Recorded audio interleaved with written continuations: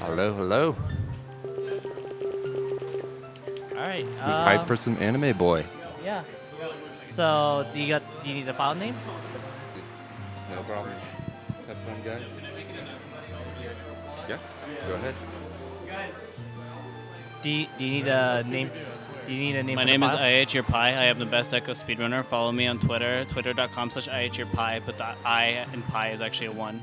Thank you.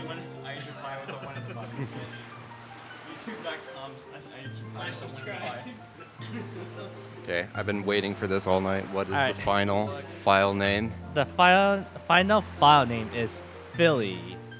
Phil? Filthy. Filthy. Filthy. Sorry. Filthy. What if we just made it anime boy and just outraged the chat? Yes. Actually, no, it's probably They're probably cheering for us. That is correct, right? That is correct. Okay. Well, Just give me a countdown and then we'll start the timer from there. okay, I think I'm ready. All right. Give me a countdown. Okay. 3, 2, 1, go. All right. Welcome to Anime Boy with Windstick, and my name is Chase.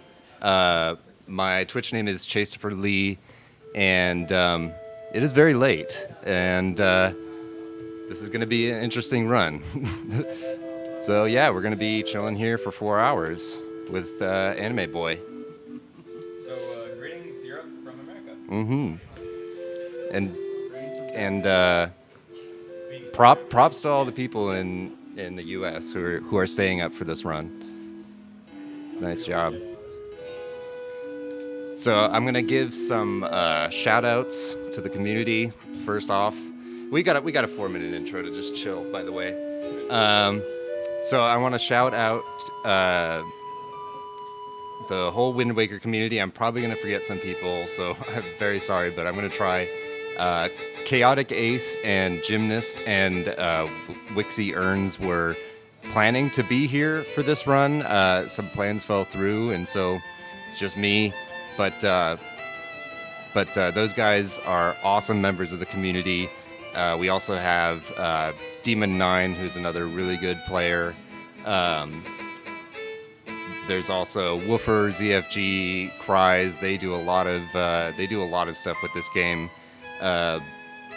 Shout outs to Trog WW who is currently working on a any percent TAS of this game with tuner support, and he is currently in Earth Temple, and he's been streaming those TAS streams. So be sure to check him out. Trog WW on Twitch, and so he has contributed a lot to this game.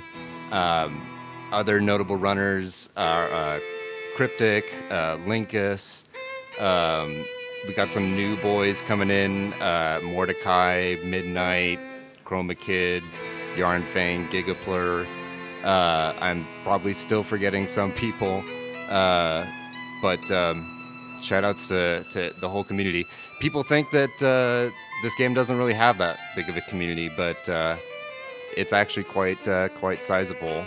And a lot of work is put into this game, just 24/7. Like every week, there's like something we're trying to do and something we're learning more about. So it's definitely an awesome community to be a part of. And I think while this game is a little frustrating to pick up at first, it can be a bit unforgiving.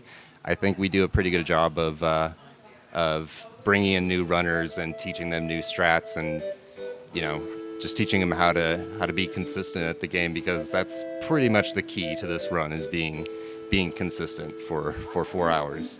It's impossible, but we try. And so I can guess what you're asking is that, streamer, why is the game in Chinese?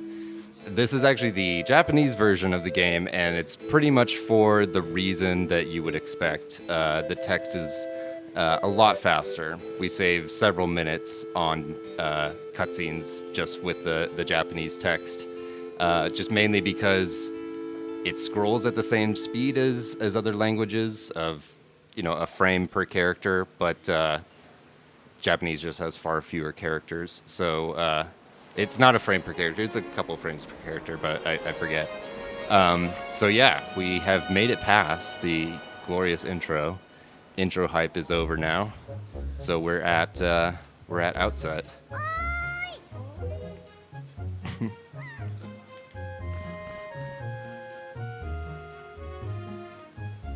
So the beginning of this speedrun is very, very similar to like an intended playthrough, to kind of a casual playthrough. There are some strats, but we're not going to be doing anything crazy until about 30 minutes into the run when we get the Wind Waker. So yeah, it's Link's birthday, and he's sleeping, which I would like to be doing right now, but it's time to wake up. It's time to run. It's time to speed run.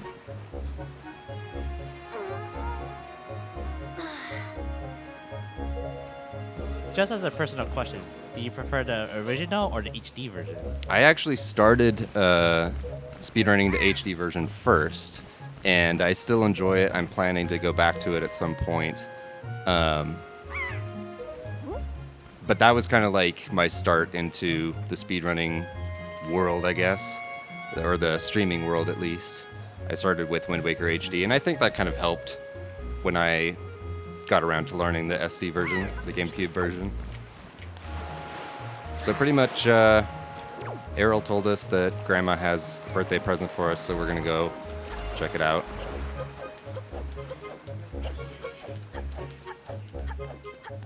So roll past Bone Nose here.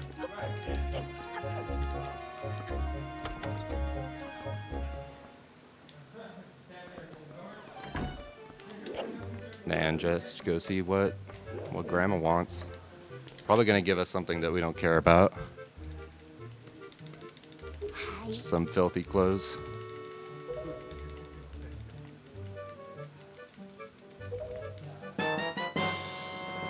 Rip Anime Boy for file name. So yeah, as you might expect, this is a useless item. There's no reason why you would need the hero's clothes. The only reason we need to get them is because we can't swim away from outset right now because we're not TAS. I'll talk a little bit more about super swimming later because that's going to be a while.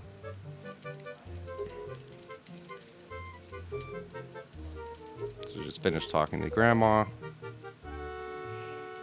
And now I'm going to save the game and soft reset, also known as save warp, which you are probably already familiar with. And that just saves some time going back to talk to Errol. We'll be doing those many times throughout the run.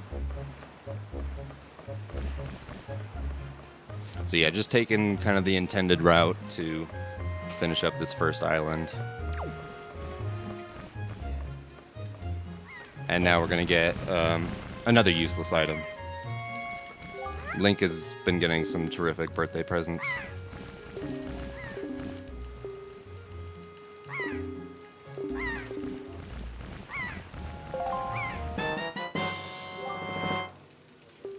Yep, useless item. We only need it to trigger this cutscene.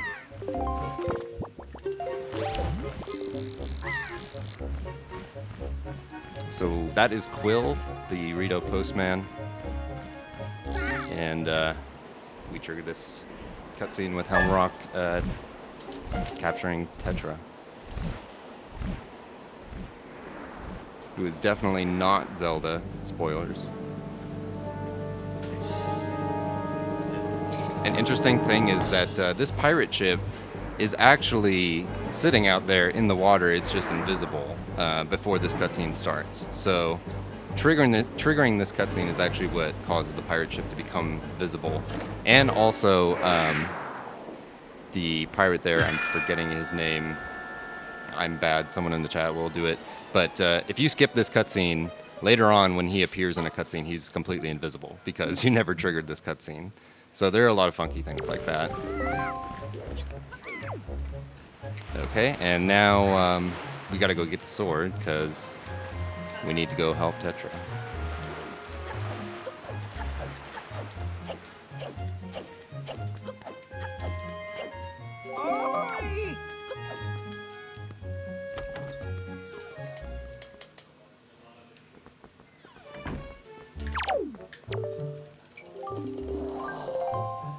So yeah, not much tech, not many strats so far. It's pretty straightforward.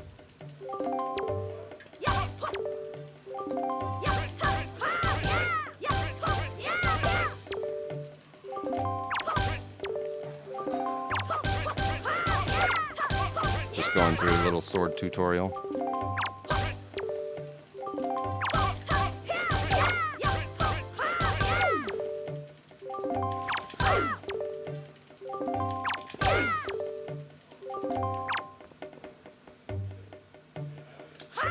Oh, and I was too early. Basically, I attempted to hit the parry on the first 2 frames, which causes the second parry to appear almost immediately. So I lost a little time there, but it's okay.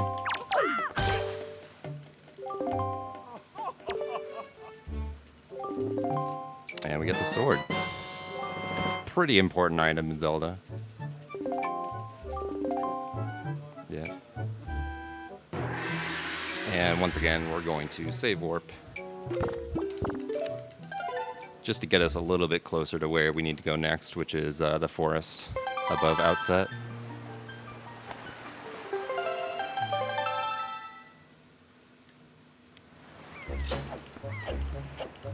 So just making our way up there.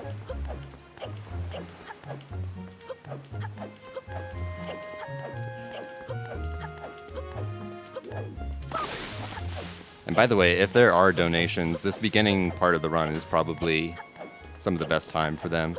I mean, there will be time later, of course. There are cutscenes in this game, I'm sorry to say. All right, we do have a donation from Andrew JDR, $14.31. That 5,385 number was bothering me. Let's bump it up to an even $5,400. Very nice.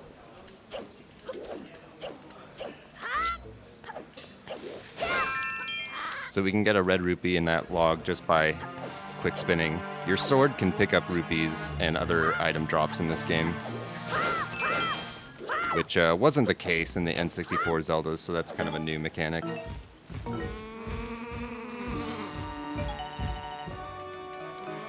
Gotta fight these guys.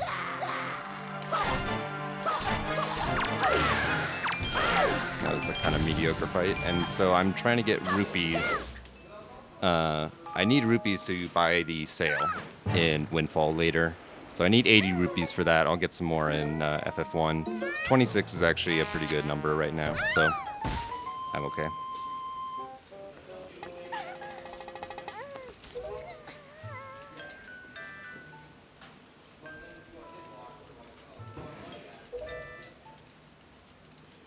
Got some nice sound bites from Tetra here.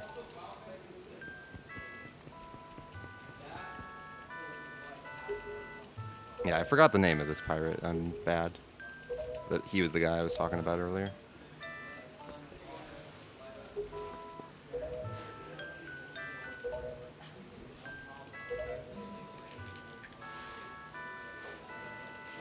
So we get to chill some more because we got some more cutscenes.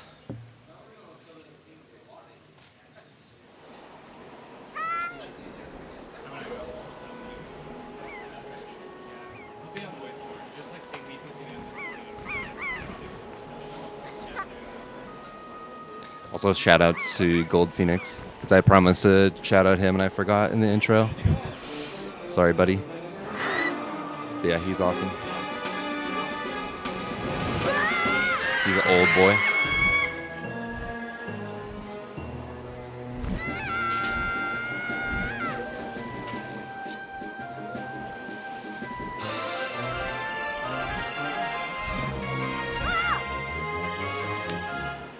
Also, shout-outs to Ben Stevens,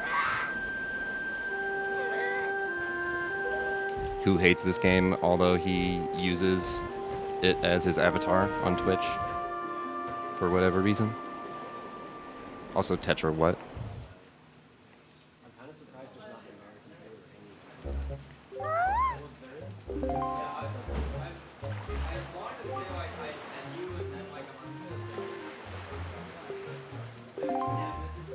So pretty much we're just asking to go onto Tetra's ship to save our sister because Link is a really good brother.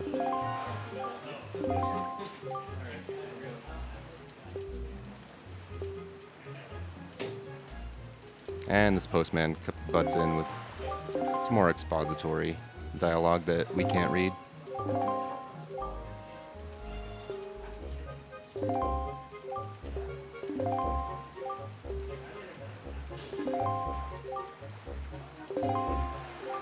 And then she just tells us that we need to get a shield before we can go on on her ship.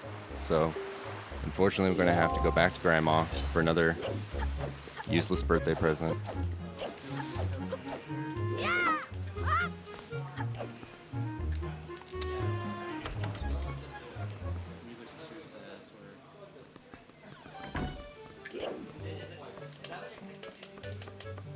Oh no, where'd it go?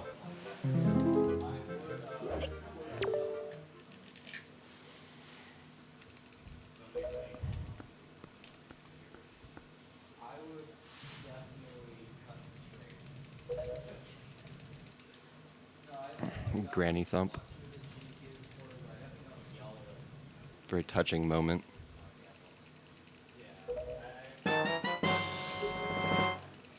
Which the TAS never sees because the TAS hates Grandma. Actually, I'm pretty sure you never see Grandma, like, ever in the TAS. Except in, like, I guess the final cutscene for the credits. Alright, so we are finished with Outset and time to go jump on the pirate ship.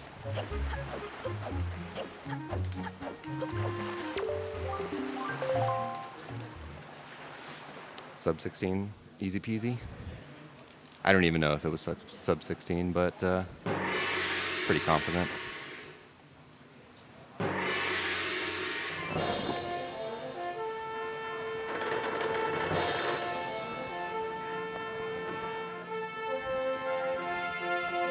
So while this game is filled with a lot of cutscenes, it's definitely going to get more exciting at around the 30-minute mark when we get the Wind Waker and we can start sequence breaking.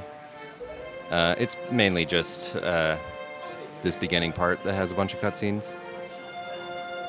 But why would you want to skip this touching moment? Poor Grandma.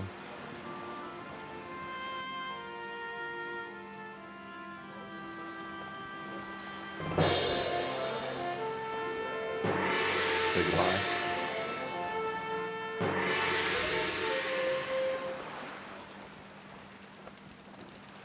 As you can probably see, I'm alternating mashing A and B for text, just because either button advances text, so that's just the simple button mashing or text mashing strategy.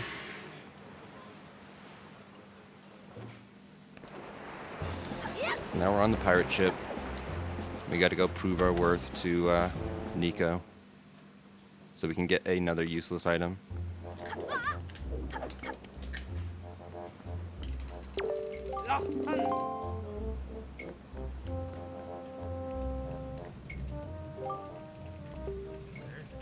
And now it's time for pretty much the hardest part of the run. This is Rope Game 1. This is it's really tricky. My PB lost 22 seconds here because it's too hard, man. Let me see if I can get it first try. Gotta get ready.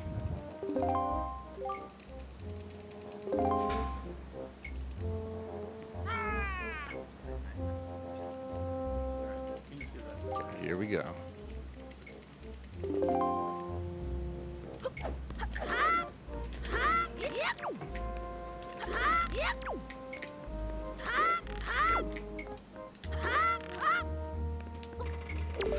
Okay, we in there. We in there, boys. First try.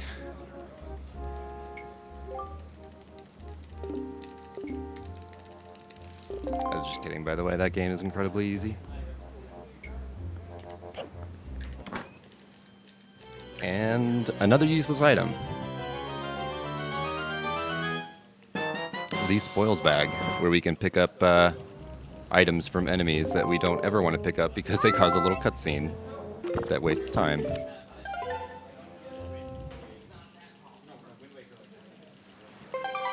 And if you're the task, you can skip ever getting that spoils bag, and that actually causes the enemies to never drop those items that cause those cutscenes. So it's pretty awesome. But we can't do it because we're not tasks.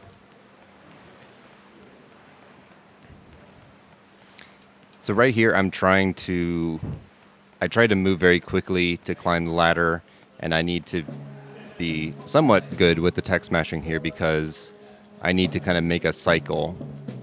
The lights at FF1, or Forsaken Fortress, the lights there are moving in a cycle right now, even during this cutscene. They've been moving ever since I loaded up the file. And so I want them to be at a certain part in the cycle to allow me to grab the red rupees in the courtyard and take off very quickly. And so if I'm too slow, I'll kind of have to wait a cycle, and that's not too bad because I can get some more rupees and get a better rupee count, but I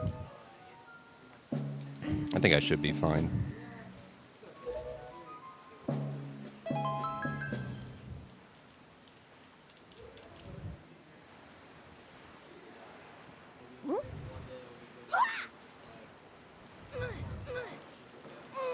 Shoutouts to Barrel Beat.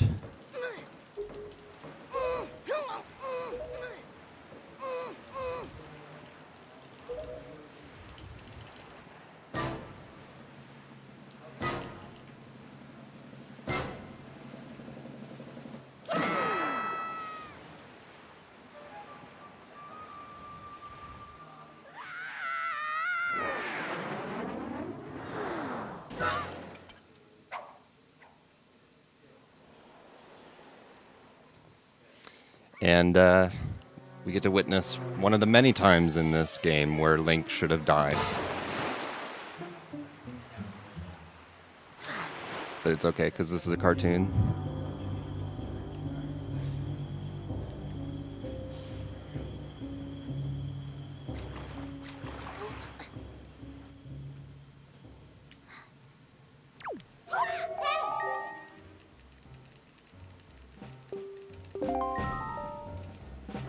Tetra just reminding us about this little stone she gave us that we will never want to use.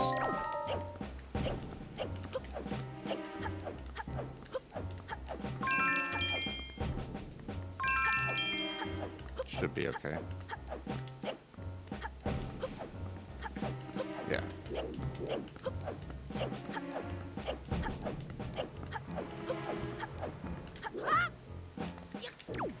That is the infamous window jump. It's a very, very old strat. You got some time for donations? Yes, we do. All right. So we got a donation from Chaotic Ace, donating $20.69. Best of luck Nice. on the run, Chase, and apologies for one last time for not being able to show up. You're there in spirit and in the chat, so it's all good, man. Thank you. All right, and another $5 from Yarn Fang. He asked, "Why aren't you running Korean?" So there is a Korean version of this game, but it's actually not in the Korean language. It's actually, pretty sure it has English text, actually. So it would actually be a very slow version of the game.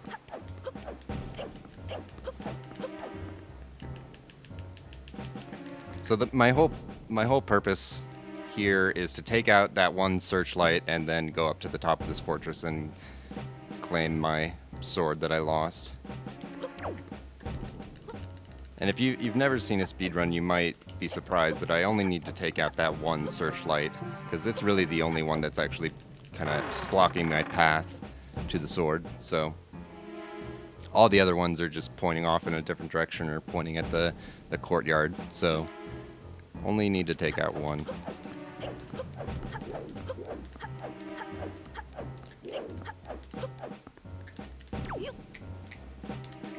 I'm actually a little worried about this because this Moblin was a lot farther ahead than I thought he would be.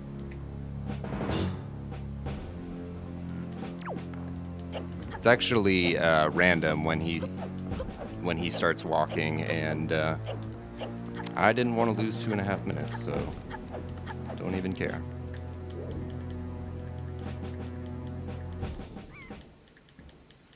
And we have some glorious sidling action. Pretty sure this is like the only time in the run where we actually sidle across something. We use it occasionally in other parts to like as a setup to get flat against a wall, but pretty sure this is the only time we actually have to do it to cross a gap.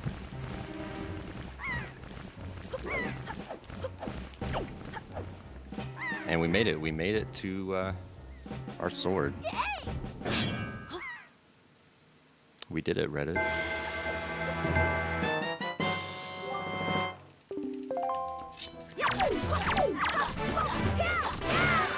Just take out that guy, and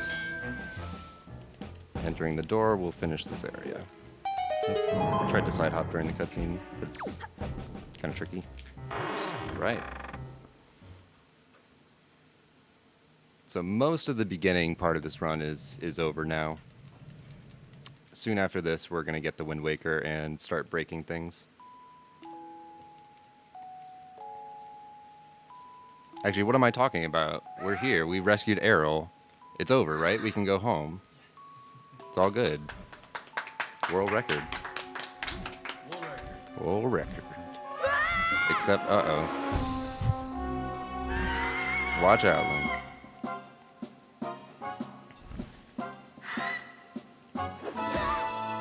No.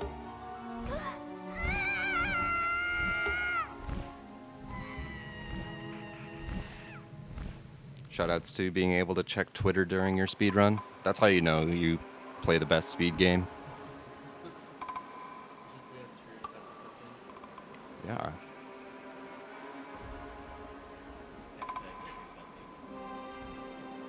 In fact, I can just tweet a selfie right now. I don't care. Oh, I need to change camera. Get Shasta in there. Nice. That's going on Twitter. Even though I'm like half talking in the picture, but it's okay. Best speed run.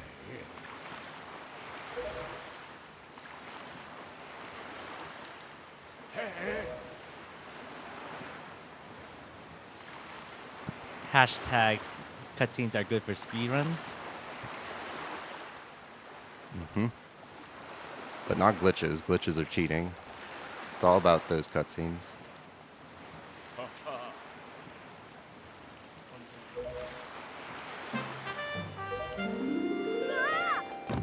So here we meet Mr. Boat, Mr. Talking Boat. That's his official name.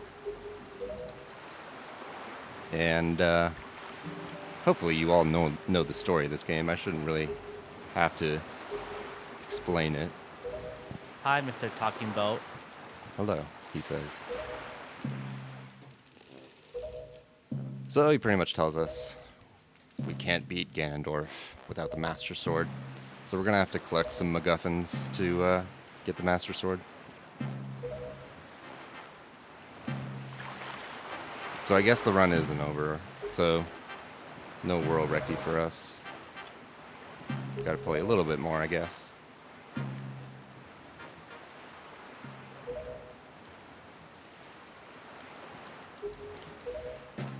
So he won't take us anywhere until we get a sale, which is 80 rupees. We'll be able to collect some on the way and pick up the sale and then get the heck out of here.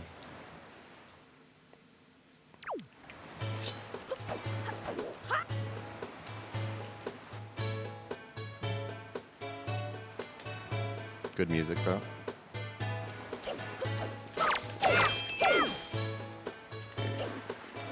Shoutouts to 69.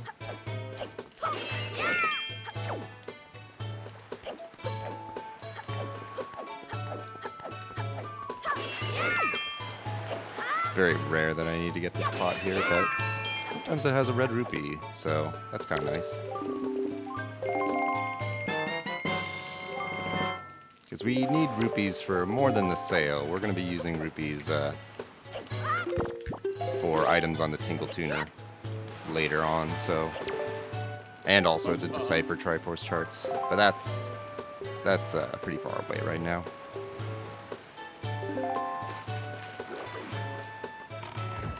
So you might think that the task can completely skip getting the sale, but buying the sale and then talking to Coral, the King of Red Lions, I'm going to call him Coral throughout the run, so just FYI.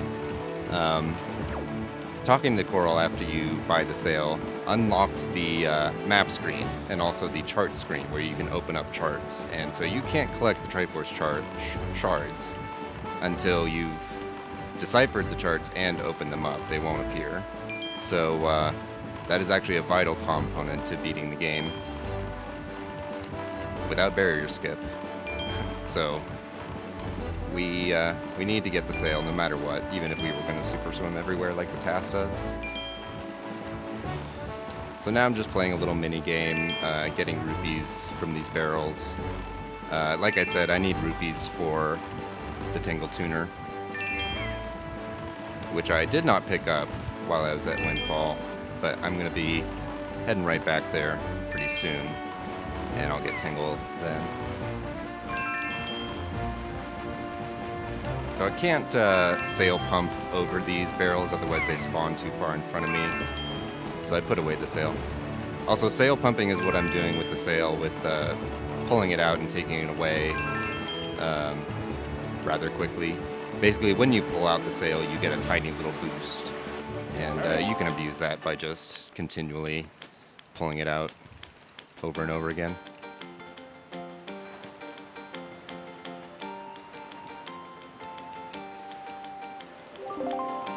So now we're at Good Music Island. And arriving here is very important because this arrival cutscene is how we get the Wind Waker. And I have not talked about storage at all yet, which is kind of a bad thing. I was intending to do that on my way to Dragon Roost. But the short story with storage is that it's a glitch you can do with the Wind Waker, and basically once it's active, the next cutscene will be canceled. The cutscene will occur for 1 frame, and then you'll be given control again, back to Link. So now we got the Wind Waker, and the speedrun can begin.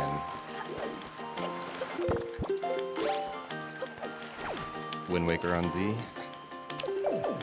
So that was storage, and I just canceled the cutscene of talking to Coral right there. And it's kind of called storage because now when I bring out the Wind Waker, his text comes up. So you can kind of think of his text being stored, and now I brought it back out. And this is called Zepho Skip. We're going to learn Wind's Requiem, but we're not ever going to meet Zephos and do that cutscene, because as soon as we play it, we're out of the cutscene. We learn the song, but don't have to do any cutscene. And so now I got storage and I pulled out the Wind Waker, which gives me this locked camera. So playing the Wind Waker is kind of considered a cutscene because you don't have control of Link during it. So I was able to regain control right away, but my camera is still in a locked position as if I'm playing the Wind Waker. And I'm using that to go back and forth in the water to build up speed and then release it. And I want to be here and safety save because I have a trick coming up that I might need to reset if I fail it. So I'm just going to get storage again. I want to get as far away from this island as possible, so I want to wait for the water to go down so I can side hop. And I'm going to build up some more speed and try to make it to Great Fish.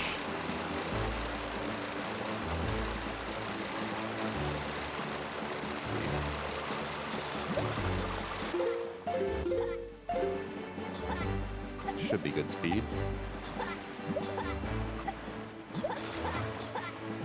Okay, that was not good speed, actually. I released on a bad frame, and I didn't have as much speed as you could have. Your speed actually fluctuates as you're building up speed in the water based upon Link's swimming animation.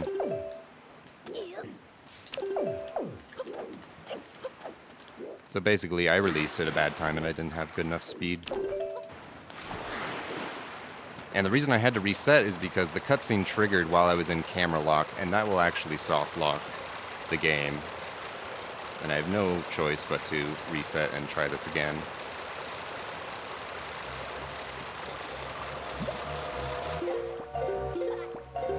That should be better. Let's see. And this is bad.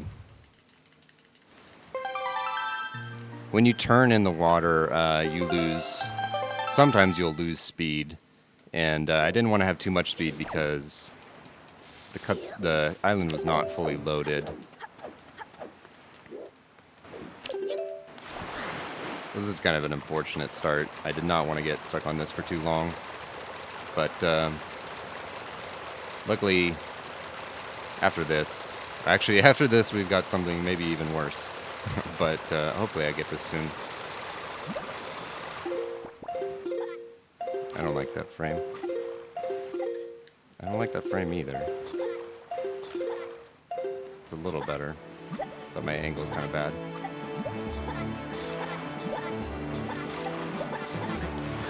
I failed again. Choke boy with wind stick.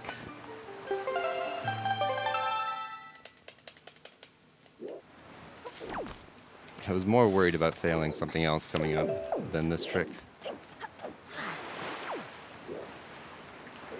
Oops. So this trick can be kind of what stops a lot of people from learning this game, actually, because in order to do really the good route, you need to do this right away. And so people are learning the game. They don't know how to super swim, and then they try this for the first time, and this is almost the most difficult super swim in the run. So this should be good. This is a good angle, good speed. And this may still be rip. So I have to pull out the sail when I get on the island, because then that makes me lose camera lock. This water level looks kind of high. If the water level is too high in this cutscene, I will have to reset yet again. Oh no, it's fine. Okay. So if the water level is so high that Link is swimming during this cutscene, that is also a soft lock, and I'd have to do Great Fish again.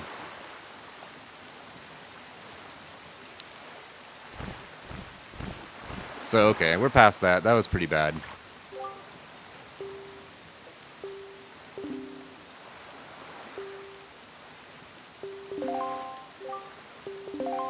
But that's just how it goes with Great Fish. Sometimes it's fine, sometimes likes to troll for a while. And so you're not supposed to be at this island until after the second dungeon. This is part of the quest of getting the third of the 3 pearls. And so getting here early is a pretty major sequence break, which allows us to go back to Windfall and get the bombs, which will be very helpful for the first 2 dungeons.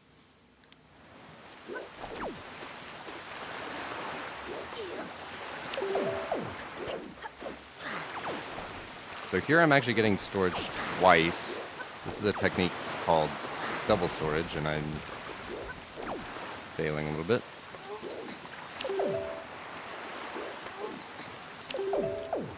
Basically, the idea is there's a cutscene when we get to Windfall, and just like Great Fish, if we enter that cutscene with camera lock, it will soft lock. But by having storage while super swimming, we can cancel that cutscene. You'll see that happen. So we essentially need to get storage twice. wants to give us camera lock to be able to super swim, and wants to have storage so that we can skip this cutscene here, which you'll see momentarily. I need to wait for the item to load. Right there, we skipped the arrival at Windfall cutscene.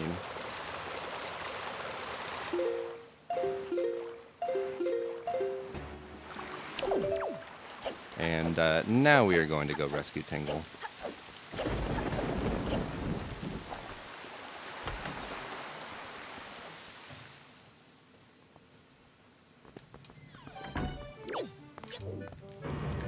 So this is pretty important to beating the game because Tingle's the only way that you can decipher the Triforce charts, which are the only way to get the Triforce shards that you need to go back to Hyrule a third time. But he also gives us a pretty useful item called the Tingle Tuner. And this item allows you to connect a Game Boy Advance to the GameCube and do various things like buy items, place little bombs on the ground. It's kind of meant for like someone to play along with you. It's kind of a co-op thing, but we use it for different purposes in the speedrun, and that'll become more apparent later. But basically, it just lets you buy items like potions and bombs with rupees. So that's why we needed rupees. So next up is password skip. And I knew I would not do well on this. So I clipped into the pirate ship, walked along the railing, and then side-hopped into the loading zone to get past that door. And shoutouts to Nap42 for finding that version of password skip. There are several ways you can do that skip, but that's the fastest one. And the clip I did get into the railing of the ship is called a roll clip, and it is just one frame to press A while you're climbing up a ledge. This game does run at 30 FPS, so frame perfect tricks aren't terribly hard. But we will need to do them in various other places in the run.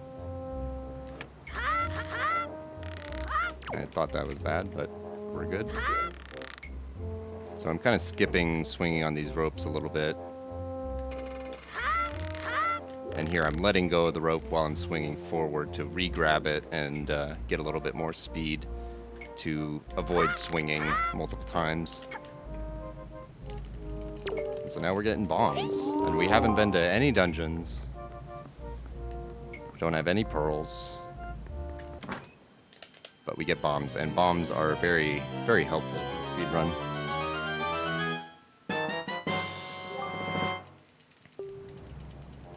And we're not going to Dragon Roost right away. We are going to Forest Haven to beat the second dungeon. We're going to do the second dungeon first, basically. And we're going to do the first dungeon third. It's all good. And save warp again. And this is where we're going to turn on the Tingle Tuner.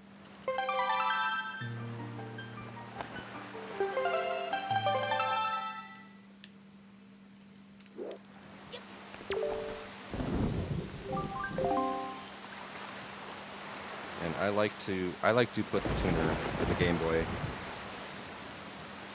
right in my crotch. So that's the best strat. So we gotta wait for Tingle to load on the GBA. And here the chat thought that you're gonna go Tingle Tuner-less. Nope, sorry to say, tuner saves about, I'd say like 8 minutes in the run. So, yeah, no thank you. I have to get double storage again, and I have to use this mailbox, which means I only have kind of one try at the storage before I have to store the mailbox as text again. Okay. So now we're going to make our way to Forest Haven, and that's a pretty long distance, and we wouldn't have enough air to make it in just one swim. So I'm using these docks to kind of refill my air while I'm charging up speed. So now I have a good amount of speed and a full air meter, so I can charge a little bit more, and then we're going to make our way to Forest Haven.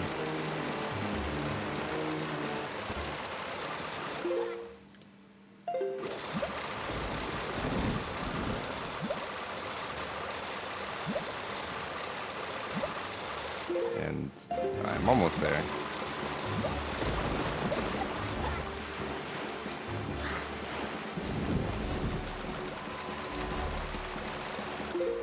Yeah, this is not good. I didn't hit the cutscene trigger. Okay, so that's why I need double storage to store the cutscene of arriving at Forest Haven.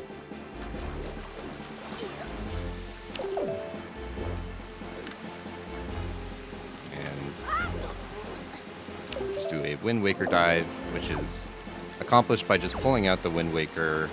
It's like a 2 or 3 frame window depending on where you're doing it to dive, and that's kind of one half of dry storage, which is my usual method of getting storage. So I just used it to get underneath the island and swim to this loading zone, because I don't have the grappling hook right now, so that's kind of the only way I can get in here. So I'm going to be attempting a cutscene skip here, which is fairly new. I think it's like within the last 6 months or so.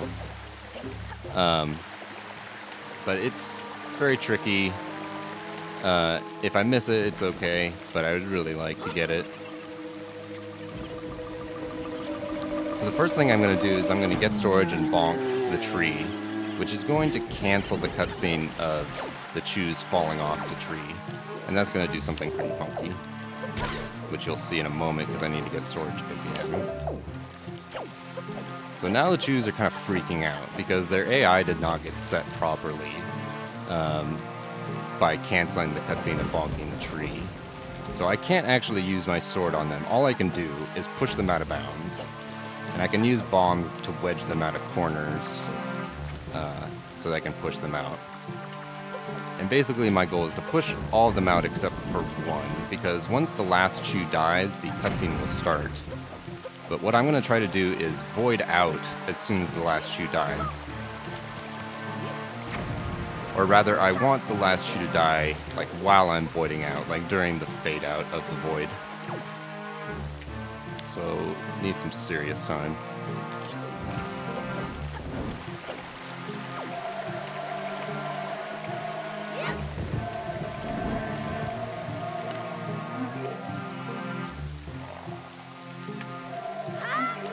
And I failed. That's not what I wanted to happen.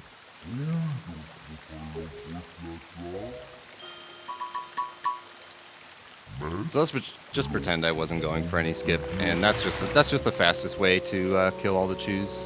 So no problemo.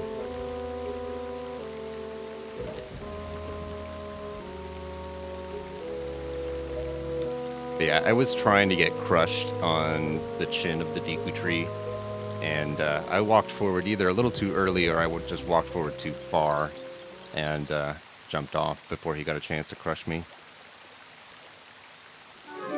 But yeah, that trick is kind of dumb. So I'm really hoping the rest of the run goes well, because having so much trouble with great fish in this skip is not what I wanted to happen, but we're kind of past the really dumb tricks now, so I can kind of relax.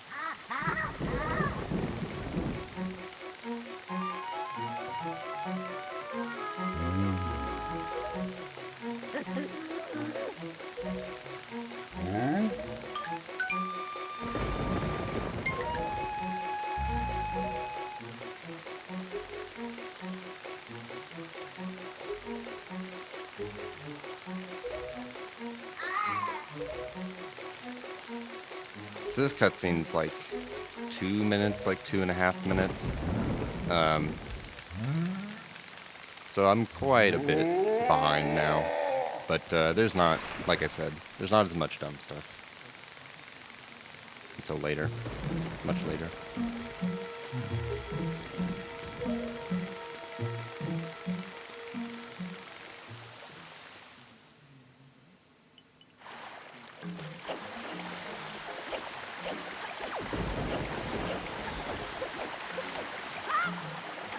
Streamer, you forgot to get the Deku Leaf. Well, we can't quite reach it the normal way.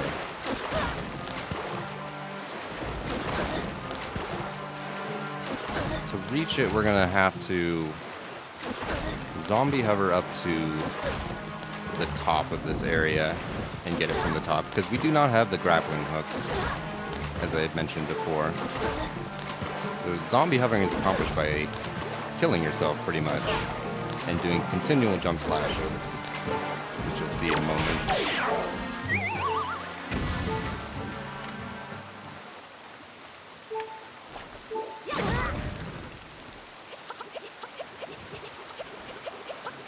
So I'm just mashing the B button here. So I'm doing continuous jump slashes and I'm gaining a little bit of height. So the whole reason that we need the tingle tuners so we can heal out of this and actually accomplish something. I need to change the item on my tingle tuner. This is kind of bad.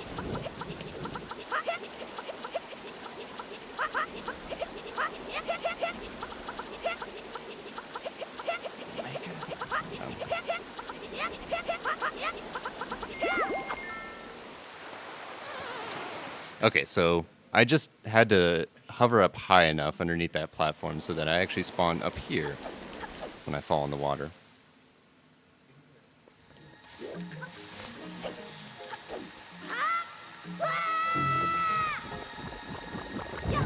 And now we can get the Deku Leaf. So you may be thinking, all these shenanigans to get the Deku Leaf, how can this be faster than just getting it normally? Well, we would have been a lot faster if I'd skipped that cutscene, but hovering up does cost some time versus going up normally. But as you'll see later, having the Deku Leaf for the first dungeon, for Dragon Roost Cavern, is very beneficial. It's going to save a lot of time. So we're going to make our way to Forbidden Woods now. And we're going to change the wind. This is going to be one of only 2 times that we change the wind in this game, which is kind of amazing since it's such a core mechanic of the game. It's routed so well that we only need to do it twice. I'm being really bad with getting my tingle items ready. Yeah. Mm-hmm. A Magoo to you too.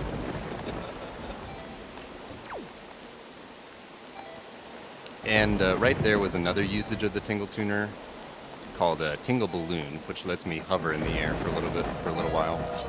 And that lets me skip using those whirlwinds to enter this dungeon.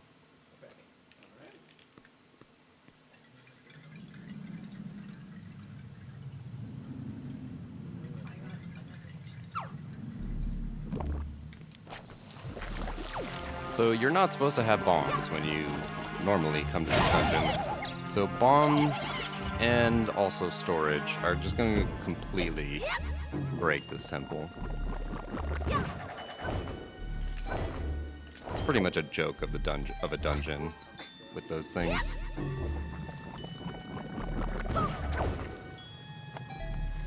Again, I'm failing to.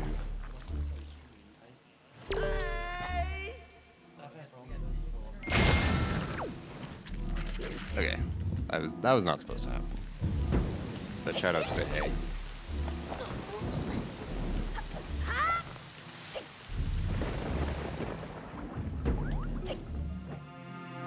So yeah, here's yet another usage of the Tingle Tuner.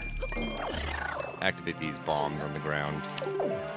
And that's the only way I can get a purple rupee there. 50 rupees, that's really helpful for using more tingle items later. So I got storage, And what I'm going to do is I'm going to cancel the cutscene of this chest opening. See how I just regained control of Link right away?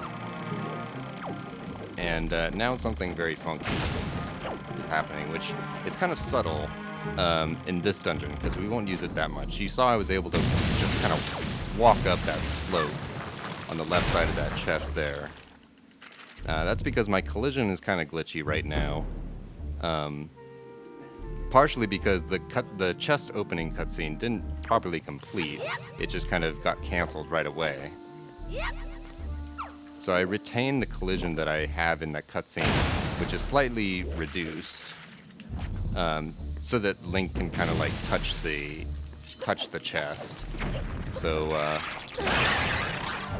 you'll see pretty soon that it allows me to do some funky things. And I'm actually remembering to switch my tingle item this time.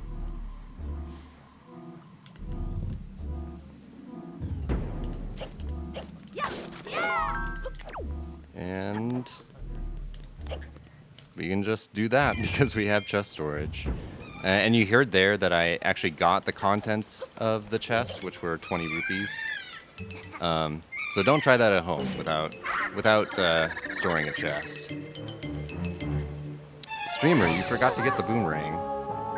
Well, there's another way we can kill this boss. Because we have an item we're not supposed to have.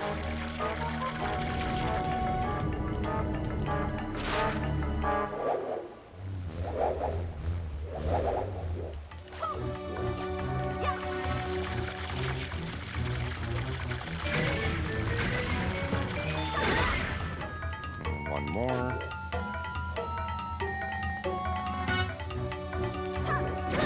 Ah, I missed that one.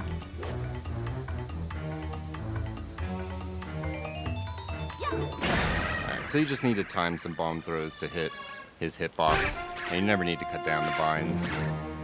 And this death cutscene looks kind of funky. There's going to be some time for more donations once I enter this warp. Or actually, just any time now, it would be good. Yeah, this is totally how this cutscene is supposed to look. Yes, don't forget to donate money to Charity Water here. All the subscriptions will go to Charity Water. All the ad revenue will go to Charity Water. And our current total is at $5,425.69. Nice. Nice.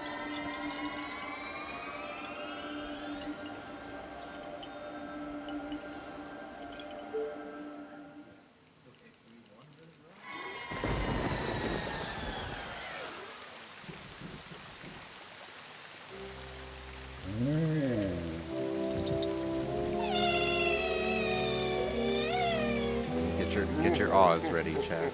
This is a moment you've been waiting for.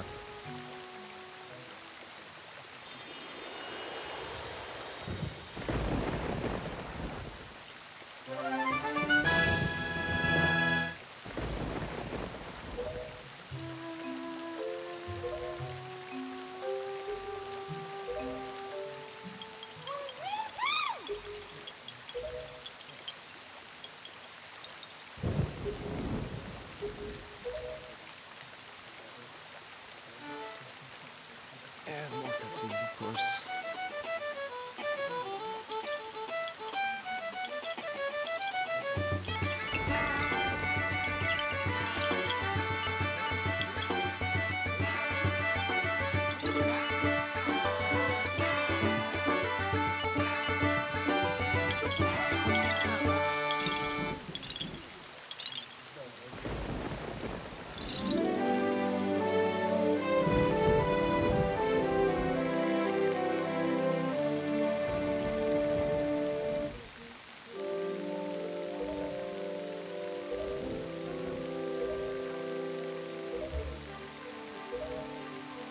And this should almost be over.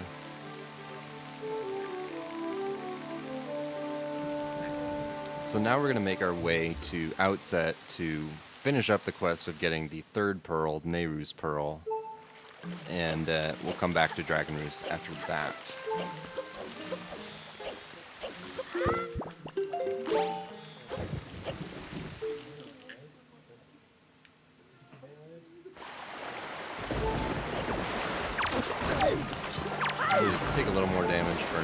zombie hover we're going to be doing shortly.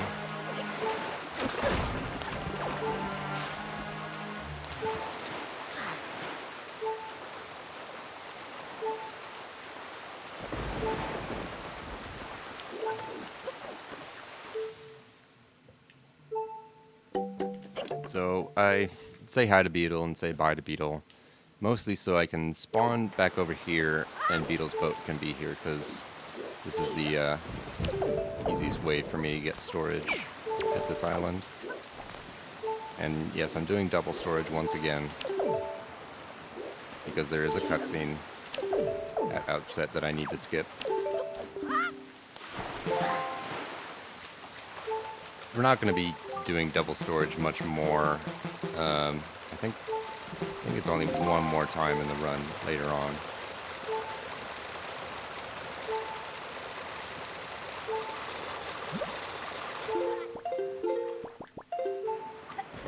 So we don't really have any good spots to get air refills at Forest Haven, so to make this long super swim, we just get a refill at Southern Ferry here, and then charge a little bit more to get some speed again.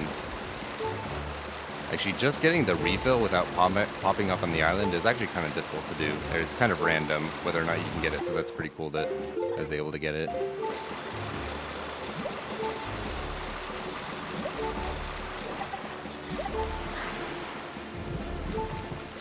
And so once again, we skipped the cutscene of arriving here at outset. That's what we just did. And in order to get into Coral, we're going to void out into the whirlpool behind outset. So we spawn here, we're back in Coral. Because we have not beaten the first dungeon, we can't just climb into Coral, so we have to find other ways to spawn inside the boat. So that's the fastest way to do it here. So the wind's kind of bad here, but we really want to keep this wind for later parts of the run. So we just kind of slowly make our way to this other side of the whirlpool. It would be much faster. Doing this is a bit faster than like changing the wind, because we'd have to change it again later. And just need to blow down this wall with our bombs.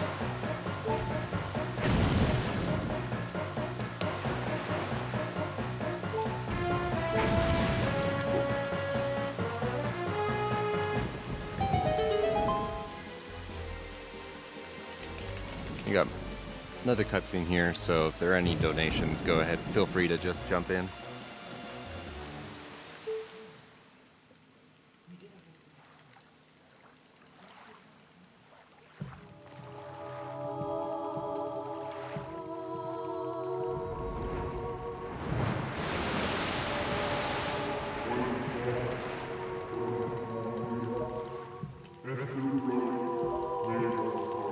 So this is a pretty bad pearl time here, but it's mostly because of Great Fish and missing the cutscene skip. Everything else has been pretty okay so far.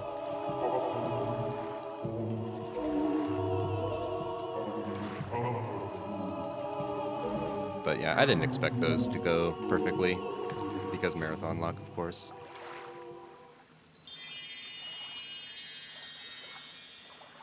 So we have the second pearl and the third pearl, and now we're going to make our way back to Dragon Roost to get the first pearl. And we're also going to place the 2 pearls that we have at the Triangle Islands on our way.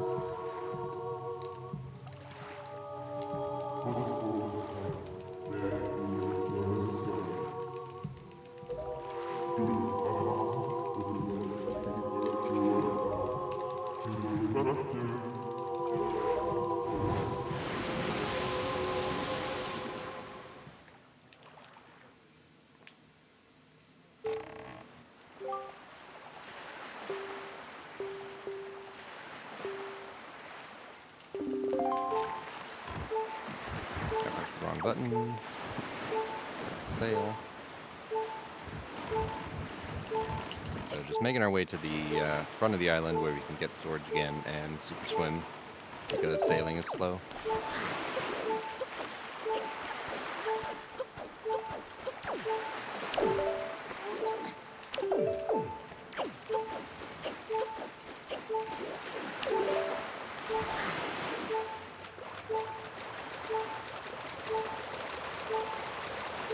just gonna make our way, just kind of island hop towards Dragon Roost and place these pearls that we have. It's pretty straightforward. I just need to make sure I have good speed for these swims, because they're pretty good distance.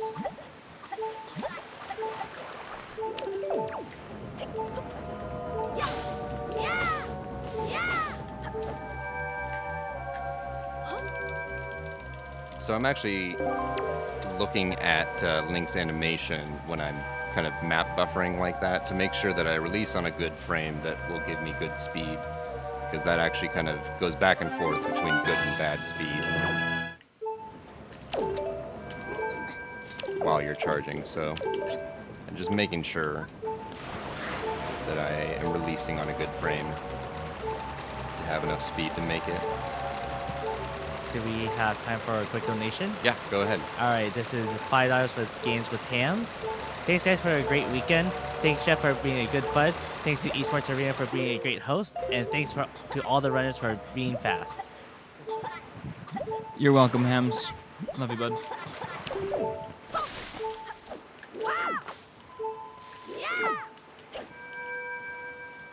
Just making sure I'm on the right tingle item.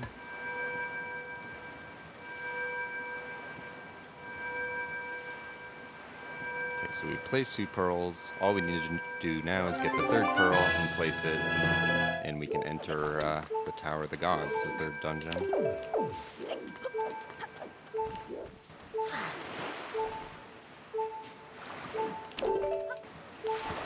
Once again, I just want to get as far away from the island as possible when I'm charging these swims, so I wait for the water level to go down and side hop as far as I can.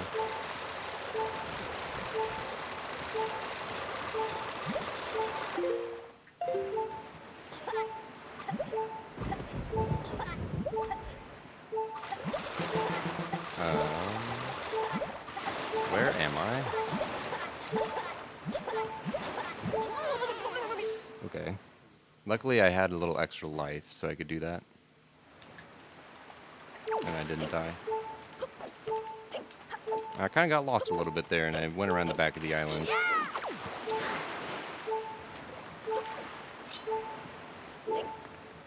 I would say never happened before, but it has happened before. So again, I'm going to zombie over up to the top entrance of Dragon Roost.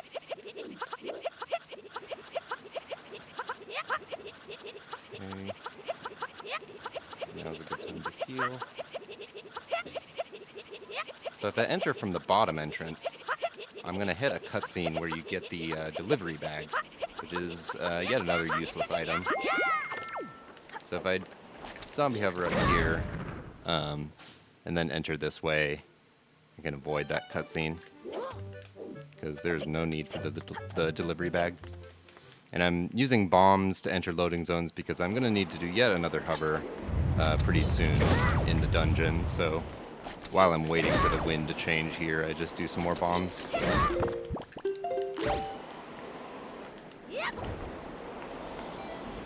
And as you can see, having the Deku Leaf here was not intended. So it just lets us go over all these gaps. We don't need a bottle or anything to blow up that rock. So that just right there saves some time getting the Deku Leaf before coming here. And then the route we take in this dungeon is only possible with the leaf, and it's pretty fast.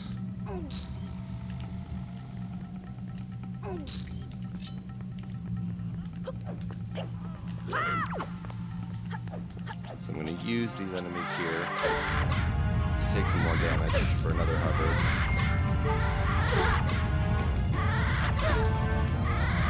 And hope they don't kill me.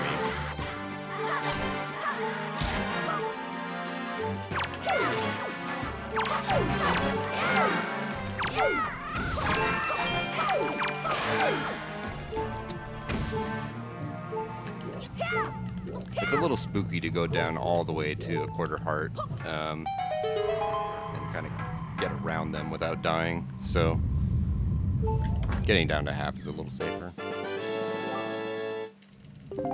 Need this key for this door.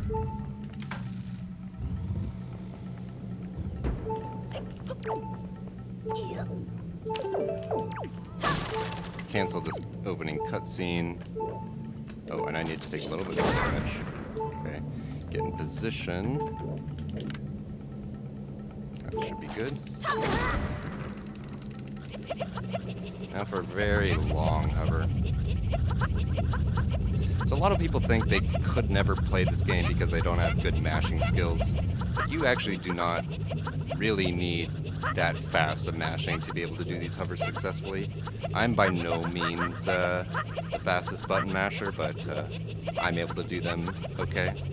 It's more about stamina.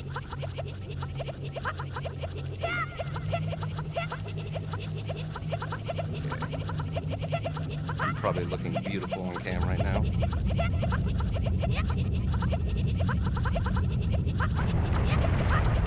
Don't die. A little freak out there, but we made it. And I think that's the cycle I wanted to hit, but I'm a little too late. Or maybe could have made it, I don't know.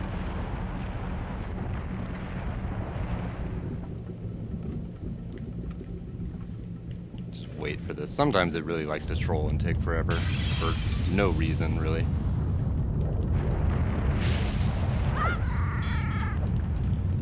Okay, so we're kind of done with hovers for a while, which makes me feel good, because especially after that one, it's kind of tiring. There's only going to be one more zombie hover later in the Earth Temple. So here we enter the mini-boss from pretty much the exit. This door right here is how you're supposed to enter the mini-boss. And then after you get grapple, you're supposed to go down there. So we entered from the exit, and then we're able to use the deep leaf to cross all those gaps that you normally need the grappling hook to cross over. Shoutouts to Crit Bomb.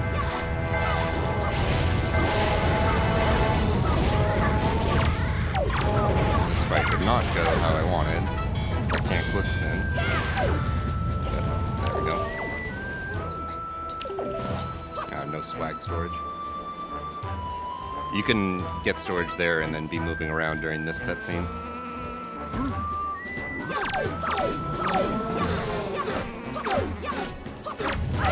a pretty good fight with the Moblin. He can troll sometimes by blocking your hits. And there's a lovely joy pendant right in front of Midley that I did not want to touch.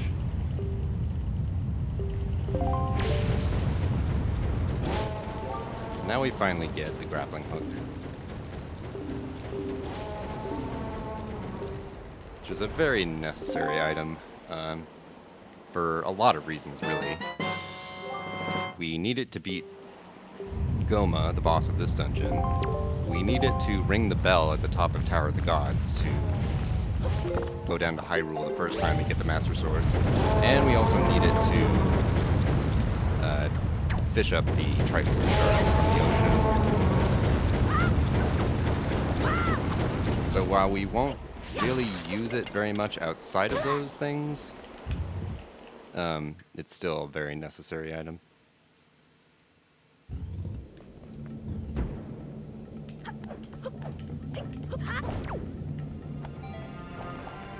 And so, just like with Forbidden Woods, I'm going to store this chest here and then just pretty much walk right through the door.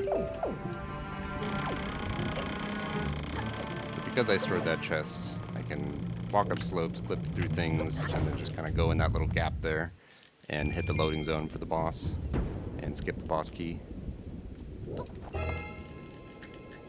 So now it's time for Goma, who's pretty much the cutscene boss. Lots of games have these kind of bosses. Really simple, straightforward gameplay, but just repetitive and with long cutscenes in between, you know, each little bit of gameplay. So yeah, this guy's pretty straightforward.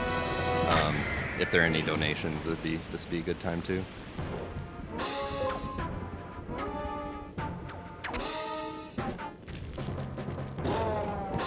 Unfortunately, we do not have any at this time, but that doesn't mean we're not expecting or hoping for them. Come on, fam.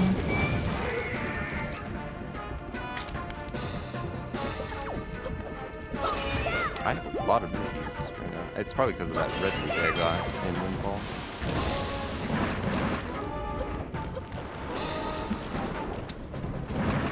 So yeah, there's pretty much no other fast way to do this boss. You're just doing it. You have to do it the normal way. Grapple Blue's tail and swing across. Hit him 3 times this way, and then you'll be able to actually kill him.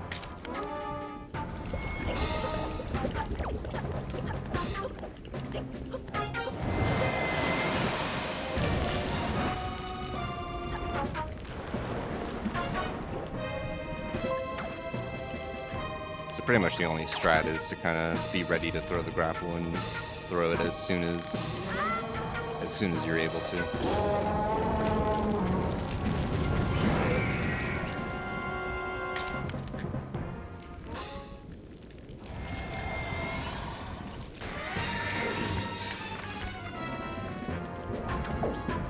Turn around and face him. Luckily he gave me a kind of good pattern that is okay. Alright, so pretty easy boss. And it's time to make our way to Tower of the Gods.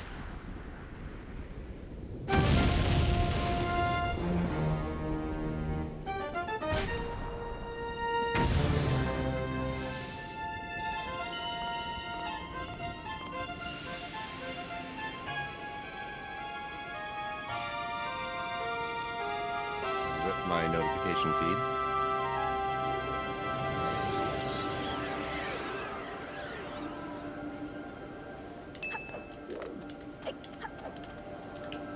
So we're avoiding all these heart containers because it's pretty much impossible to die in Wind Waker just playing normally, and especially if you get heart containers. Everything does a quarter heart of damage, pretty much. And with 3 hearts, you have like 12 hits that you can take usually, and so it's really not a problem for health. And plus, since we want to kill ourselves for zombie hovers, it's really better that we have as low health as possible. I'll be collecting 1 heart container a little bit later, and that's just kind of for a little bit of safety for the final 2 bosses like Puppet Ganon and Ganondorf.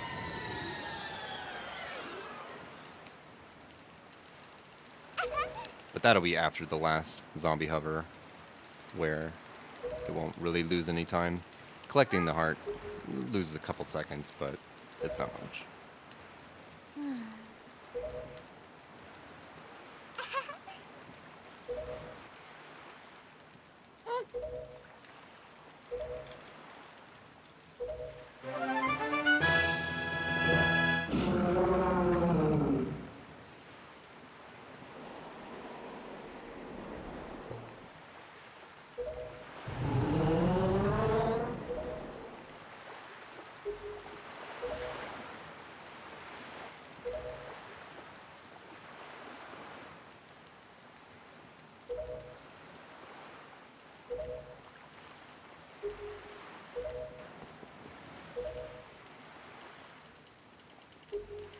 Okay, this cutscene's almost over.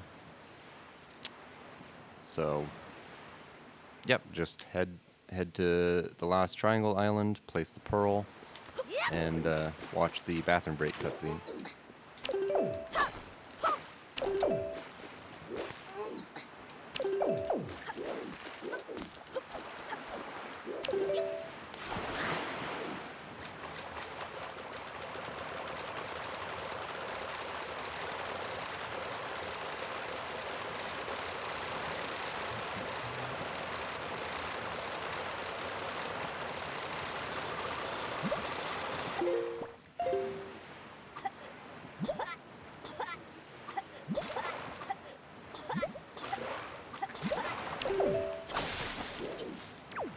Didn't really mean to find that.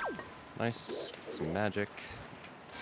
That magic is random there, so you can get trolled, but I'm good. I'm all good. I remember Tingle again. Good for me. So now we get somewhat long cutscene, but it's a pretty good one. And for this, I would like to see as much Anime Boy as possible in the chat. So I know you can do it.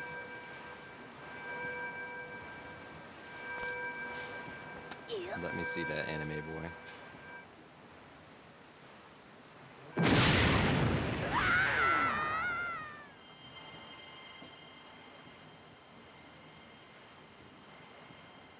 Nice. I like what I'm seeing.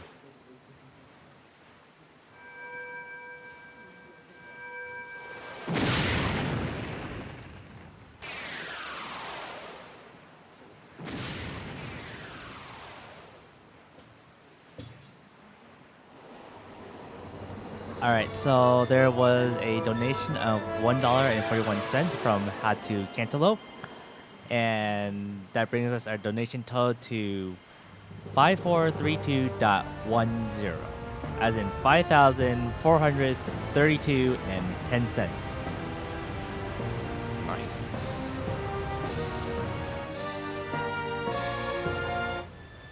That's good.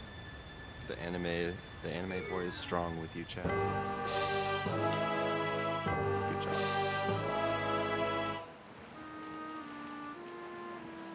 And here's another instance of where Link should have died.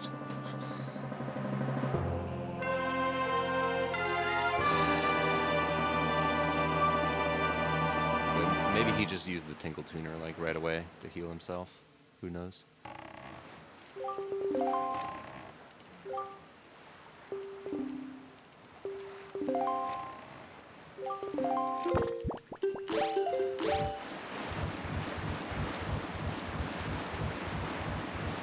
Alright, so make our way to Tower of the Gods.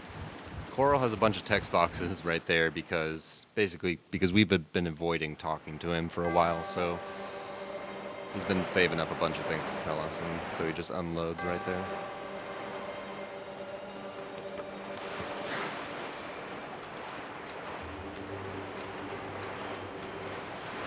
And so this dungeon starts off with a pretty cool trick that lets us skip this entire first floor.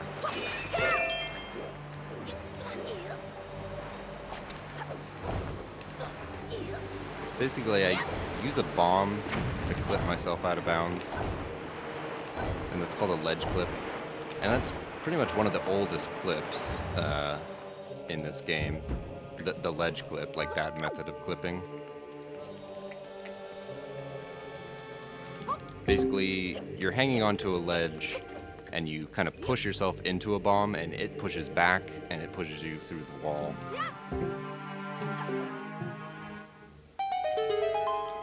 So that first floor went pretty well.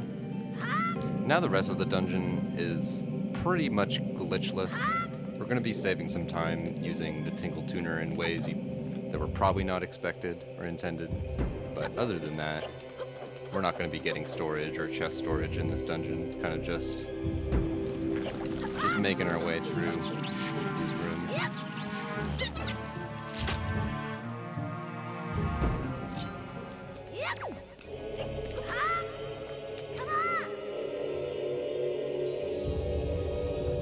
One of the few instances of Link actually talking.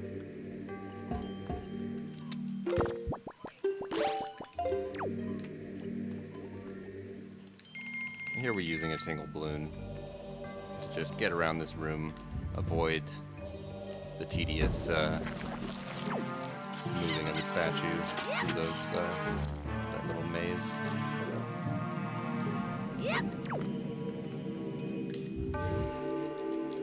So yeah, like I said, we're going to be doing mostly intended route through this dungeon. We're going to have to collect all these statues to get to the top floor, to the boss.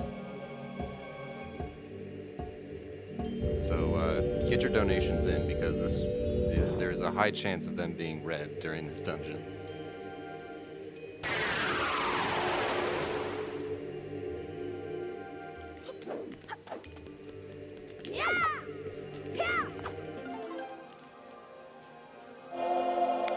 this song the command melody, which lets us take control of these statues, but we're not going to use this song in this dungeon, even though you're intended to. We have other ways of getting these statues where we need them to go.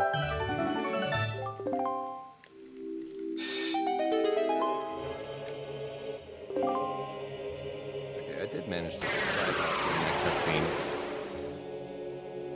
but not as far as I wanted.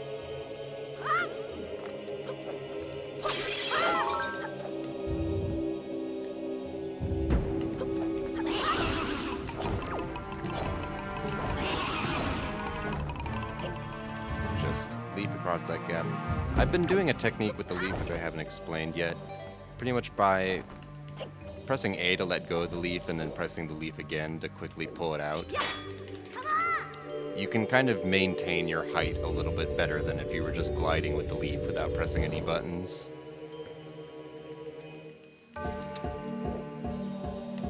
So that's an unintended mechanic that we can use in several places to extend the usage of the leaf, which is one of the best items in any Zelda game, by the way.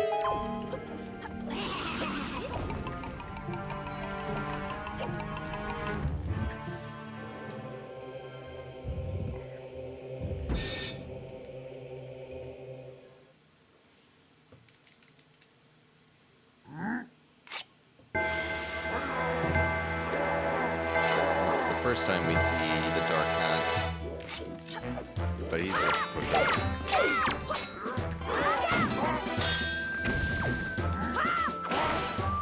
And the next time we see Dark Nuts, we're going to have an even faster way of dealing with them.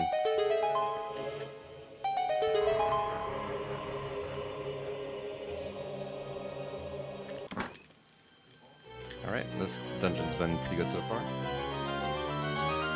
Oh, I didn't even mention anything about the little hop I did in the room with the statue. Also known as Cosmo Hop. But yeah, that just avoided using the command melody on that statue. And I did a little setup that was found by Trog to have the right angle and position. So it's sometimes called Trogmo Hop, the way when I do it that way.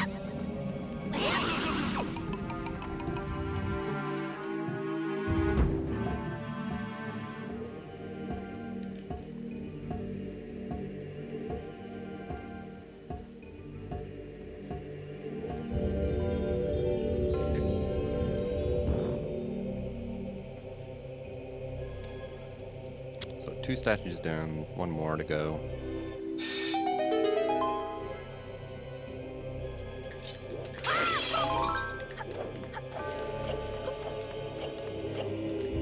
Magic is always a very important thing in this run, so it really helps to know where all the guaranteed drops are.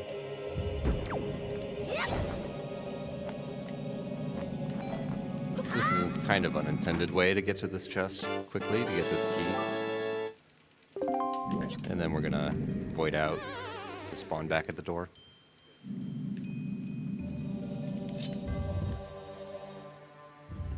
Now we need to climb this ladder again and pray that the keys don't wreck us like that one almost did. And we made it.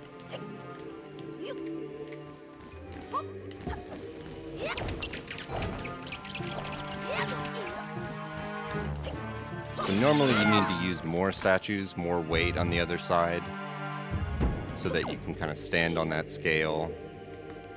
But that little trick with some leaf pumps and then grabbing the edge, we can skip some of that.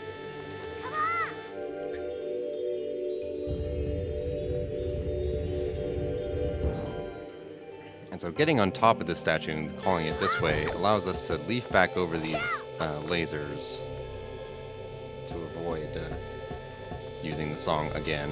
And what I just did was activate a tingle balloon in this room, which lets me cross this gap in the scales room and completely skip this puzzle.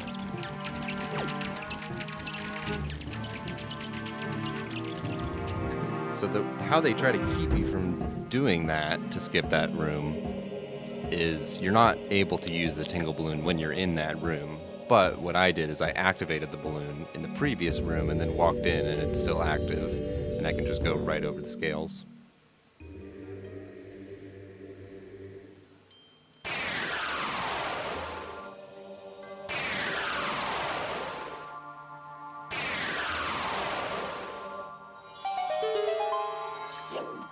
Okay, I want a little extra magic here, just to be safe.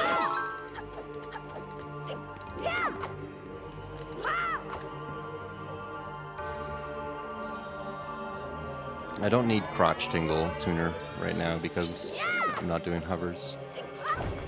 Alright, so we actually got a cool donation here from Video Waffles who donated $1.35. Numbers are cool. Also, super good job to everyone involved in raising all this money and making this cool event happen. Streamer, organizers, donators, Jeff, love, wish I could donate more. That brings us to a total of $5,433.45. That is $543,345 dollars and cents. Nice. I like the symmetry. I'll see you tomorrow, buddy. Gotta love them palindromes.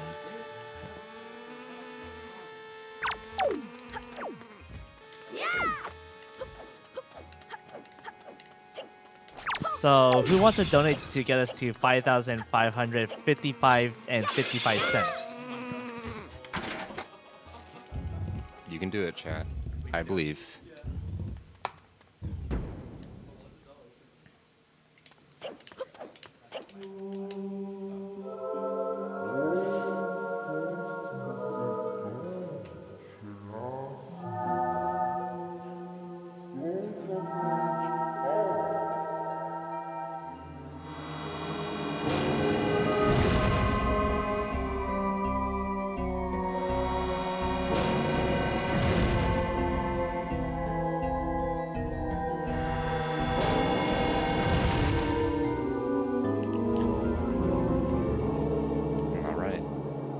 Godan. He's a pretty cool boss, I guess. But you can also troll. Very randomly, these hands can respawn and need more arrows to hit them and stun them. And you did not want to do what I just did by going into the pit. So when Godan does his little cannon move, if you go underneath him, he'll automatically stop that move and kind of continue on. So you do that to avoid him doing the cannon move, which is pretty slow. He shoots the cannonballs at you, which is a really cool looking move, but sadly it's a bit slow. You want to throw the bomb into his mouth, not side. So you just do 3 cycles of this, stunning the hands and then stunning the eyes. Pretty straightforward boss.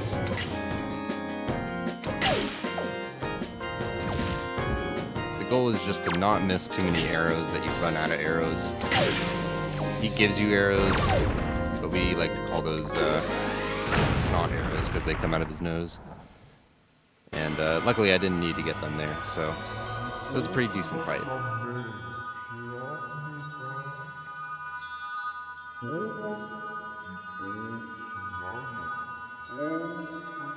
So that was Tower of the Gods. That actually was a pretty good Tower of the Gods. It was pretty solid. And we got a $5 donation from Anan. I ruined it, someone else fixed it.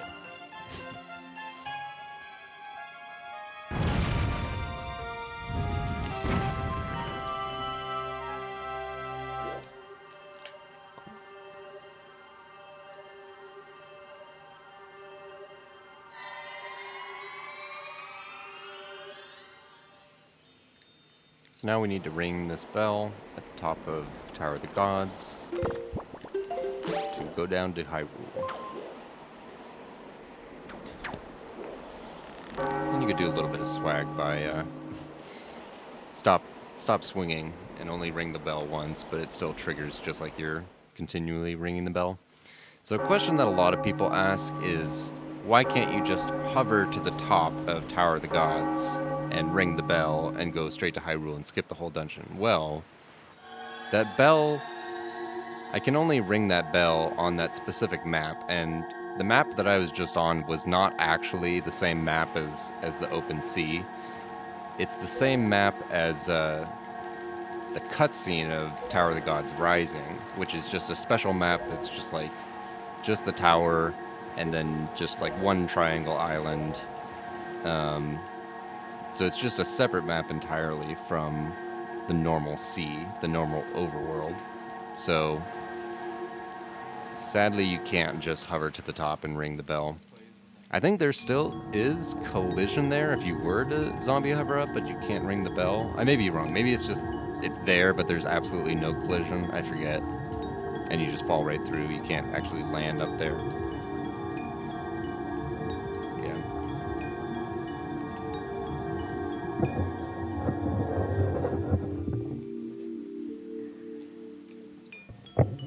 I wonder if I could do this. Lean back a little bit. My back is kind of hurting.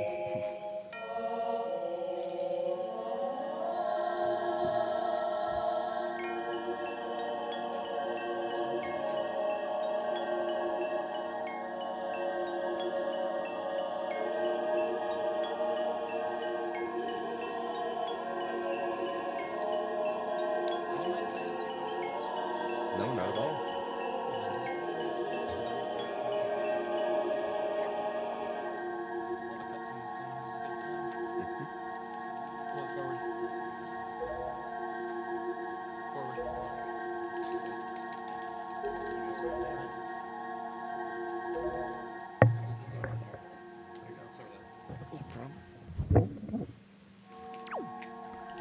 So we're here to get the Master Sword. Hello. There we go. Hello. What's up, Jeff? So, first question: How does zombie hovering work? Well, you actually, when you have the sword out and when you get knocked down, just for some reason, you have a little period where you can do a jump attack. Normally, you just jump attack and you just get a few inches off the ground and then you fall back down. But just by doing it over and over again, you're just, for some reason, able to gain height. And hold on, I need to do a little clip here to skip this puzzle. This is called Puzzle Skip, appropriately. That's appropriate name. It's a pretty good name, but I need to actually go down this railing. Okay. I just saw it through that little corner. And so, yeah, I'm just going to hit the loading zone under here. Skip the little puzzle. But there's no, like... It's hard to say what the reason is for why you can do a jump attack, like when you're dead, when you're supposed to be dead. But basically, like, the death animation, the game over stuff just doesn't activate until you're kind of back on your feet. And for some reason, there's a window. Do you think it's because they have the stumble animation, so it can't trigger until he's standing? Right, like, and because you can kind of buffer inputs, you can buffer a jump attack before you're actually standing up, and it'll kind of activate immediately once you stand up. So it's actually like a 10-frame window to press a jump attack, and so but then it's like the next input is B to do a mid-air jump attack, and then you want to continually mash B, and so that window is like four frames. So you have to switch from A to B fairly quickly, or you can do what I do, which is just mashing both at the same time to just start it, and then once you're in the air, you can just switch to mashing B. So yeah, it's a pretty big window to start off the hover, and yeah, there's really no good reason why it works. It works in the HD version. You can do it in the HD version, but the only problem is you have no way to heal yourself because there's no tingle tuner in the HD version. The only other way to do it is to like drop a bomb during your hover, or to kill some enemies, or to blow up some grass and pray that there's a heart drop or something, so you can land on that. So, So that the- the only other way to kind of achieve anything with it is by landing on a heart. So the death or a trigger, fairy. the death trigger is the same programming, but the speed tech application just isn't there. Yeah, like the animation's the same, the mechanics the same. Just because we don't have that like heal anywhere functionality, we can't really use it in the speed run.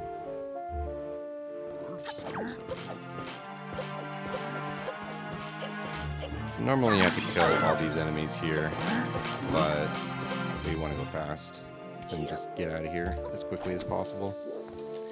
And that was really good. That was neat. Hmm What was just totally went down intended. Right I was supposed to grab the there? I guess legend, I not did what it not. was supposed to be. No. So that's the same kind of clip. Oh, whoa. It's the same kind of clip as we did in the first floor You just of passed Tower those, of the Gods. those lasers. Yep. Just leaf around the corner, around the lasers. We're on the wrong side of the castle, but it's okay because if we save and reset here, we'll spawn on the other side of the castle. Just as long as we're outside. Now, We save. if I know one thing about Wind Waker speedrunning, Mm-hmm. it's that you guys are close to cracking Don't the say it. barrier skip. Don't say it. Don't that do might it. Be, that might be one of the most unfortunate things in all of speedrunning I've ever seen, is the fact that it just, for a while, seemed like it was almost, and then it's just like, nope, it's literally impossible. Yeah. Bear We're script. gonna be back. Yeah, very we're gonna skip. be back here a little later in just like I don't know, 20 minutes or so.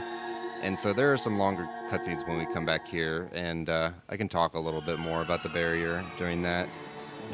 But it's long story short, we don't have any current theories on how to skip the barrier. 'Cause it goes infinite, right?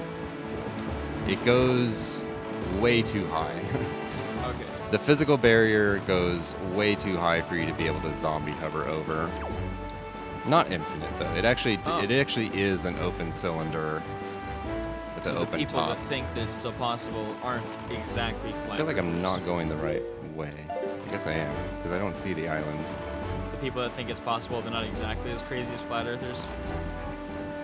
'Cause I was under the don't know. impression that it was like actually impossible, and that people still thought, nah, man, one day, yeah. 20x. I think they're just memers. Barrier Okay. skip is just the dream. It's just the dream.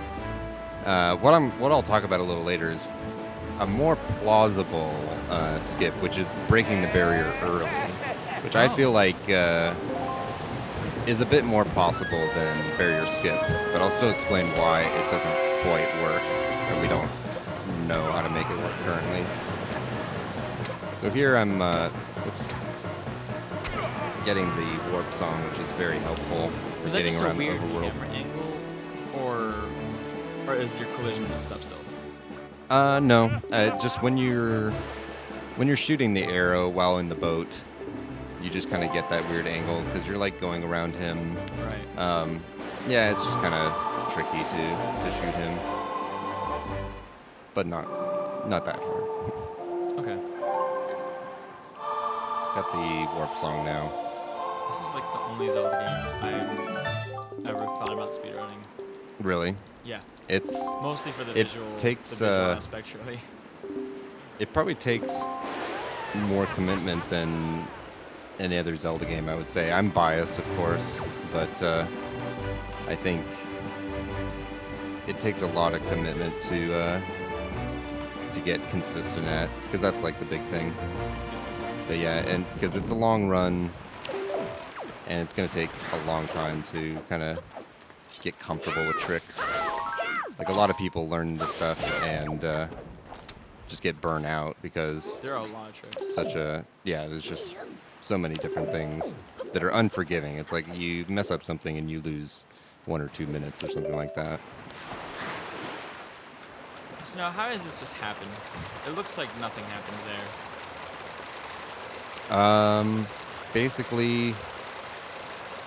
Basically, I can't. Well, are you talking about storage, or are you talking about like how So just I got in the The- water? point A to point B of the whole trick. Well, let me get into this loading zone first, and then I can... Or I can drown. No. Oh. Yeah, it's not gonna work. It's Oh. okay. My angle was a little bad for that, but I can just warp there now. It's really hard to say exactly what's going on with dry storage. Basically, there's two things. One is you're pulling out the Wind Waker as you're climbing up the ledge, and so Link will pull out the Wind Waker immediately, but he's not fully up on the ledge. He's actually kind of... His feet aren't quite on the ledge, which makes him fall down. And you have to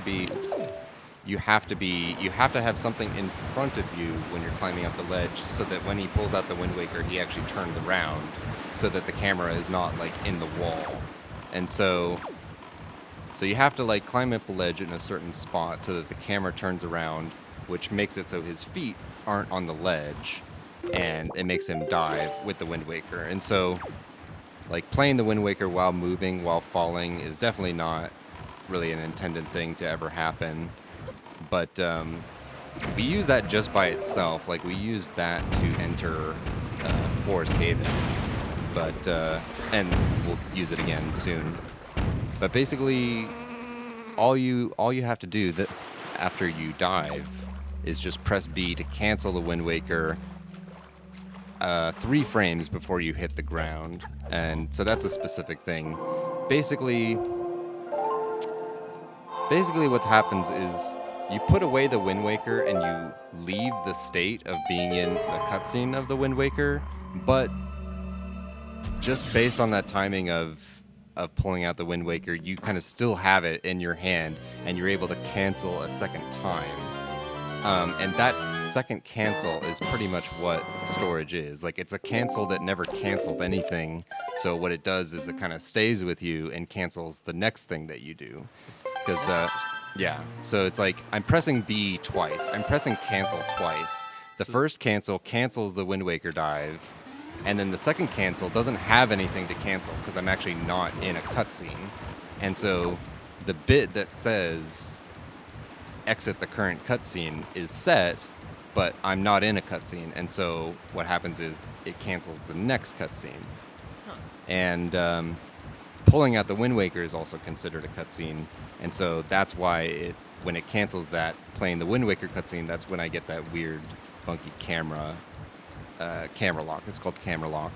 So basically, Super swimming happens? and that's how we can do super swims in real time without tasks. Basically, because I can just hold up on the control stick and build up speed and do 180s in the water to build up speed. And so, if you're tasks, you would just every other frame alternate up and because down on the it's- control stick It's and build activating speed. the Wind Waker cutscene, which goes in front of you and constantly canceling it, Well, it's like right? the camera is locked in front of Link's face, so when you hold up, that actually makes him turn around, and so then the camera flips, and then you're holding up again, and so you continually are turning around because you're holding the direction that's like, because Link is facing you, you hold up, which makes him turn that way. But then, since the camera's always in front of his face, the camera flips around, and up is now the other direction. So basically, like, you're just doing these 180-degree turns, which is what And those build makes up speed? super swimming possible. That builds up speed in the water. That's kind of just like for some reason, like, that's just a mechanic of swimming in the water, where when you're doing these turns in the water, Turning around is you build up speed. acceleration. Yeah. So that's just kind of a coincidence that we're able to abuse. And so yeah, if you're tasked, you just turn around manually by doing the control stick up to down every other frame, and it's not really feasible for real time. Yeah, that would Like, people have done it. People have kind of made it off the first island with that. But what you can also do is you can pause buffer that. Actually, you can kind of hold the control stick up, pause, advance 1 frame, hold the control stick down, and just repeat that. But it does mean like a bunch of like frame perfect pauses, which are really annoying. And so that's possible, but it's just very slow and very tedious and very annoying.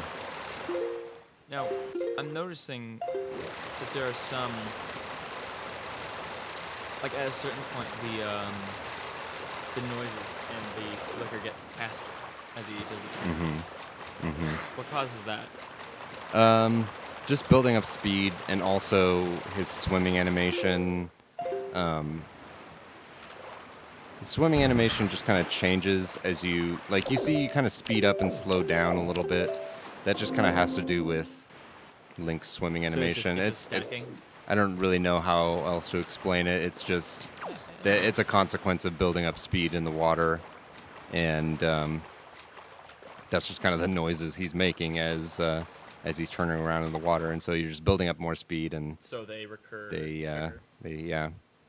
All right. Can I read a quick donation? Sure. Of course. All right. So this is $1 from Yarn Fang. This is the answer for Jeff. I would like to say that yes, if you hover over up to TOTG, you can indeed stand on top of it. Up there is a replica of the are you going to get to after the boss. You can even ring the bell, but no cutscene will activate. It's fun to hover though. Kappa. Thank you, Yarn. That kind of answers what I was thinking before of whether or not you can actually stand on the tower. So it does have collision, but ringing the bell won't do anything. So don't try it at home. Did we It's not lose worth sound the hover. effects? So because we kind of dove underwater to enter this fortress, the sound effects get a little messed up here. And Is so this not now, everything is loaded okay, in? so now I'm going to get storage with this chest, but something's going to be a little different. Oh, good. I'm glad those noises are still there. Oh yeah, of course. Oh, good. They don't go away. So Oh, what I've the- never What? I've never stored a large chest before that actually had like an opening cutscene, and when you do that, the lights go out, and so I have to make my way to the loading It does zone. that spotlight thing. I Well- love your colors. Wait, what color? You mean lack thereof? Yeah, the lack of colors. No, there's that orange. Well, oh, we're up here now. Yeah, so So I is just it just kind of particles and those lights? Interesting. basically like opening those big chests does like a big da-na-na-na cutscene, right? And like every other chest that I've stored doesn't have one of those. It's just kind of like he opens it. And so in those opening cutscenes, like the lights go out in the beginning of the cutscene, and it's so that like the glow from the chest is like more prominent, and then it's like by the time the cutscene finishes, like the background lighting kind of comes back. So because storage like cancels the cutscene and brings you out of it in like the first frame of it, we're kind of stuck in that state where like all the background lights are off. And so I have to pretty much use the mini map to make my way. I still get the collision, the glitched collision from storing the chest. But the only difference is kind of all the lights go out, and I have to make my way by just using the mini map. And so I kind of rolled up the top of the kind of central tower, and then kind of clipped inside of it and used the leaf and leafed into the loading zone for the Helmarok fight. And so I guess like another thing to mention is that like when loading zones kind of extend upward, and so all I have to do is just be using the leaf and go over the loading zone, and it'll activate. I don't have to actually like jump down and stand in it.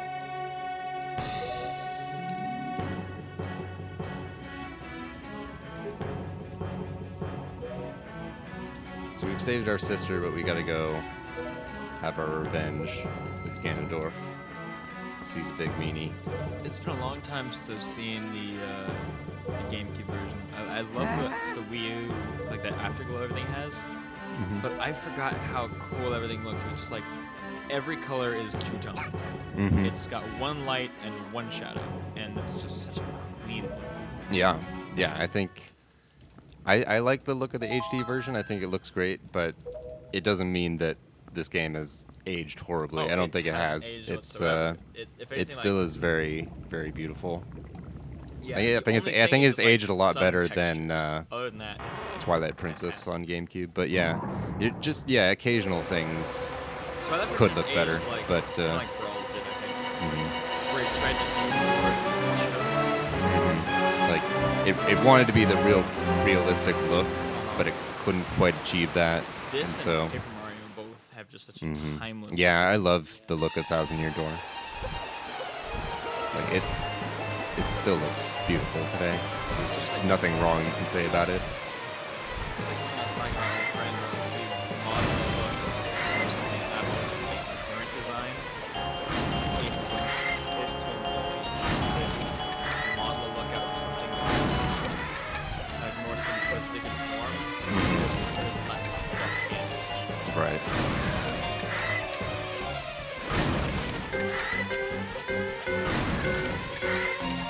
So we're gonna skip fighting this boss entirely. Oh, yay. Which is a pretty fun thing to do. I've got some questions about how he got there because he was in frame.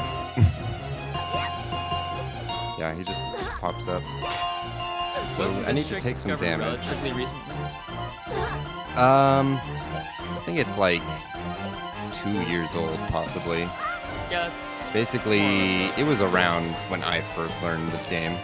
So yeah. I can just clip underneath there and make our way. So we don't have to hover or do anything dumb.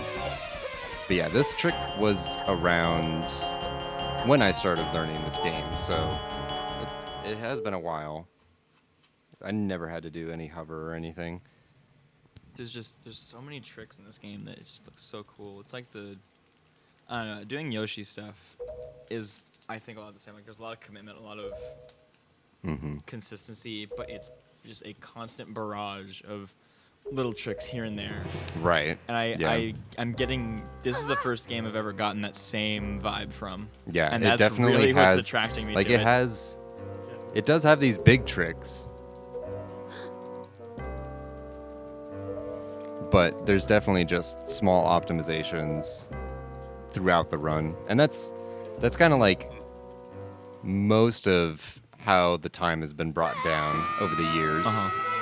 I mean, there have been like some new things discovered that save a minute here or a minute there, but just all these small things are really what have pushed the run this far.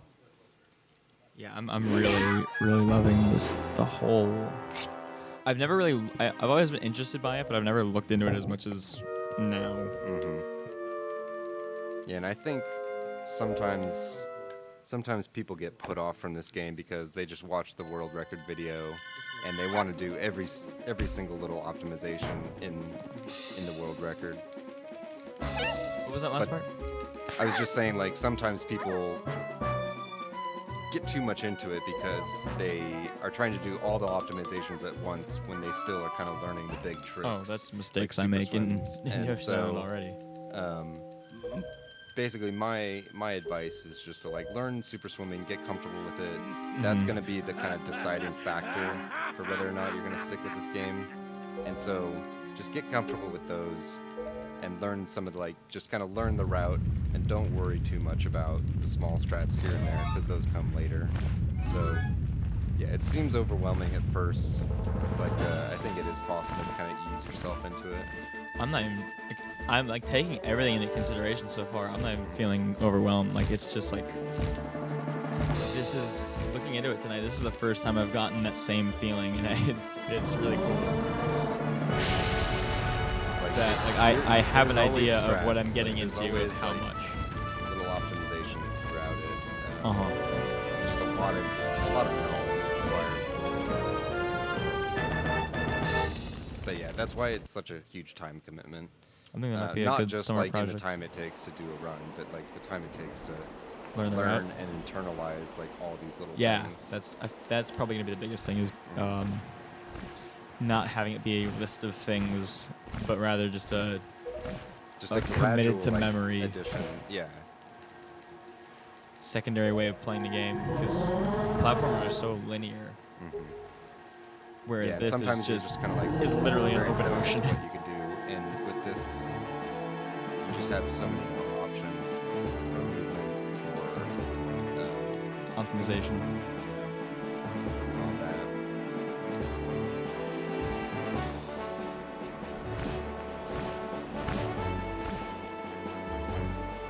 Also, it's got a freaking banging soundtrack. Of course.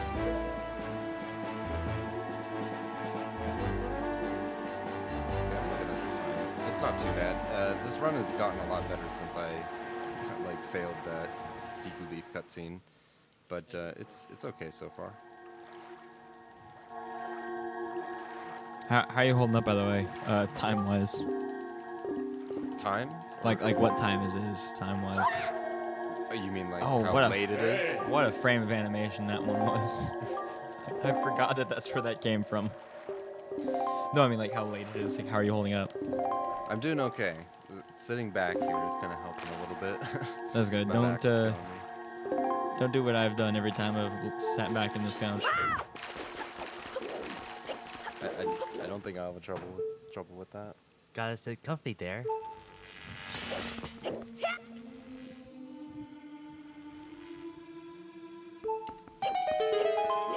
Oh, so it just what just happened? Oh, 'Cause I know that's those from electrical earlier. barriers were there when I was first here Right, for the right. enemies, and the enemies don't stay here because now that I've beaten Forsaken Fortress the second time, just kind of the whole state of Hyrule changes, and so they're not there. But for some reason, the barriers are there still, but they detect that there are no more enemies, and so they just go away. So this is the same. Just skipping those enemies is that's just another consequence of skipping the enemies in the first Alright. time I was in Hyrule. And so I teased earlier about a little discussion about breaking the barrier early. Yeah, I'm very And, curious about that. Basically, there are four triggers you need to hit to hit the barrier, or to be able to break the barrier. And we're taking care of two of those triggers on this trip to Hyrule, and we did another one where we picked up the Master Sword here, and then the final trigger is coming back here with the Triforce and defeating the Dark Knights. And so there are ways that you can beat Forsaken Fortress early. There are ways you can get the Triforce early. Like, there are a lot of weird things you could do in Hyrule, but there's no way to hit all four of those triggers without 3 trips to Hyrule. And so that's why we can't somehow cut one trip, like be able to do some extra stuff, like maybe get the Triforce and then break the barrier during this trip to Hyrule. Like, that might be a possible thing. But just based upon how this area behaves, how it responds to what you've done so far, like whether or not you have the Triforce, whether or not you've beaten Forsaken Fortress, whether or not you have the Master Sword, we currently don't have a way to hit all those triggers in less than 3 trips. So we're pretty much forced to do 3 trips to Hyrule to hit all these triggers. So we had some theories at one point, and I don't think I could quite explain them. I kind of forget what they are, but basically there was a theory that we could be able to hit all the triggers and maybe break the barrier like during this trip, but it's just not possible. And so my whole point was that I still think that is more plausible than actually getting past the physical barrier. There's just no theories on how to Have do people that. tried tasking to get to the top? Yeah, and the hovering is not an option just based upon the angle at which you kind of gain Oh, because you height. have forward gain. Yeah, like you can't just move straight up. You need to move at a specific angle, and so And the barrier punches you back. the steepest way is like to mash it 15 times a second, but that's still not steep enough for you to get all the way to the top gosh. and up and over. Second. And so, yeah. Was that once every exactly 4 frames? No, that's well, like that's every other frame because Every this other is frame? 30 frames Oh, per this is second. 30? The game's 30 frames thought it per was second. 60. Yeah, and so that's pressing it on every other frame. You couldn't do 30 button presses a second because that would count in the game as just holding the button down. So you have to actually let go of the button for one frame and press it again for it to count as mashing instead of just holding down. So 15 frames per second is the fastest that you can zombie hover. Uh-huh. And so yeah, even with that, and even with like the best starting position you can think up, it's still not possible to get high enough to get over the barrier.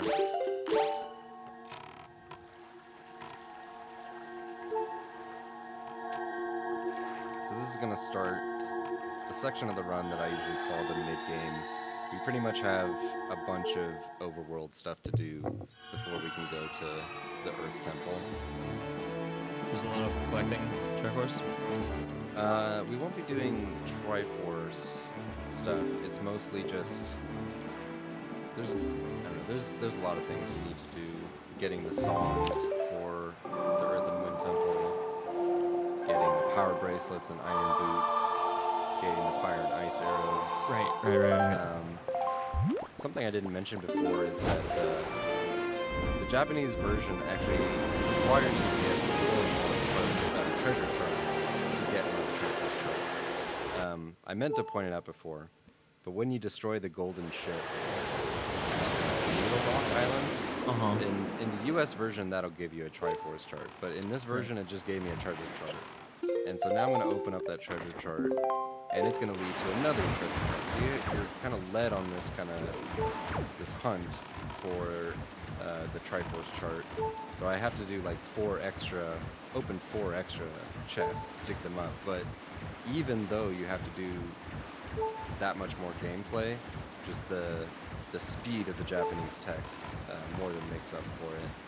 So that's another thing that I'm going to take care of during this mid-game section. I'm going to be collecting these treasure charts to get one of the Triforce charts. But I'm going to be kind of routing it in such a way that I get the other things in between. Oh, you can really tell I'm not the boosts in that at that angle. Yeah. When you change the, I always like to zoom the camera out when you're sailing, so it's like they're more subtle with that camera angle. You get another treasure chart. Like, I can tell, I imagine when they were making this, they thought it was like, going to be really cool. Like, oh, we can find this map, and another map, we can go on this hunt. Yeah. And they probably, that was probably the first one they did, I bet. They realized we can't do that 8 times. Yeah, well, I think they just kind of thought it was a little too easy to get the Triforce chart just straight from the golden ship. Maybe. Maybe. But then people just got lost and they're like, what am I supposed to do? Like, how am I supposed to find this thing? Well, because it's easy to assume that they're irrelevant because 9 times out of 10 they are irrelevant. Because treasure charts are just like, come on. Yeah, they're usually just like sometimes heart pieces. So it's possible that someone was like, oh, They did make those treasure charts that are like the important ones that are on the way to the Triforce chart. They made them red, so they're like a little bit more noticeable. Oh, they are a different color? Yeah, like the in the map menu screen, like their little text is red. I do actually need to concentrate a little bit on this.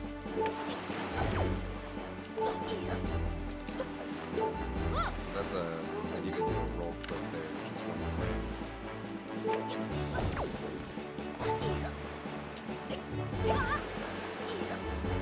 I don't want to use it for magic.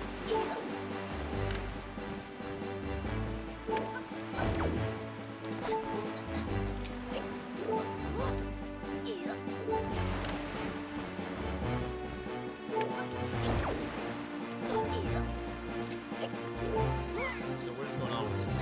I'm trying to clip into this island because I don't have the power bracelets. Okay, there we go. All right. So that used a lot of magic, which is bad, which I will Yeah, need close. later. You only had what, one shot left of that? Hmm? You only had one shot left of that, it looks like. Pretty much, because well, I do need one more unit of magic later, so that was actually that was actually my last shot Oh. that I got. So it's good.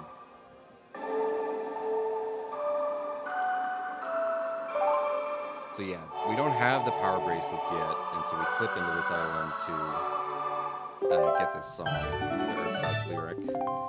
And we will need to get the power bracelets later because we need them to beat the boss of Earth Temple. But basically, getting them later will let us get another one of the treasure charts a little faster. And it just kind of helps with the routing since like this is in between two of the other treasure charts we need to get. But yeah, a lot of routing has been done with this mid-game section, and we've arrived at a pretty cool route, I think, that has some cool tricks. But it used to be that this section was just a lot of sailing and just a really kind of unoptimized route where you just go here, but it was really consistent. But now we have like a lot more super swims, these clips that you have to do that could potentially kill your run. So like now mid game's actually as difficult as the rest of the run.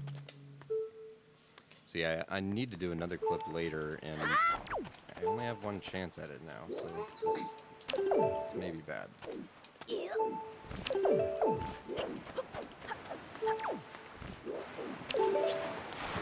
So how do you side hop after you open the scene? Just the same way you would side hop, you hold target and hold Oh, marker because right and since it press A. cancels, you can move around. Right, like that's the main thing. Like that's what storage does. Like it lets you, it gives you back control instead of the cutscene actually playing. So yeah, I can move around freely when I have that camera. And so I super swim here, and because the boat is not here, I need to save warp to spawn the Bring the boat. boat to you. Because there's another treasure chart we need to get here.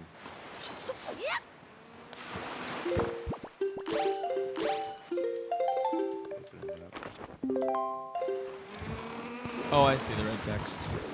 Yeah, you can see like in the name of the treasure chart, it's actually red. None of the other ones are like that. So there's a little tip that it's important, but not a lot. Like if you kind of just forget that these treasure charts are in some kind of chain, you might just kind of like get lost and not know what you need to do next. But yeah, they changed that for every other version. Made it a little easier.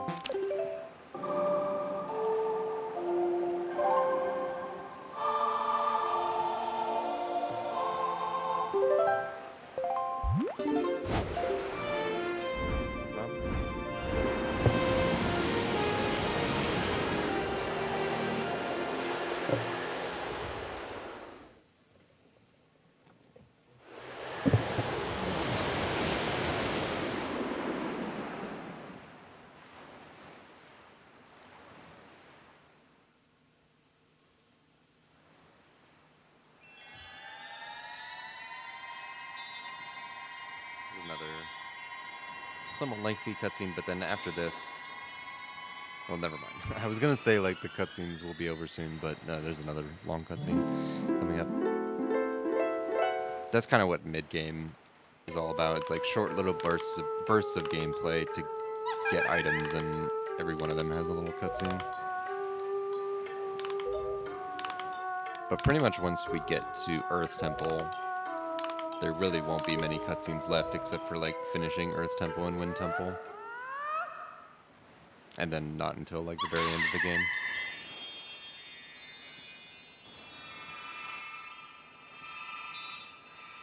Okay, so I do need to concentrate about this next trick. I want to super swim away from here to avoid warping, which takes time. If I can just super swim from here, I can go to where I need to go and not have to warp and sail or warp and then super swim.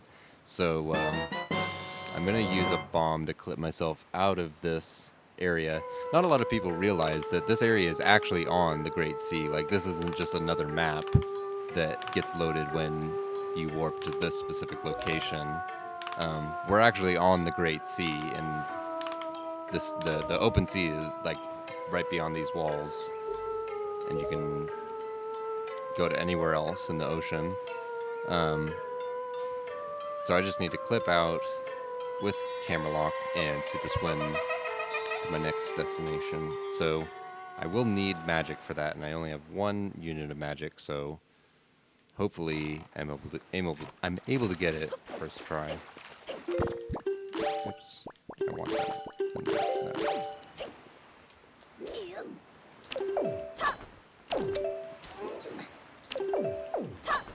No.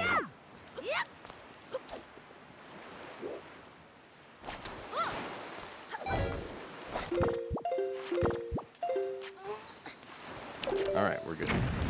So, I pause buffer that clip a little bit because the window for clipping with the bomb is a little bit tighter for that wall, because the wall is like really thick. You have to be pushed very far with the bomb to be able to clip out. So just for consistency, since it takes so long to set up again, and because I'm so low on magic, I use pause buffering to make that easier. So normally you use the iron boots to get up to this stone, but you can just pull out the Wind Waker. And that was really weird. There wasn't a sound effect for breaking the stone. I don't know if I've ever heard that before, or not heard that. But anyway, yeah, you can just pull out the Wind Waker, and you have a short little period where you can walk through the wind and get closer and closer to it, and then hammer the stone. And so once again, kind of like with the other song that we learned where we skipped having to use the power bracelets, we still will need to get the iron boots because you need them to get through Wind Temple. They're just in a couple rooms that you really need it.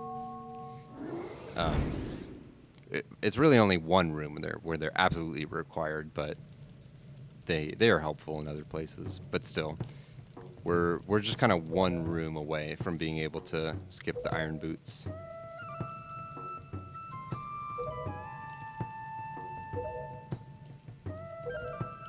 So we've got both songs. We only need one more treasure chart to get. Got the fire and ice arrows. So about like halfway through the mid game, I guess.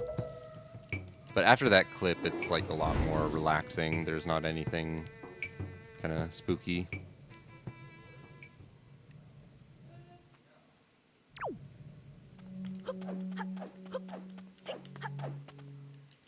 And so because we're going to go to the Great Fairy next, we'll refill our magic.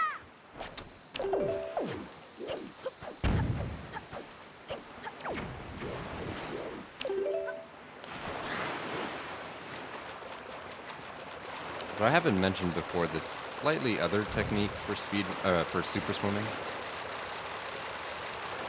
So instead of releasing on a super good frame and like buffering until I get that good frame, I can hold L and then hold slightly down on the control stick, and basically that'll give me real consistent speed. And the speed will only be determined by how long I charge, and I lose the speed very gradually and not as quickly as just normally releasing. So I kind of switch between that method and the buffering method. So like the two methods are called buffering, like making sure you release on a good frame, or ESS. Extended super swimming, also kind of a play on ESS position, which is kind of how you have to hold the control stick if you're familiar with Ocarina of Time speedruns. But yeah, there's kind of those two techniques for super swims, and it's really helpful to know both of them and know when it's good to use both of them.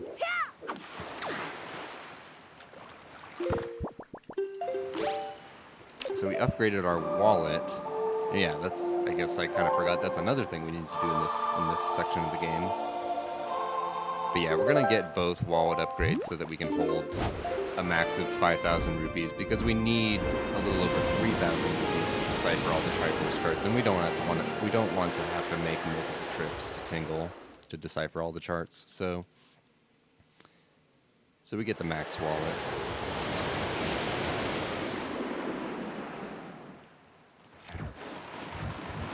Alright, so now that we have the song for Earth Temple, we're going to go up to Medley.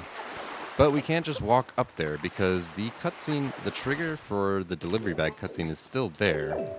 And it will actually crash if I attempt to watch that cutscene. I'll get storage first and then maybe I can talk. So instead of zombie hovering up there like we did earlier, we're just going to kind of walk up the side of Dragon Roost by storing this chest here. Which is also helpful because this chest contains 200 rupees. And we need rupees. Rupees are good. So we can just walk up these rocks, get in a good position to grapple hook.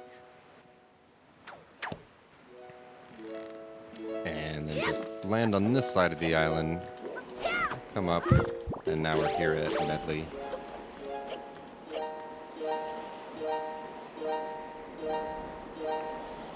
And this is another bathroom break cutscene, just like the Tower of the Gods one.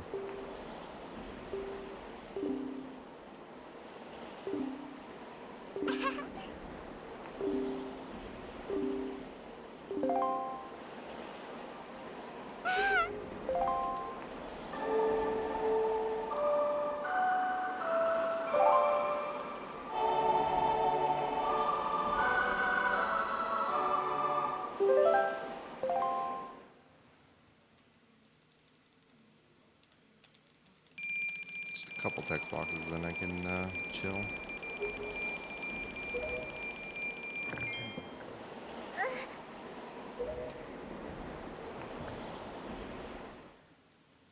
So what's going on, chat?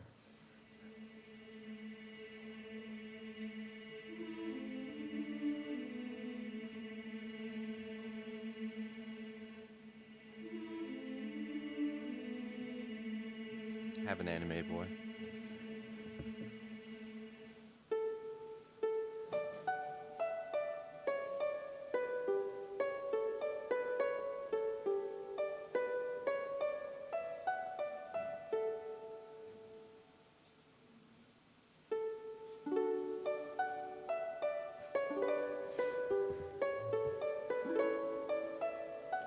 Only the best speedrun if you can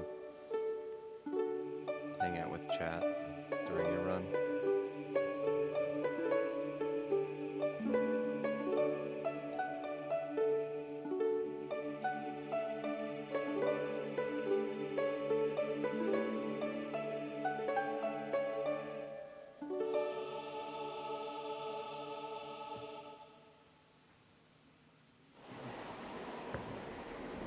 I'm getting quite tired, by the way.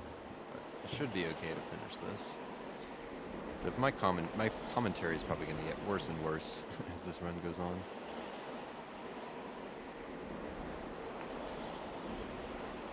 Did I miss Medley's Awakening? Damn. It's another good cutscene, good music. Medley's Prayer has the full version of it, right? Is that the longer one, or is the Awakening the longer one? I'm not sure I know exactly what you're referring to. The song. The song the is prayer's at the end of the dungeon. Okay. I just know. I I'm just don't going know by like the names of the tracks on the OST. I'm just I going guess by should, the OST's but titles. I just think of it as Earth God's lyric because that's what you play. Something that like not everyone realizes at first, but Earth God's lyric and Wind God's aria, the two songs that I use for the for Earth and Wind Temple. If you put them together, you get the song that plays in the title theme. screen. Yeah. I don't know. My mind was blown the first time. Oh I yeah, heard dude. The first that. time I realized that, I was like, "Holy smokes!" Yep. And it just seems so obvious after that. You're like, how did I not realize that before?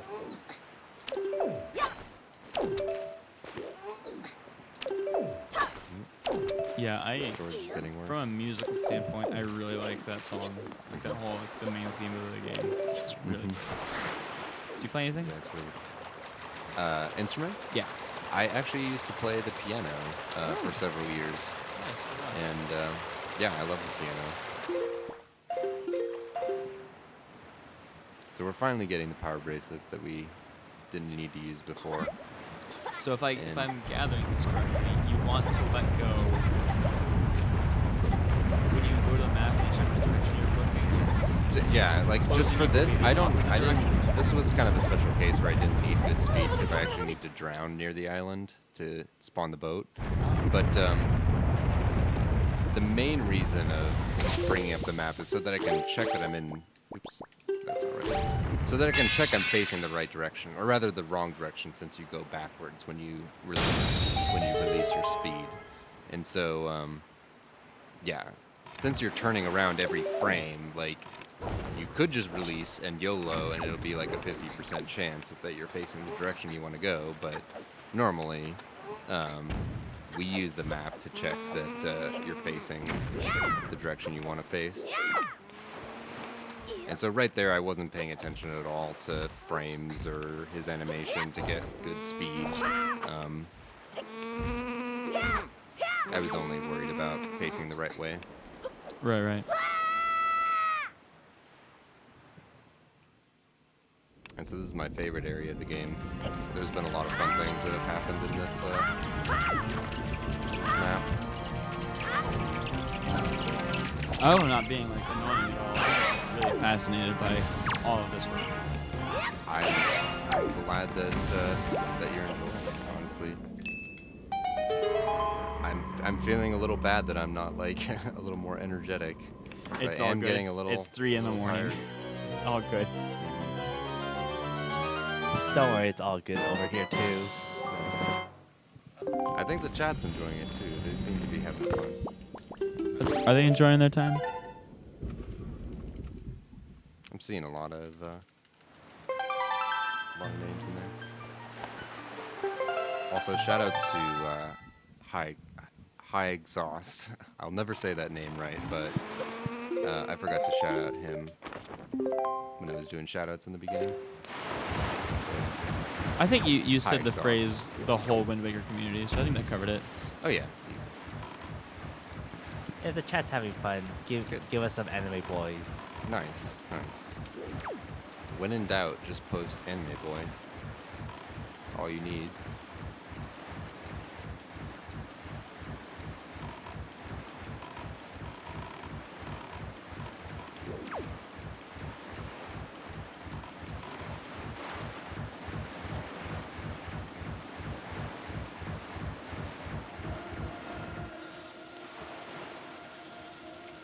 So another small thing to mention is that these locations of the chests are not completely random, but there are like 3 different sets of them. So as soon as I like opened up the first chart, I knew which of the 3 sets I got, and there's just like a little bit of time difference between them. So I actually did manage to get the fastest overall set, which is nice. Little help. And that's part of the reason why we don't ever do speedruns of the New Game Plus, because that has its own chart set. Like the locations of the sunken chests are like farther away from the islands to try to make it like a little harder for you to kind of see which island it is, you know, for each chart. I think that's kind of the intention, but yeah, them being farther away from the islands particularly makes like the big Triforce hunt we go on later just slower, because we want to decipher all the charts at once and then get all the shards at once. But yeah, that won't be until later. And so I just warped here so that I can super swim to Ice Ring to get the iron boots.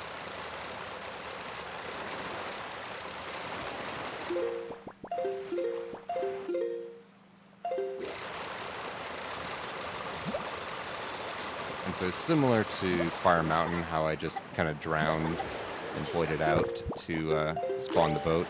We do something similar here, but we get this funny little popsicle Link cutscene.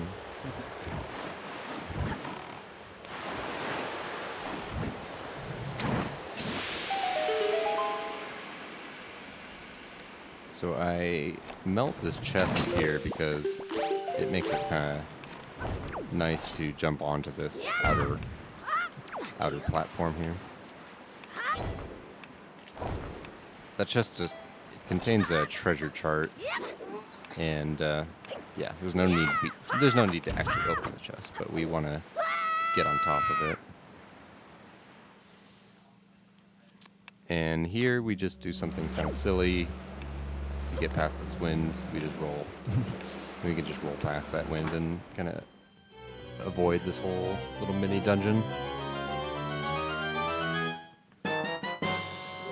So now we're ready to go to Earth Temple, and I'm going to need the Tingle Tuner there. So I'm just getting my Game Boy ready.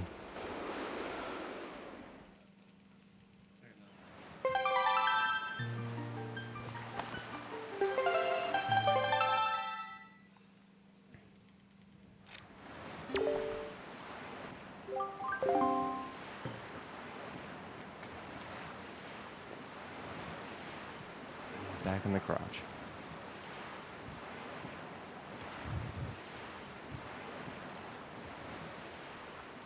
Yeah, Janice said he's taking off. Good luck. All right, thanks. Wasn't sure if you or not.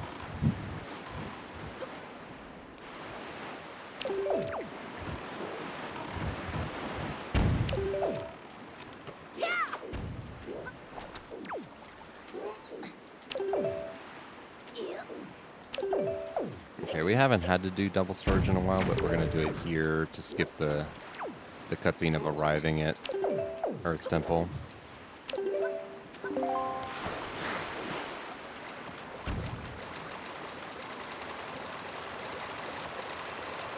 did that right.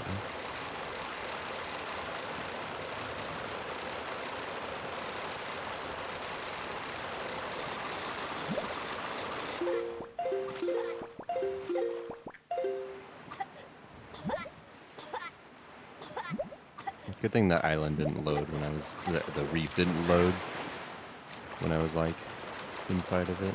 Otherwise, I would have gotten trapped.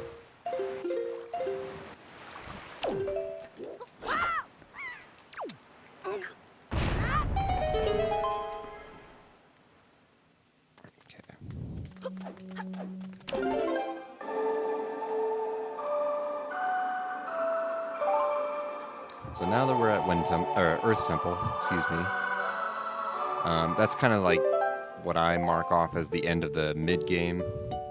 But I guess this is kind of still part of mid-game, but this is kind of the end of all that overworld stuff that we had to do. We're pretty much just going to do Earth Temple and Wind Temple back to back, and then worry about all the Triforce stuff afterwards when we have Hookshot.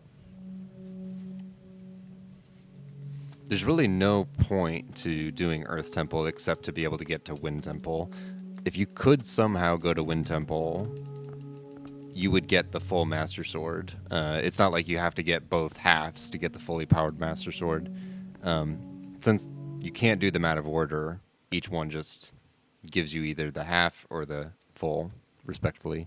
Or, whatever the word is. But, we only need to do this so that we can get to Wind Temple.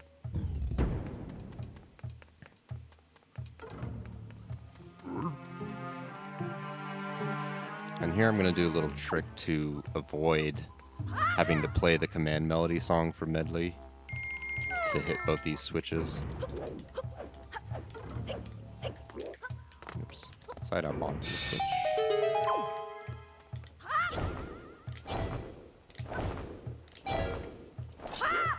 Oh, and I didn't quite make that, so I do have to use the song to bring her down here. Mostly because my leaf pumping was probably bad. That's unfortunate, but not too bad.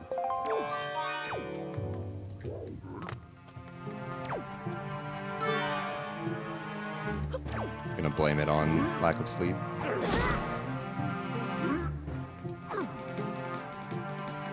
So I'm taking damage from this guy because he does 1 heart of damage.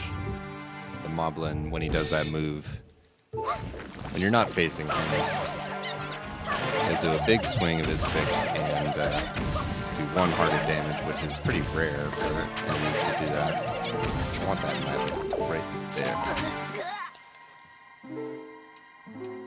Okay, I just died. All because I got greedy and wanted to get that magic drop. Luckily, that's not too bad. It's just a couple rooms away from the entrance. But that's a bit embarrassing.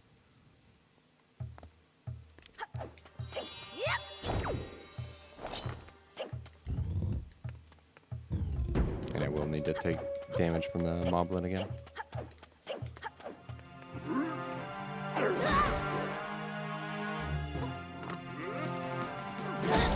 Luckily, he was cooperative.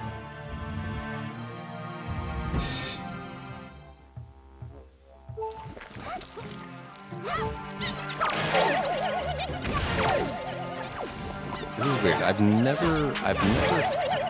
don't think I've ever died there in that way. So this is a little awkward for me. Like not having medley when I walk into this room, so kind of all my strats got thrown off a bit.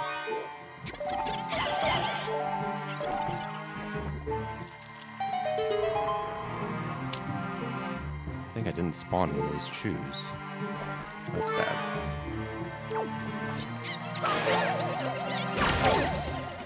Yeah.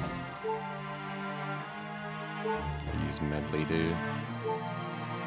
Okay. Yeah, this has been very weird. This is not how this room normally goes. That was nice. Medley just happened to be pointing at the chew.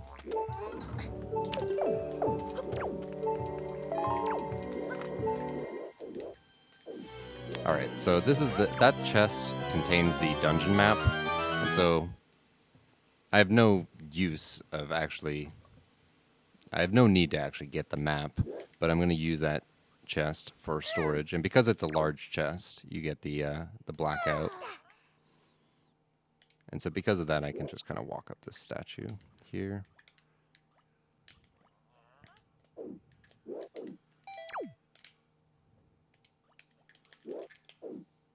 Okay, making sure I'm on the right tingle item.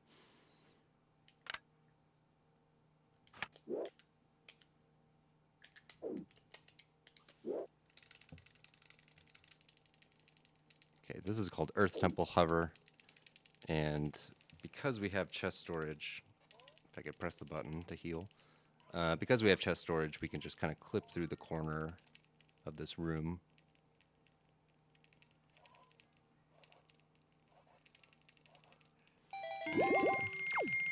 Mash leaf at the right time so that I don't just jump slash into the void. And I'm a little low, but I should be able to make this into this loading zone. So this is the loading zone for the mini boss, and I've just kind of taken a crazy route to get into it.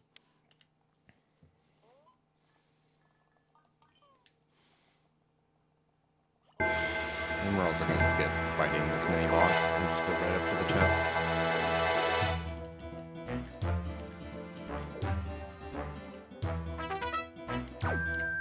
Shoutouts to SVA for that setup.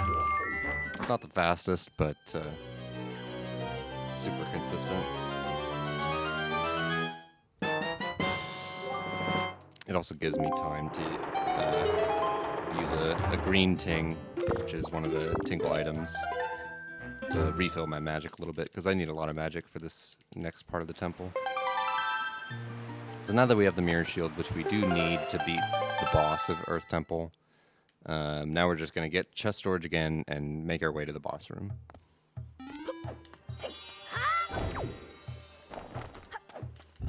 And so one funny thing about getting chest storage off these large chests is that they actually remain closed and you can get storage off them again. And that's kind of interesting because I already have the map, and when I store this chest, I'm gonna get the map for a second time. But that really doesn't doesn't do anything. It's just like setting a bit to something it already is, or setting a value to what it already is. Another quick question. Mm-hmm. How did you get the item from that? From the chew. From the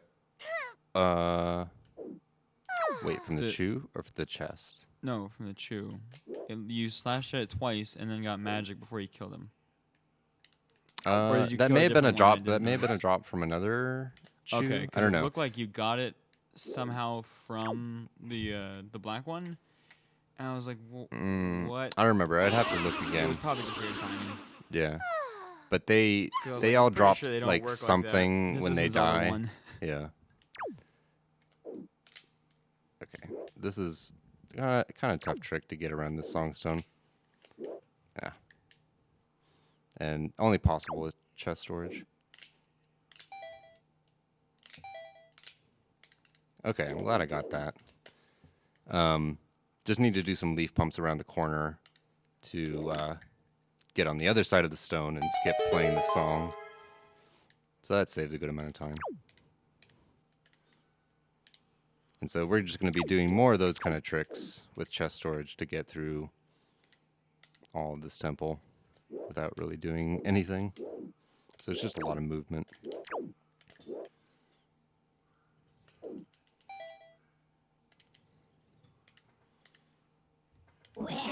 That's a bad angle. Oh, that worked. Cool. Just a quick donation read. This is a $5.55 from Cat Pro. Can we get 5,500 dollarinos up in here? Make it happen.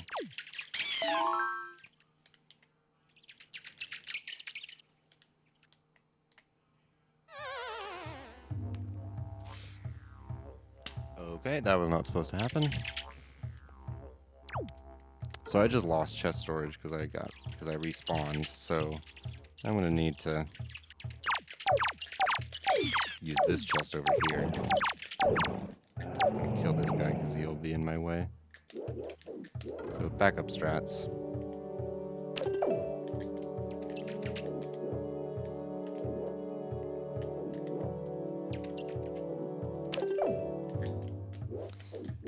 But I usually don't have to get storage off these small chests, so it's a little annoying. I'm messing it up.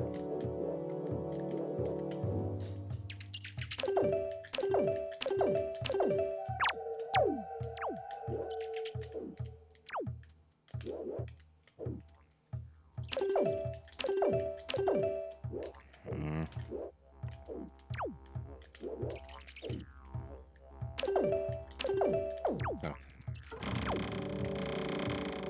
I forget what's in that chest, but I just need to get chest storage again.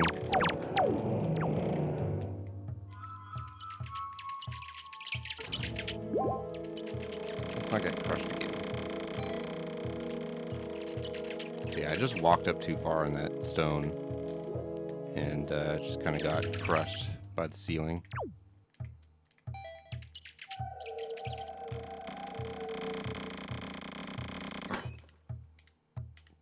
Yeah, something I really did not expect to happen.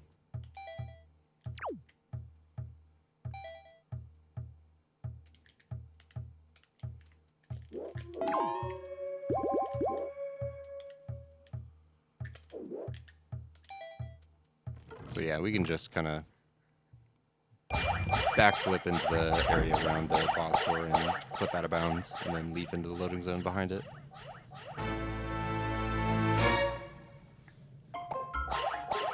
Okay, so that could have been a good Earth Temple, but I made two very weird mistakes that I would never have expected to happen.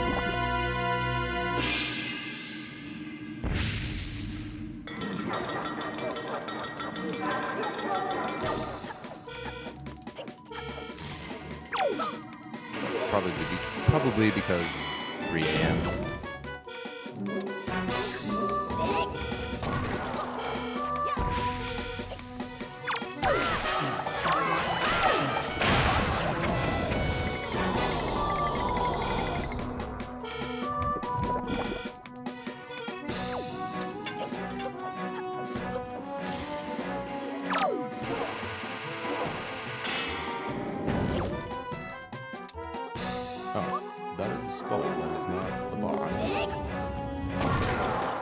So yeah, this boss is pretty straightforward. You just gotta kill the little ones when it explodes. And I use bombs to just kind of hopefully hit some. It's just random whether or not they're gonna kill some of the little foes.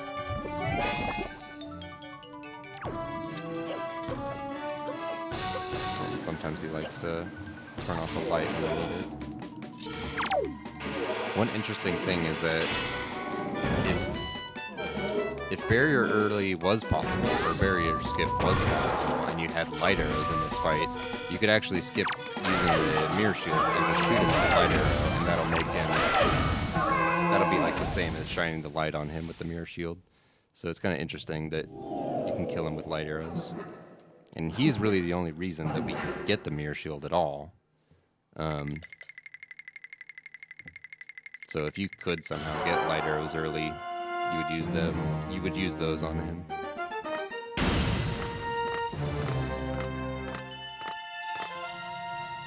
You might say, "Oh, you need mirror shield for the very final fight with Ganondorf," but you actually just automatically get that item during the cutscene of that final fight. So yeah, no matter what inventory you have going into that fight, you just automatically get the mirror shield. So it's kind of handy. But we need it for that boss fight.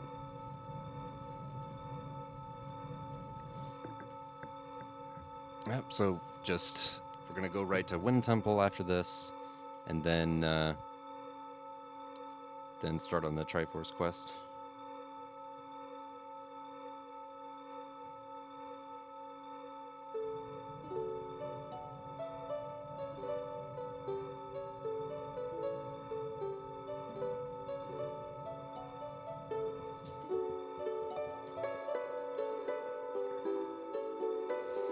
Yeah, not really the time that I would have wanted to be at this section, but I'll still be fine on my estimate probably. This is the one I was talking about, by the way. Okay. Yeah. This is Because this is the prayer. Because this okay. one's cool because it has the harmony on it. I like that a lot. Gotcha.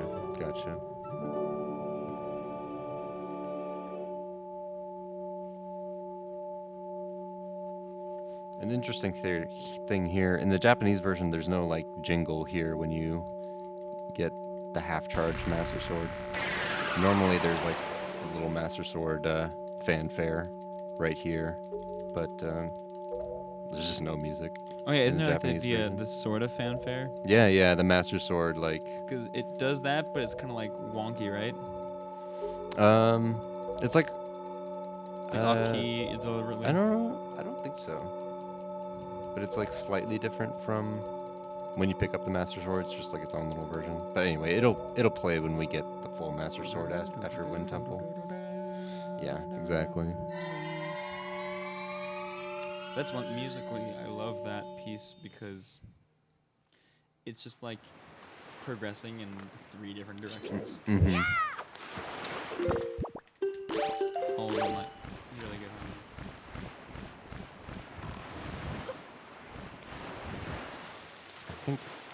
Don't know if that's the right spot. I think that should work. That did not work. Okay, I was right. It's over on this side.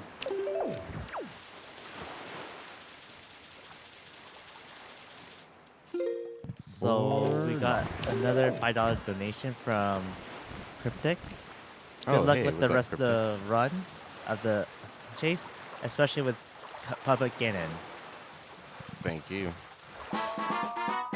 Cryptic is our resident Puppet Ganon expert. He has a really sick kind of like IL of Puppet Ganon on YouTube. But yeah, he knows a lot about that fight, which is it's a very fun boss fight, and there's a lot of skill involved. So yeah, hopefully that won't be a train wreck when I get there. It won't be falling asleep.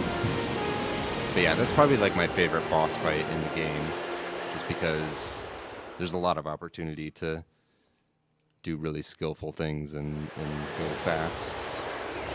You're not just kind of like locked into these cycles.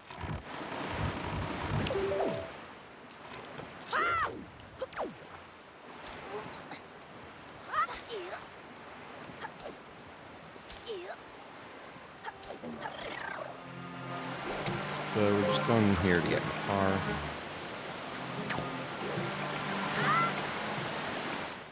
Dude, where's my car?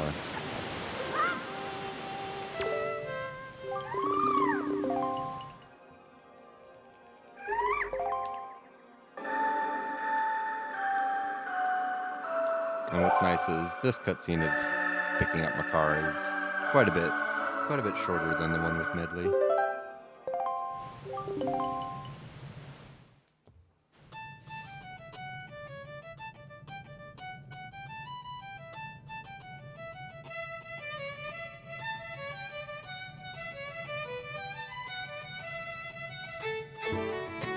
I'm liking the anime boy that I'm seeing in chat. Keep it up. One must wonder where Link learned to be a conductor. I think that just shows you don't need been going to any. school for 5 years to learn to be a good conductor. You mean you don't just like wave your arms up and down? Oh no, there's like, if you actually want to get into it, there's a lot of very like I'm joking, of course, Oh. but yeah. a lot of definitive muscle movement Mm-hmm. because Yeah, if people are actually watching you and getting cues from you, like Oh, you have yeah. to be doing it right. like your body has to be stiff but like moving, Mhm. very defined. I don't know. Music stuff's a huge passion of mine, so I like making a little joke about it.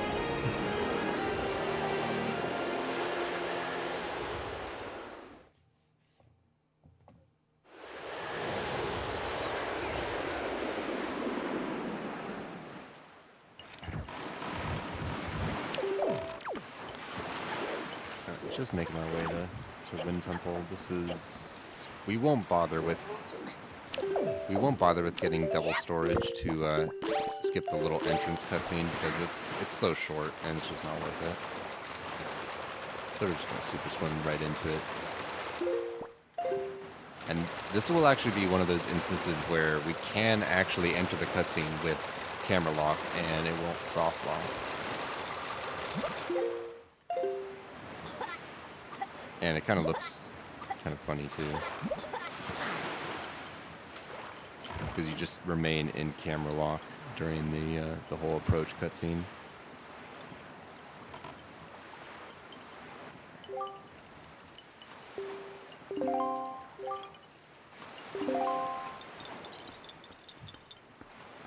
Yeah, pretty much because you enter the island during the cutscene, and that'll get rid of camera lock. That's pretty much why the game doesn't soft lock.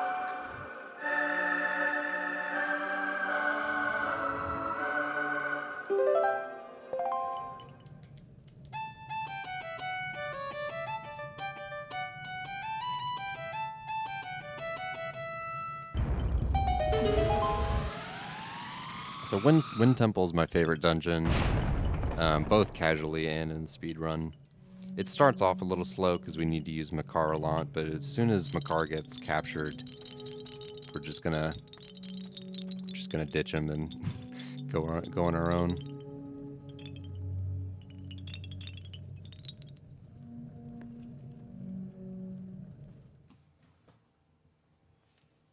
Yo, I got a little quick one for you. Knock knock. Who's there? Annie. Anywho, Annie May boy. slow clap. Exactly what I was going.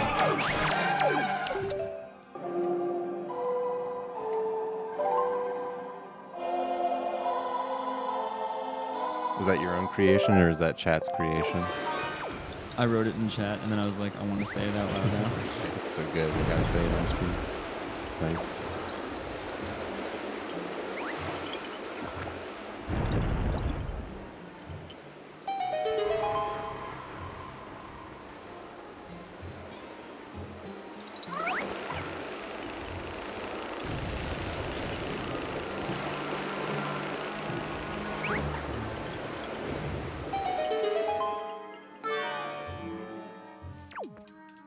So we use Makar to spawn this chest here because, once again, we're gonna get chest storage.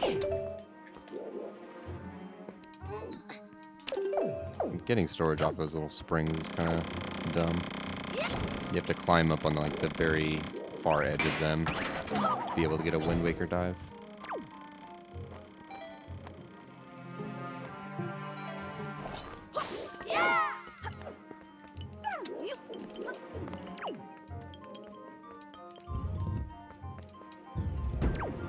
So yeah, these first few rooms, we have to use Makar a lot to plant these seeds for these trees.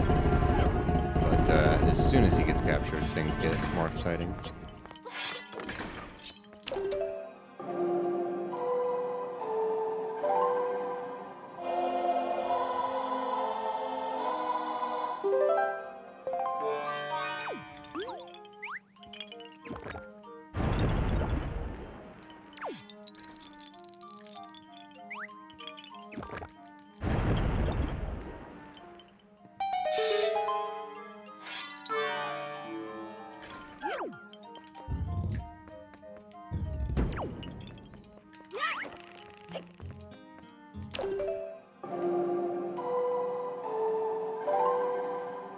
So playing casually in this room, you might have like used Makar to plant seeds in all three of these little tree spots, but in order to kind of advance things, you only need to plant it on the top one, and then it'll trigger the cutscene of him getting captured.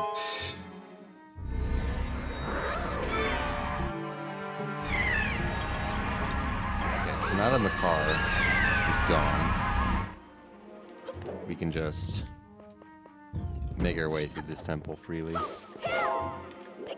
And yeah, remember when we got chest storage, we're going to use that to just clip out of bounds, leap around this room, and head right to the mini-boss.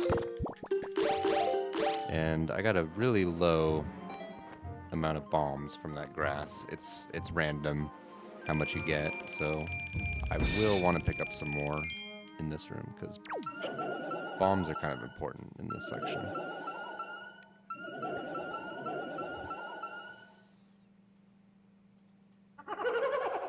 So yeah, with this mini boss, it's a couple whiz ropes and a dark nut.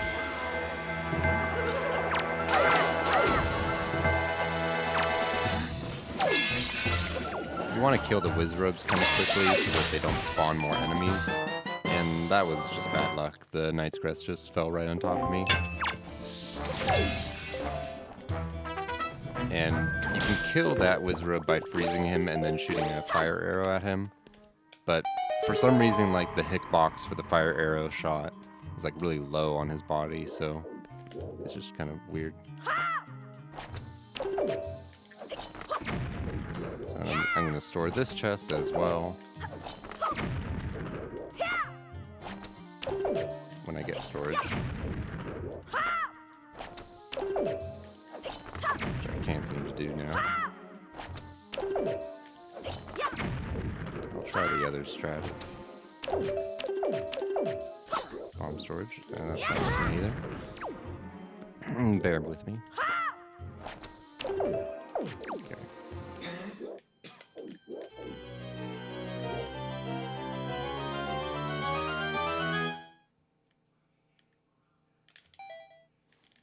Alright, so I stored that chest and then just kind of clipped through the door frame and leafed around and hit the loading zone behind it.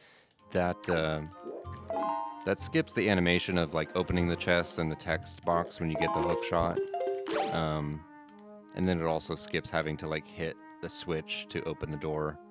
I probably lost time on going for that storage, but that's just the fast strat. So I'm breaking these panels to spawn another chest. Oops.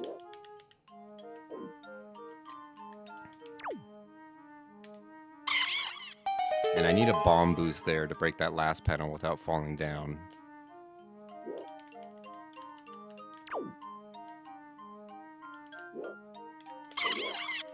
And I can bomb boost up over these spikes to skip the whole puzzle of having to move around the little springs underneath this room.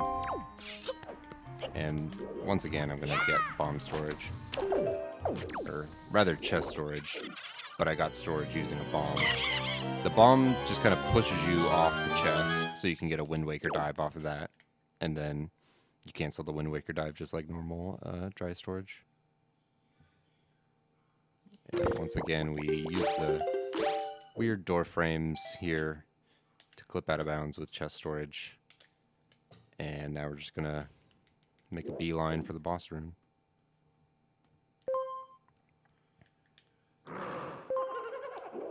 So this is the one room where you absolutely need iron boots to hit this switch to open this door. Like every other use of iron boots is can be avoided except that one.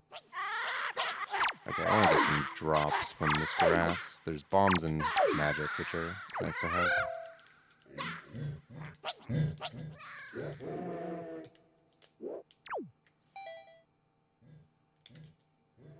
So you normally need Makar to like plant a tree there and then hookshot it, but with chest storage we can kind of stand on those fans and then just kind of leaf over to the other side.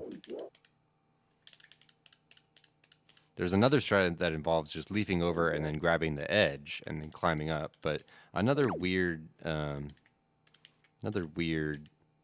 side effect of chest storage is that you can't grab ledges.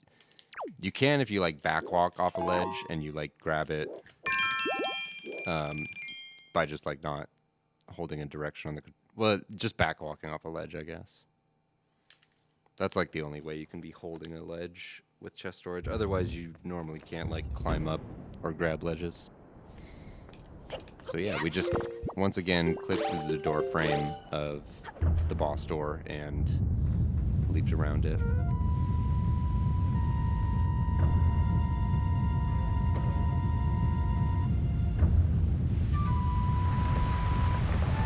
So now we get the boss with the best music.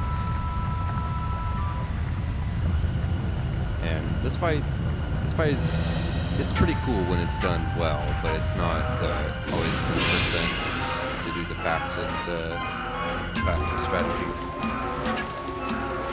We're gonna try to snipe him out of the air with a hook shot, but sometimes the way he moves is random and doesn't give you a really good angle to do that. So we'll just see. The first two like hits, he's on the ground. He doesn't go flying until after the second phase, I guess, or second cycle. And it's just three sword slashes per cycle, and that's just completely like scripted. There's no way you can like do more damage within one cycle.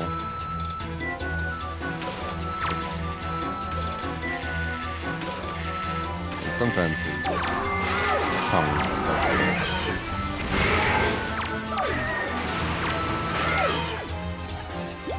So I'm gonna kill these little mini Mulgaros, the little larvae, because they like to cause lag, and they're kind of a reason for a possible crash at the end of this boss. But hopefully we'll avoid that.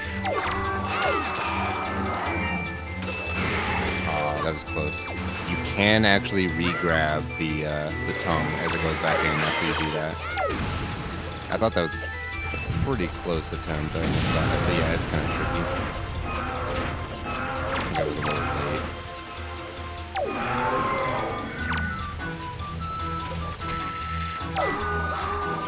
Okay, nice. That's a pretty decent fight. I didn't get the quick kill of like the little re-grab, but getting both of the snipes was pretty good.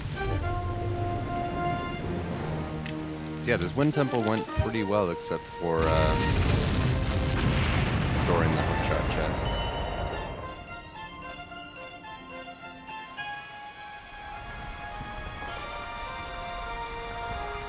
So for those hoping I was going to finish the run with 3 hearts, I'm sad to say I'm going to be picking up this heart container just for the end. Nobody wants to die at Ganondorf.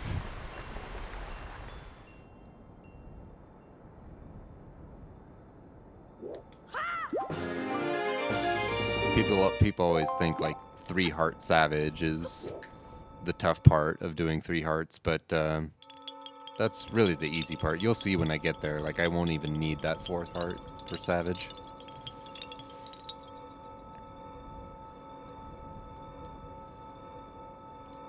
I like to get it more as safety for the final bosses.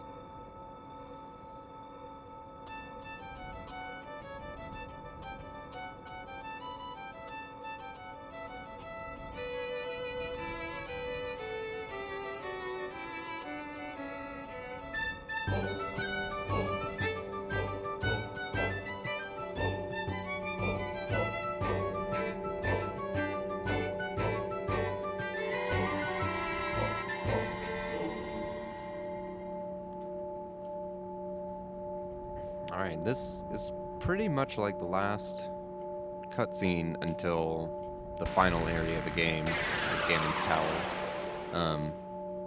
We're just going to be collecting all the Triforce charts and then deciphering them and then collecting all the shards. We already have 2 Triforce charts out of 8.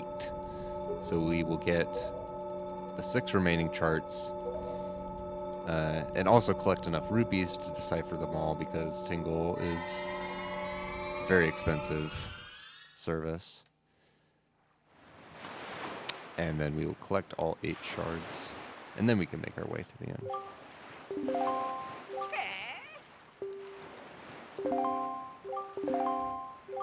I am just about ready to call it a night, but gotta finish this.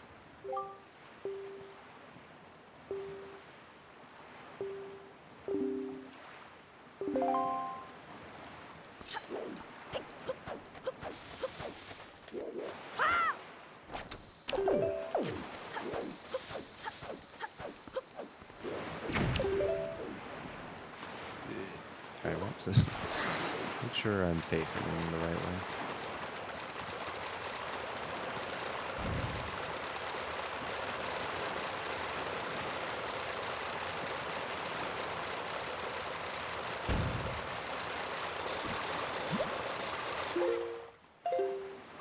Okay, this is from Gale to Overlook is a somewhat long swim, and before it was really known how to like consistently how to watch for the frames to get good speed out of super swims.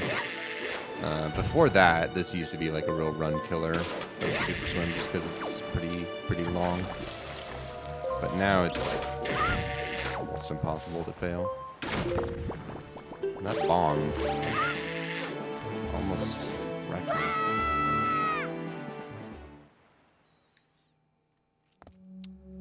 So yeah, Overlook, not much to say, just a lot of combat. I kind of enjoy optimizing the combat in this game, and this last section of getting all the Triforce charts has a lot of combat. Streamer, why do you pull out a bomb every time you enter a room?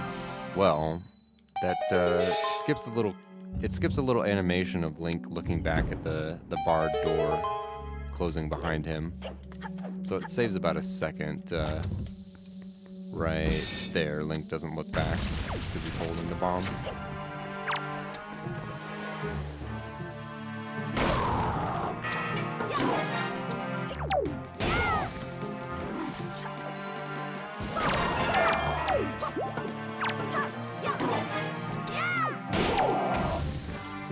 So yeah, the hammer takes care of those guys pretty quickly.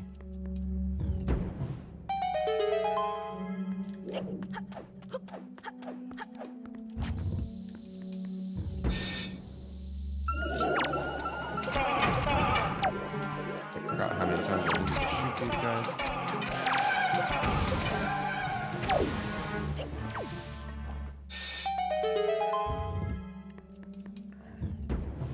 My posture is amazing right now, probably.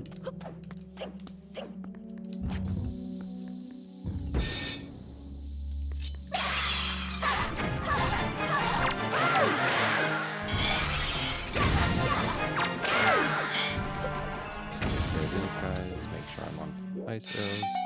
I'm gonna attempt to do a cool little strat for these dark nuts.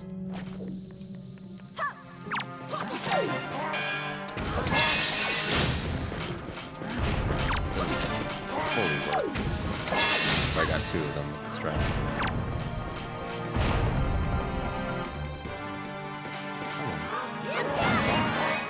That's sorry.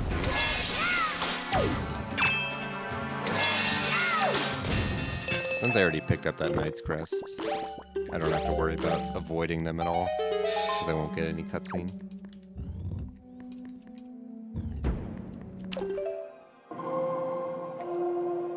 Alright, so that's Overlook. Get another Triforce chart.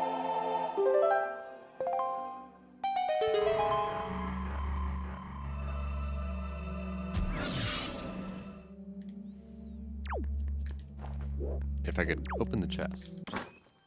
Chests are very difficult, especially at 4 a.m.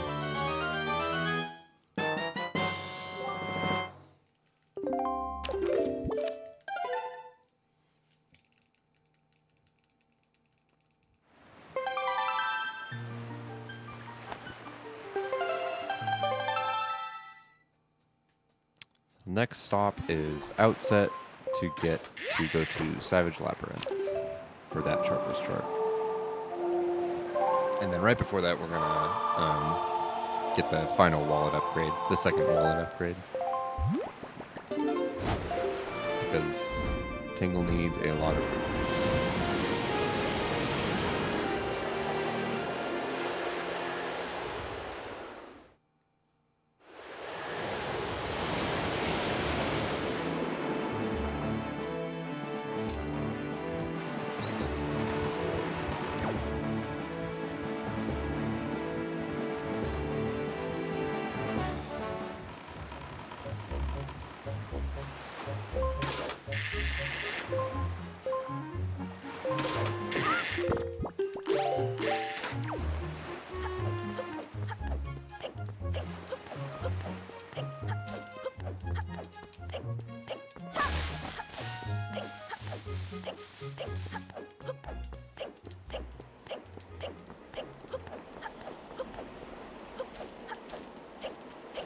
Make our way up to the top of Outside again to get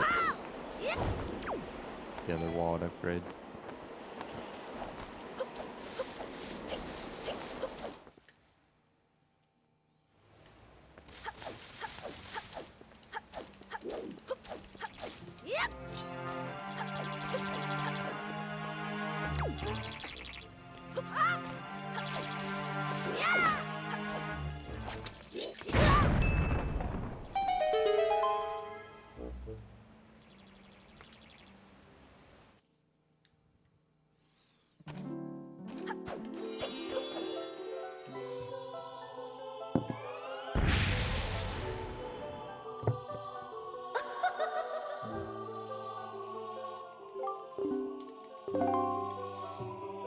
Hanging in there, Jeff? He's looking pretty well over there. Yeah, he seems pretty comfortable.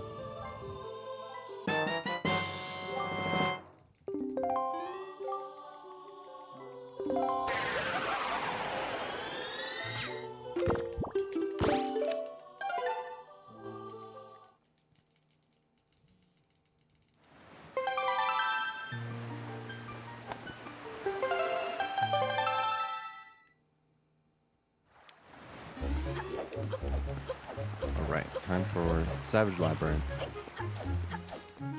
Just a lot of small combat optimizations here. There are 50 floors of Savage Labyrinth, but we only need to go to the 30th to get the Triforce chart. And on the Japanese version, there's actually no reason at all to go all the way to the bottom floor, because on the Japanese version, at the bottom of Savage Labyrinth, after 50 floors, you will find a chest that contains the yellow ruby, 10 whole rubies for getting through Savage Labyrinth. It's an evil little joke the developers played, but it's only on the Japanese version.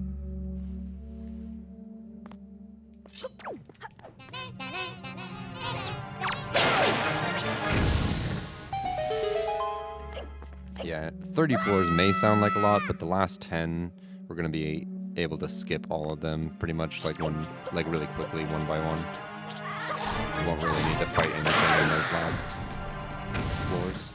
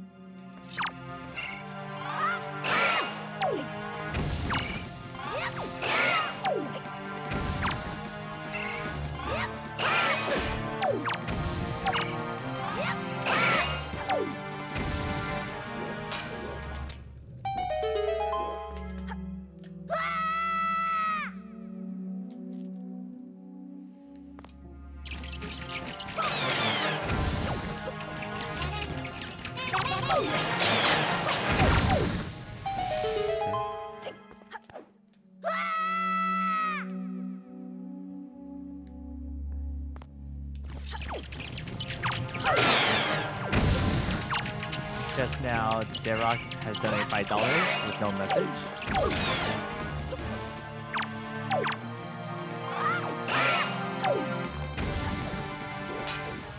Keep them coming. Keep finish strong.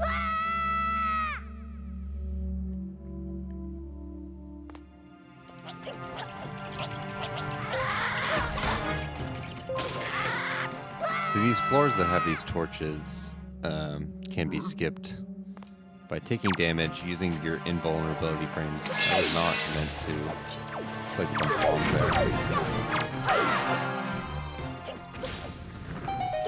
But you can use your invulnerability frames to hookshot past the fire.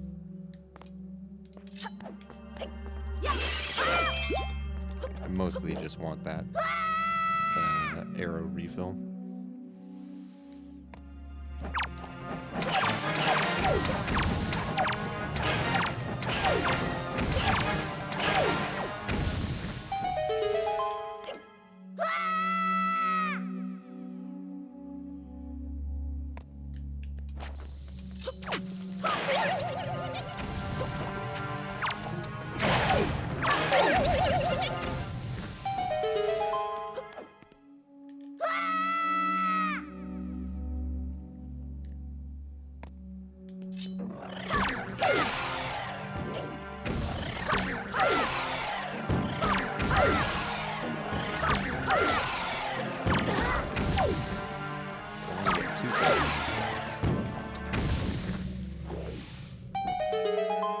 Here's another floor where I can attempt to skip it.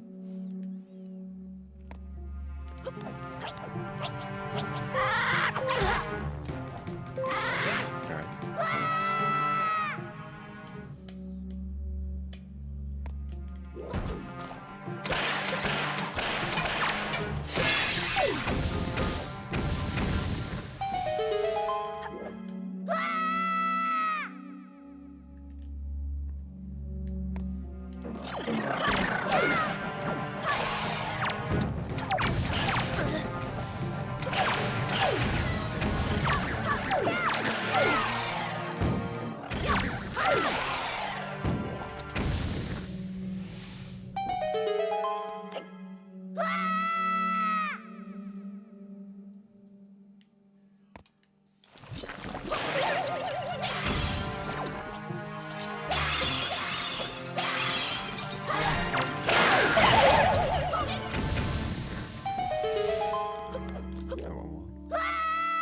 So yeah, not too much to say about Savage. It's just like there's strats for every floor.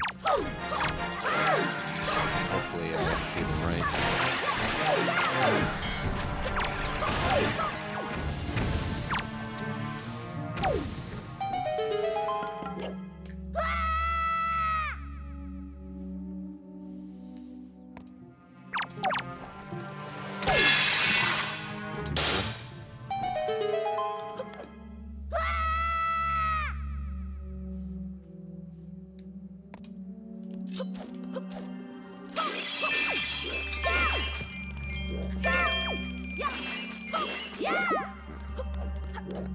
slow. But now we're at the last third of Savage Labyrinth, but this will go really quickly because all of these floors have torches. And we can do a little setup by getting into the corner and hookshotting the torch to hit it, and then use the invulnerability frames of that to hookshot the torch again and go right through the fire.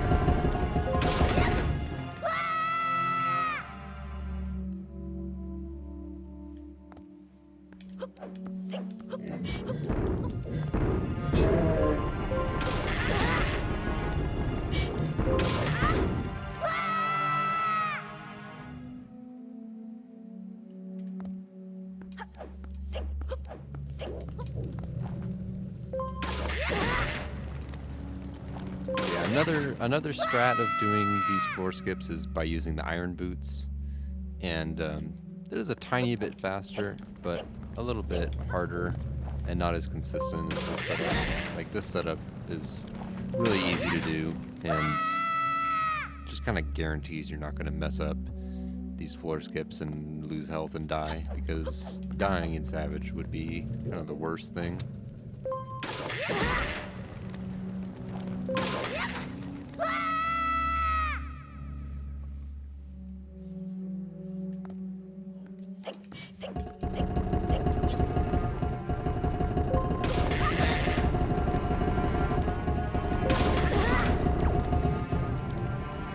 I say as I failed the setup that I said was so consistent.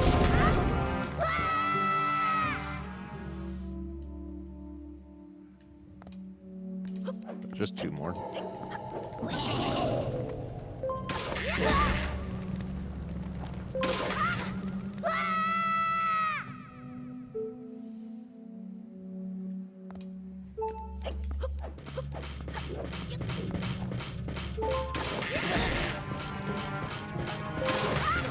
Still have over a heart left, so I could have easily done that with 3 hearts and even that little mess up. Yarfang has donated $5. Anime Boy, Anime boy? Anime boy? get some of the Anime Boy in the chat, please. You know what to do, chat.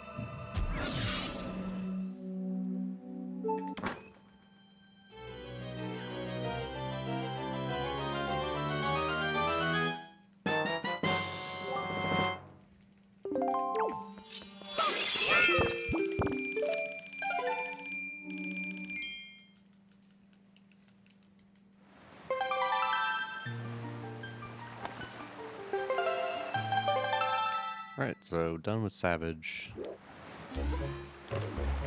We're now going to sail to Diamond Step Island to get the ghost ship chart, which will allow us to enter the ghost ship for its Triforce chart and also to farm rupees there.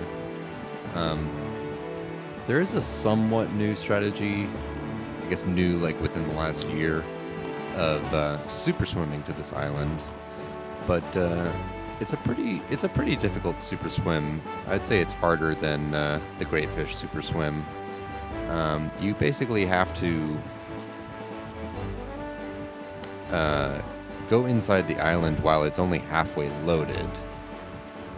And then once you're inside the island, just being under like the little river of water or under the waterfalls on the island, you'll pop up onto the surface of the island. And so, but it's kind of one of those things where you only have one shot at it, and if you fail, you'd have to reset and try the super swim again, because once the island fully loads, there's no way you can kind of just clip into it. You have to super swim into it and be inside of it when it's partially loaded. So yeah, I already know I'm kind of a little bit behind on time. I mean, I'll be fine on my estimate, but I don't really want to lose too much more time than I've already lost. So yeah, if I was on a little bit better pace, I probably would have gone for the swim once, but just kind of playing it safe right now.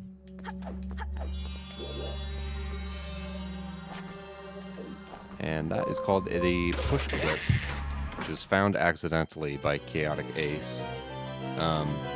Just by some weird geometry in that little corner, that little wall.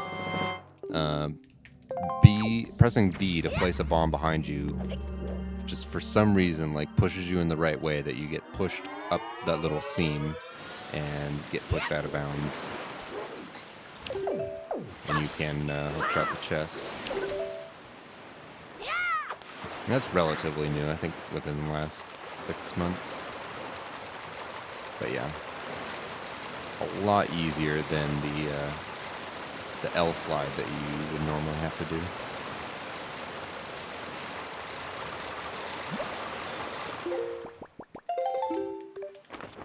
Oops, that is the wrong map. That is the map I wanted to open. So I have to open the ghost ship chart at some point before entering it. Otherwise, I won't be able to go inside. But I don't need that to check where the ghost ship chart is. I already know where it's going to be.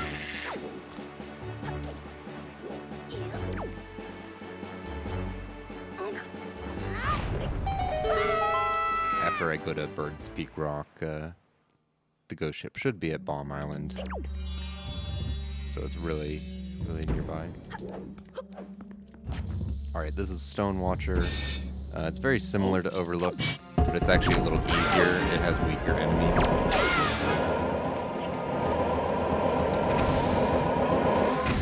But just, yeah, some more combat.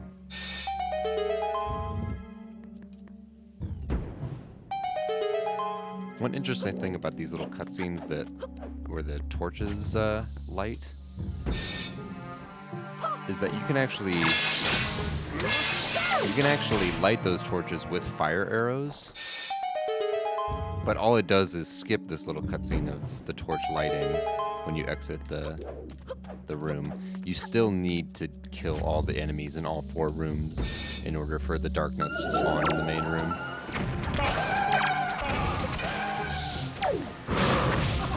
Oh, I forgot. I got my Wizbro rooms mixed up here in Stone Watcher and Overlook. There we go. Perfect. 2 arrows. That's all I need.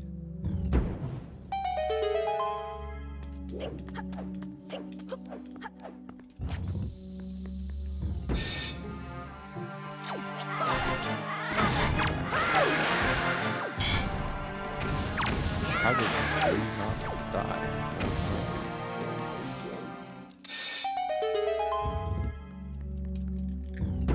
So yeah, you can see only 2 dark nuts here rather than 4. That Overlook.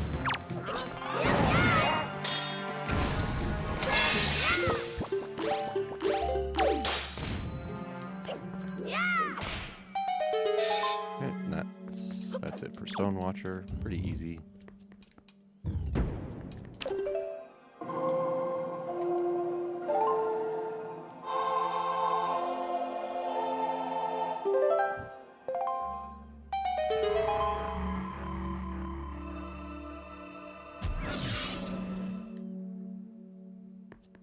You can see how we need to play Wind's Requiem to spawn these chests. That's pretty much the main reason why we get that song at all.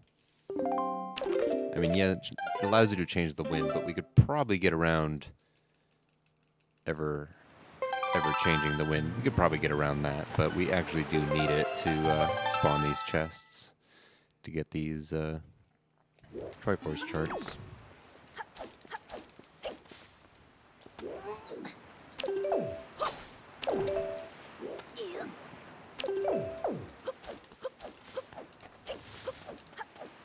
And now we're going to make our way to Private Oasis. But we forgot to get the Cabana deed in order to enter the Cabana. So we're going to have to make do without it.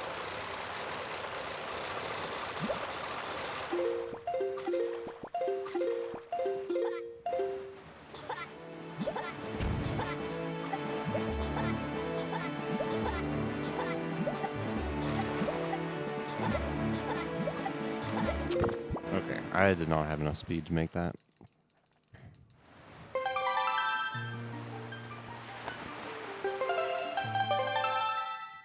let's try again.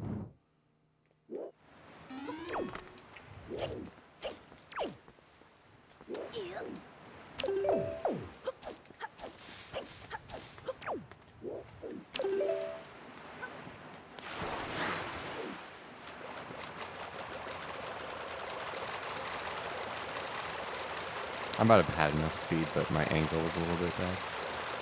So let's do a little better this time.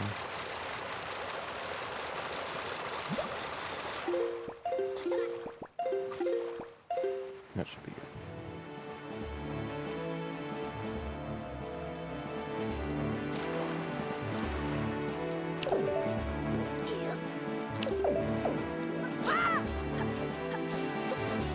So I get storage again because I'm going to store this chest up on at the top of this island. This chest contains a treasure chart that I won't need, but I would like chest storage to be able to skip the cabana deed to get around this this door to enter the cabana. So I kind of just make my way around here using the lights as visual cues because there's no mini-map. And then... wait for it.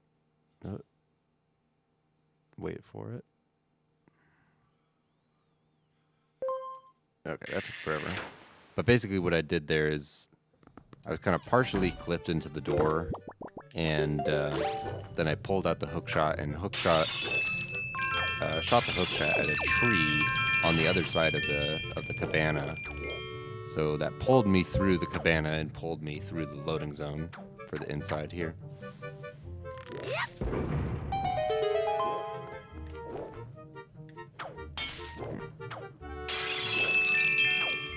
Probably don't need that very last pot. I was doing pretty well on rupees, but I have way more than I need for some reason.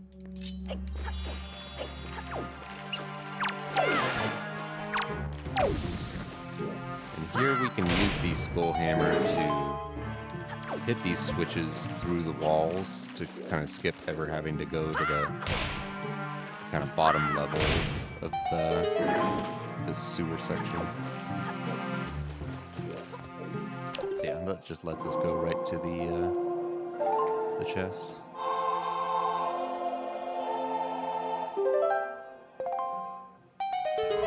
So this is our 6th Triforce chart. We only have 2 more. And this next one's really fast, so almost done.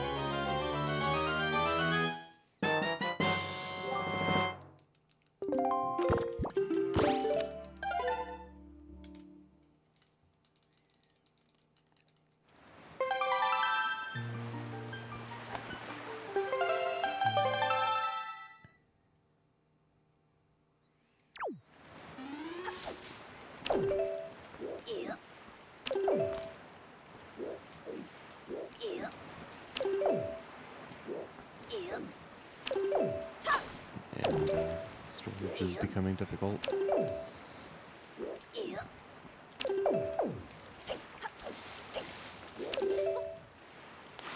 now I'm going to Bird's Peak Rock, which is pretty nearby.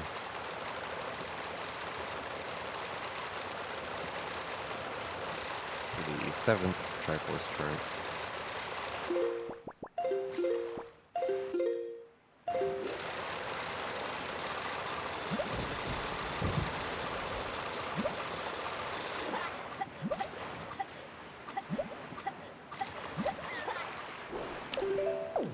I did not mean to press the grappling hook there.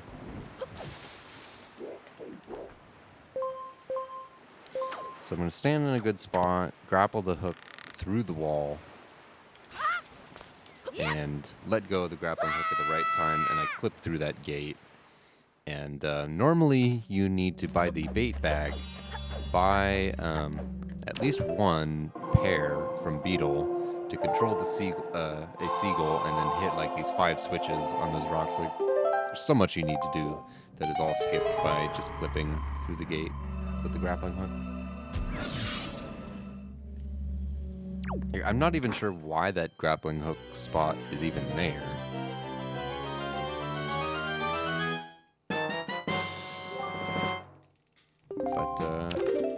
lets us skip ever having to get bait. All right, so only one Triforce chart left. It's in the ghost ship, and the ghost ship's like right nearby. So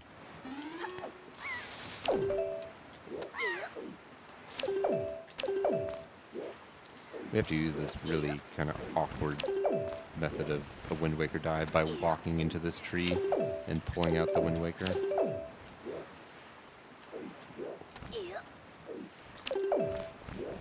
And then you have to cancel at the right time to get storage. And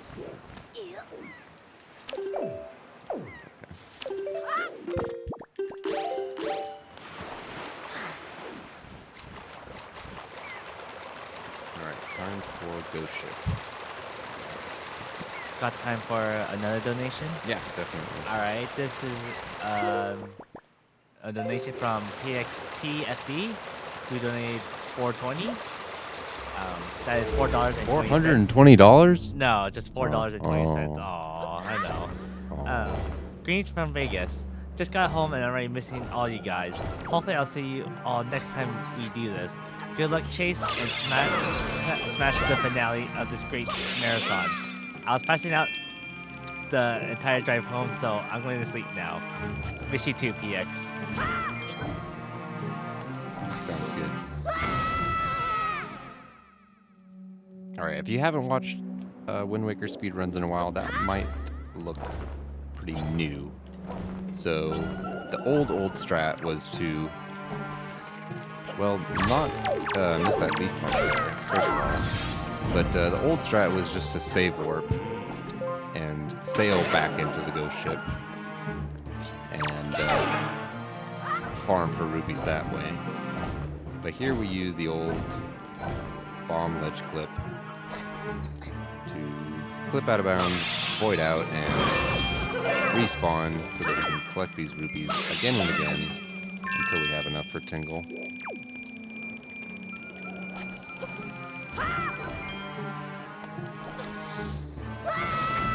Yeah, the sidling on the wall is just kind of a little setup to get the right angle, just that flat angle.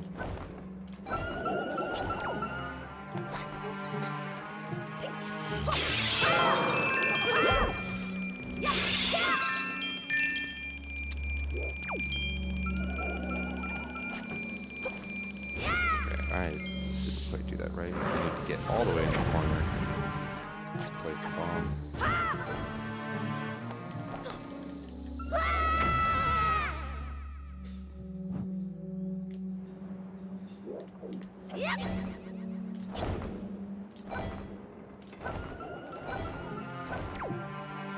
If you're wondering how many rupees I need for Tingle, the answer is 3,184. I'll probably end up with a lot more than that because I had a bunch of extra.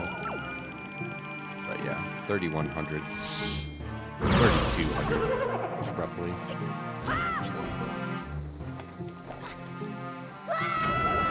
So that equals like eight trips through the ghost ship, so clipping 7 times.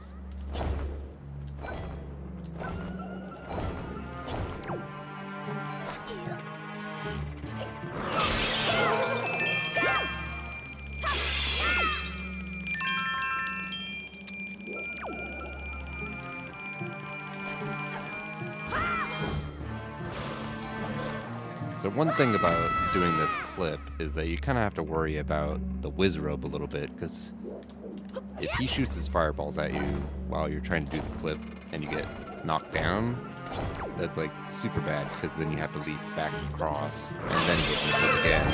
That uses a lot of magic and it's a lot of time. You don't want to save warp and sail back into the ship because the wind is really bad. And that's like partially why we can do the wind route that we do, is because of this clip where we don't need to sail into the ghost ship.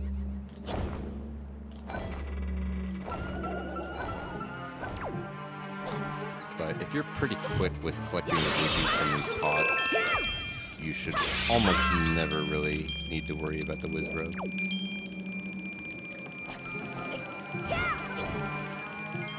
See, that time he didn't spawn until I was like already placing the bomb, so no matter where he spawned, I was gonna be okay. And that was the last clip. So this is the last trip, and I'm going to open the chest this time.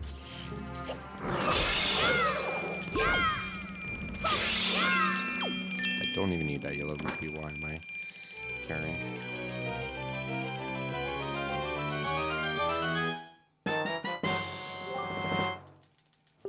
Alright.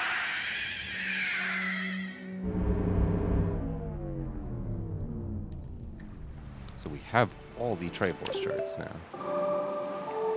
All 8.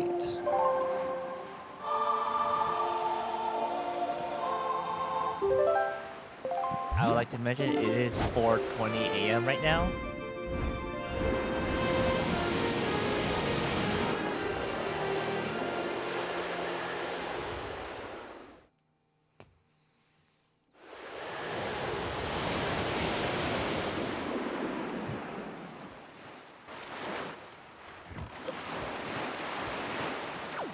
So now we get to the most exciting part of the run, and that is totally not sarcastic at all.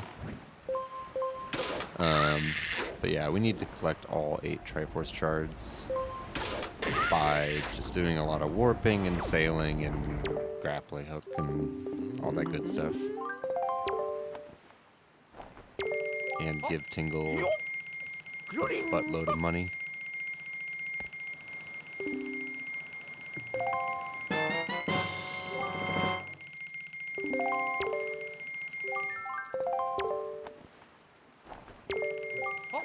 Shoutouts to Magoo.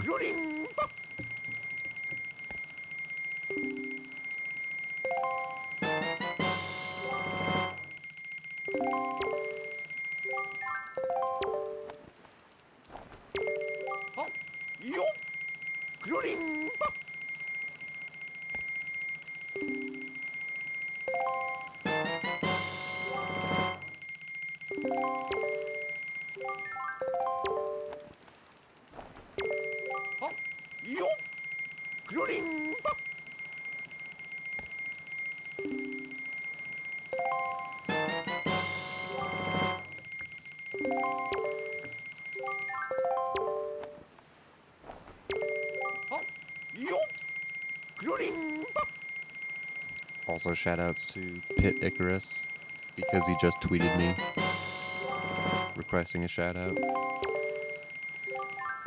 But honestly, I do want to shout him out because I was playing HD, and when he started learning Wind Waker SD like a long time ago, that's like kind of what got me excited about learning this version. So he is kind of responsible for me picking up this game, even though he doesn't really play it very much, and he focuses on OOT. Nevertheless, he's a little bit responsible.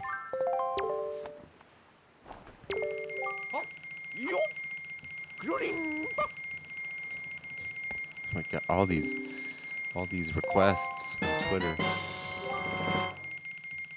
Okay, that's the last chart we need to decipher.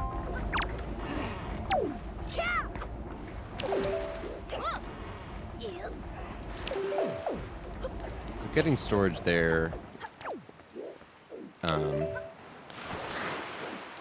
you really want to get it first try because there's no way to just climb up onto that ledge again. You have to bomb boost up onto that ledge, but luckily I'm pretty consistent at getting that first try.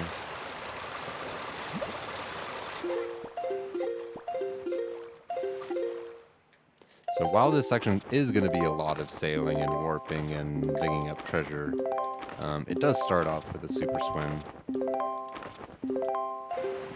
to Gale Island. So just by drowning here while touching the island, while being close, will spawn us on land and spawn the boat here. So makes this pretty quick.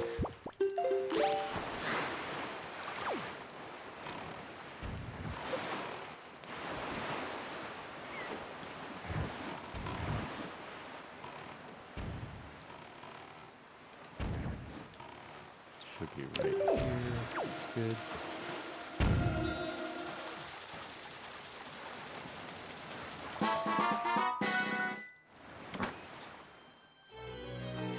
So there's actually randomness involved with how long it takes to dig up a sunken chest. Like sometimes it'll just like fish up immediately, or you have to wait a long time. So there's just randomness, which is why this segment can be kind of frustrating because like sailing and warping and all that is pretty consistent, but you just end up losing your time out of nowhere from.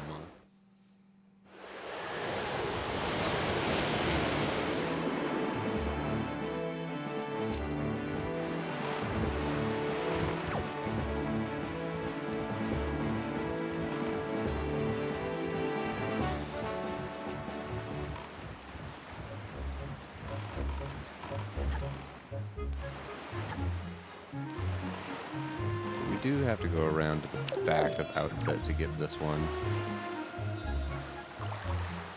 but this set is still the best overall because all the other locations are really good.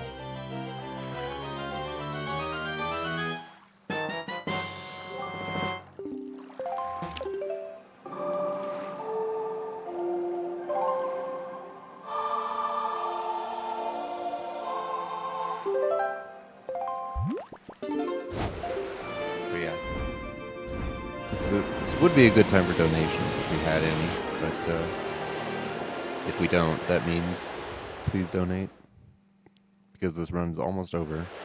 So don't miss your chance.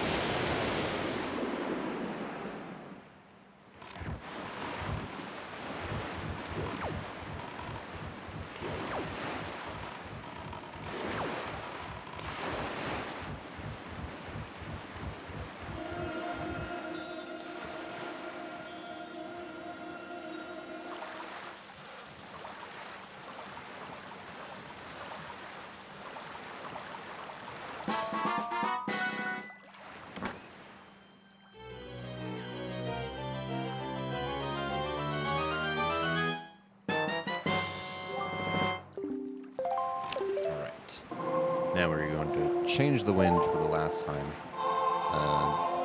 The first time we changed the wind was like 3 hours ago before entering Forbidden Woods, and we changed it to west. And now we're going to change it to east. Super easy, super simple wind route, but it's just pretty awesome that in a game where changing the wind and sailing and using the wind is such a core mechanic, we only have to change the direction of the wind twice throughout the whole run. So it's kind of cool. And obviously you want to save as many of those wind changes as possible just because playing the song takes a decent amount of time.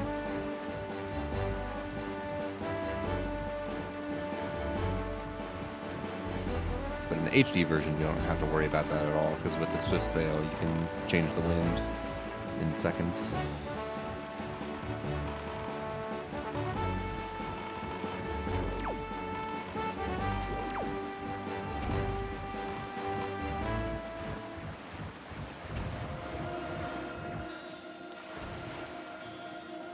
So you might notice, like, for fishing up these chests, I use a little strat where I put the camera in front of the boat, and then I use an audio cue for when to know when to start grappling.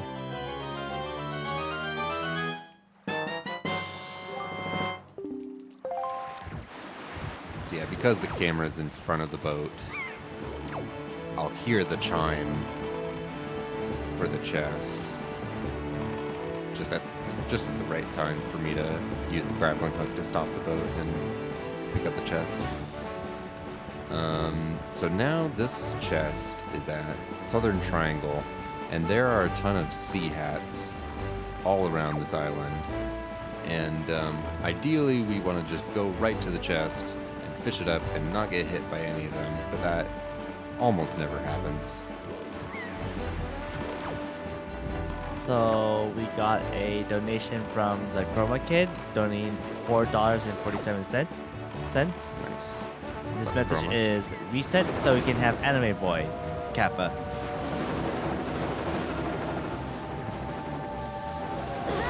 I don't think I'd be able to survive that.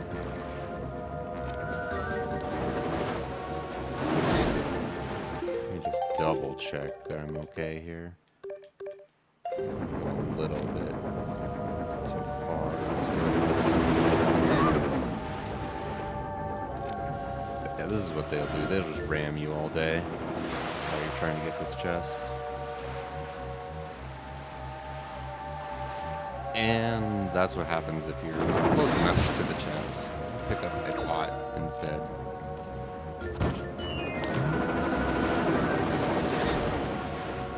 Oh, this is a train wreck. Yeah. Should be directly over it, just as long as they don't hit me.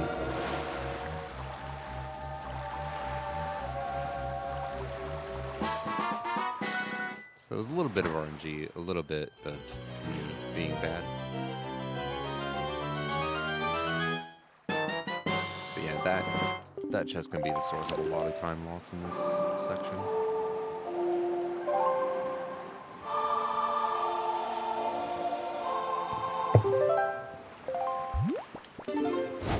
Alright, so we got a couple of donations that just came in. This first donation is from Mr. Cab55, who donated $86.88. Wow. And then another donation from Filthy Turtle, and he donated $1.02. Put this towards Anime Boy, or maybe some Super Jack. It's too late. You already... Sadly, Filthy Turtle, though, you couldn't get your 69 cents.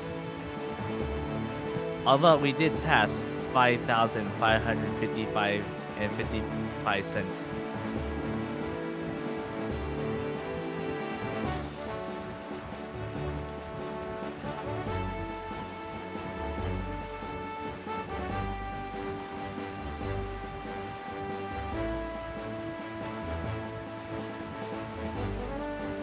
Now you understand I was totally serious about this being the most exciting part of the run. So if the chat does like this part of the run, and you are subscribed to our channel here, give us a bunch of SoCal rain for all the water that's in this game. And then Filthy Turtle just donated $1.12 just to fix it. Good work.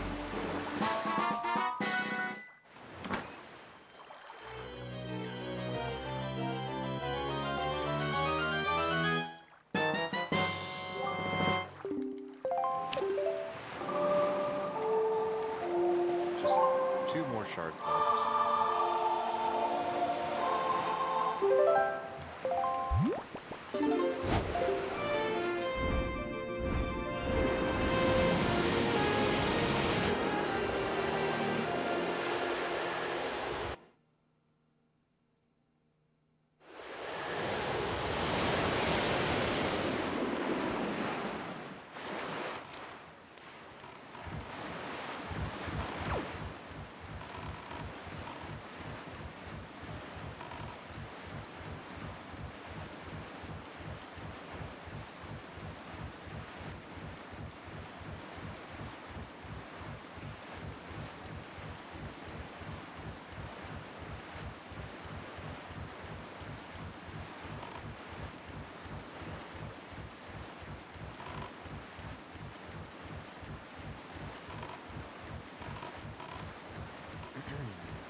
Very exciting game.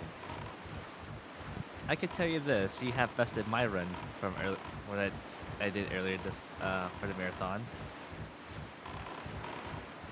You ran Wind Waker earlier in the marathon? No, I ran Pokemon earlier in the marathon. Oh yeah, you did 1 player 2 controllers, right? Yep. That was awesome. Yeah, I caught it was some 2 of that. games, 1 controller. Right. Like 2 games at once.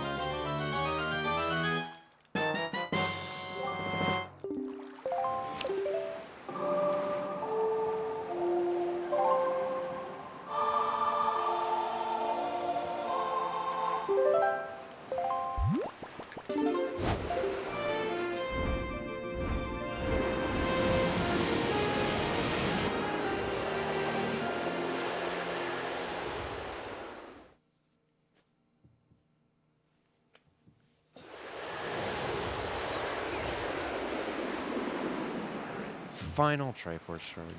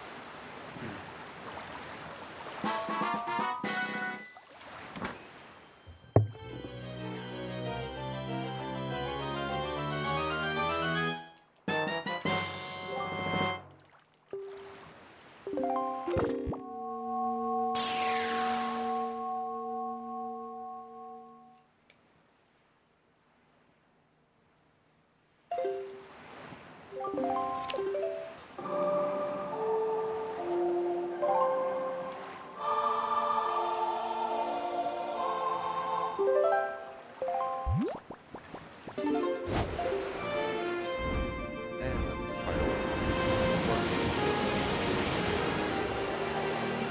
Once we enter this cutscene, we'll be done with the overworld. Slow into it, please.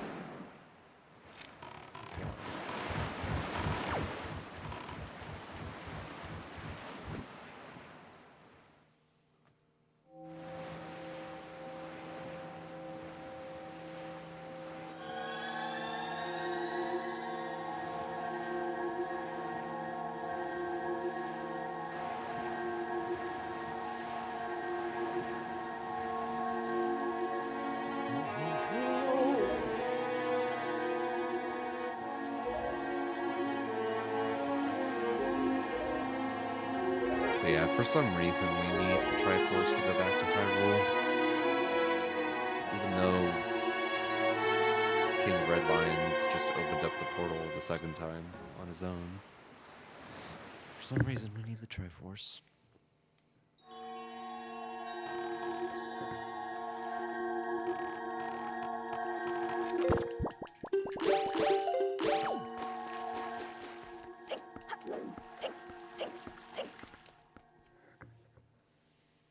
Right. Our third trip here to Hyrule, so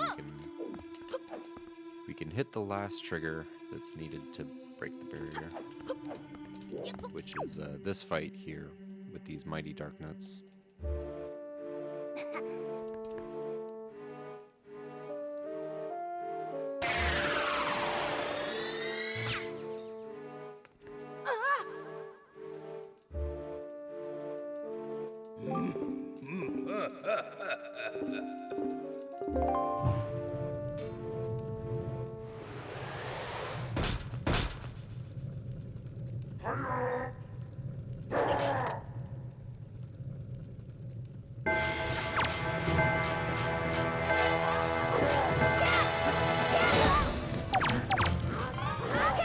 So it's actually random whether you get the overhead parry or like the side parry on the dark nuts. And for these guys, I really want the overhead parry because it's really hard to knock off their armor with the side parry.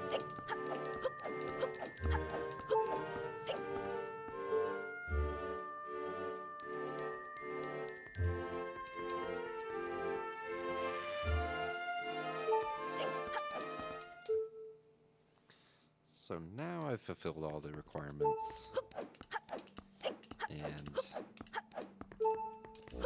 I almost just walked right into the cutscene for some reason. I'm very tired. I'm supposed to do a little cutscene skip that I totally forgot about. Okay, so here I void out and kind of hit the trigger for the barrier breaking cutscene. And that's barrier cutscene skip. That's not barrier skip, by the way. You still need to fulfill all the requirements to break the barrier normally, but we just skip the cutscene of opening it. And then that also causes none of these enemies to be here on our way to Ganon's tower. So it's nice.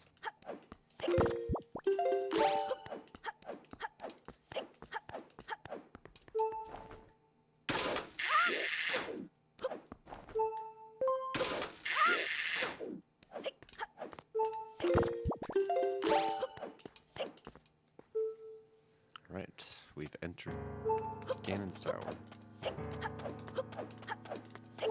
This will be pretty quick because we can skip these trials.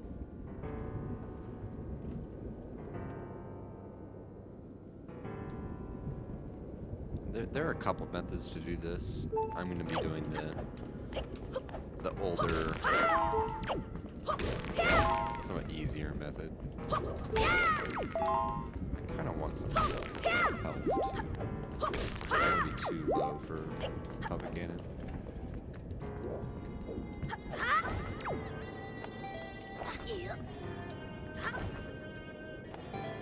I'm gonna make my way on top of these poles over to this door over here. Get on top of this door. Make sure that is out of the way.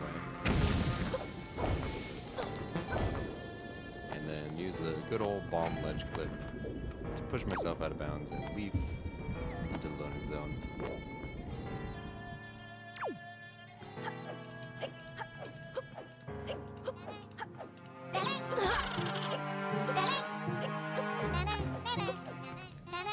And there, just for a little swag, I can sidle into the loading zone behind the door and hit the loading zone without like actually opening the door properly. I did it back in Forsaken Fortress 1 and probably never said anything about it. There's like so many of those things that I'm just so used to that I forget are kind of weird at first.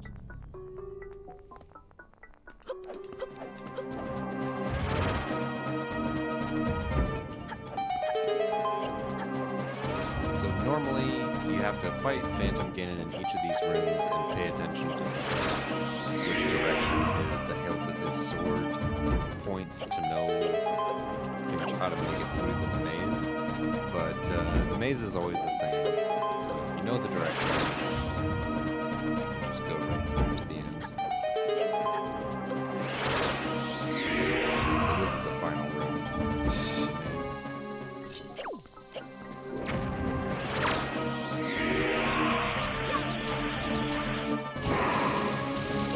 He has different attacks that he can use, and I just kind of controlled there for some reason. It really looked like all of those.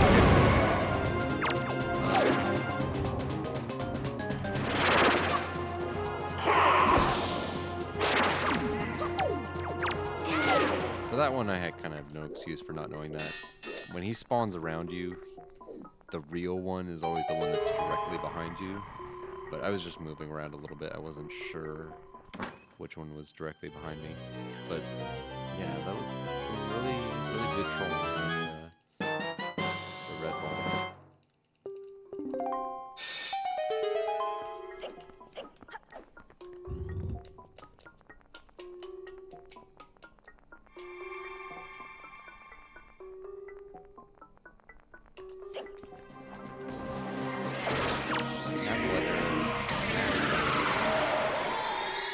Take out Phantom Ganon.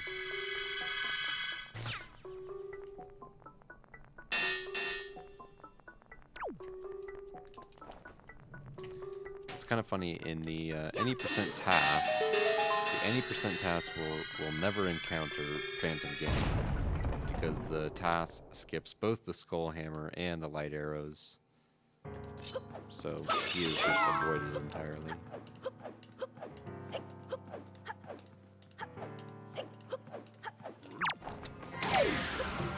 So we just have to kill all these enemies in the staircase with light arrows, since they're easy to use. Hope to get some 2-for-1s. If not, it's okay.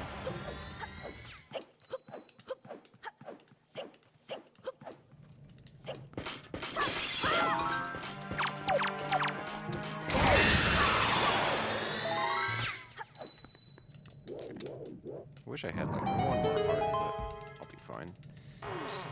It's not that I'm too worried about dying, it's just that I will need to get some magic drops from Keese during the fight. And if I'm too low on health, they'll prefer to give me hearts instead, so I don't want that to happen.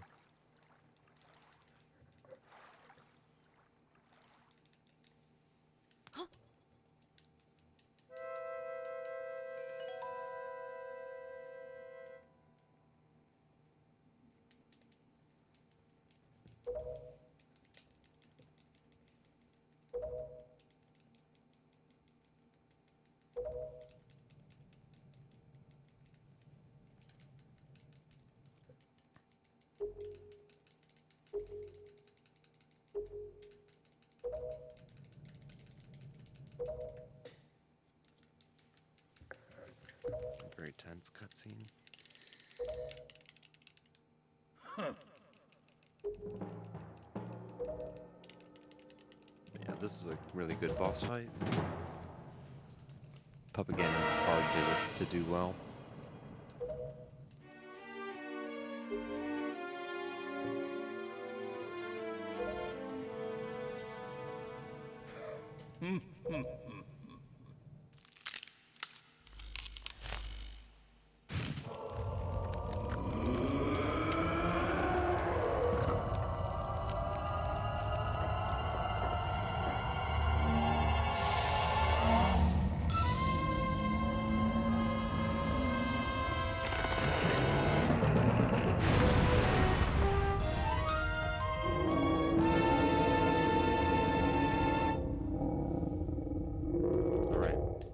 So the goal of all 3 phases is just to hit the orb with the light arrow.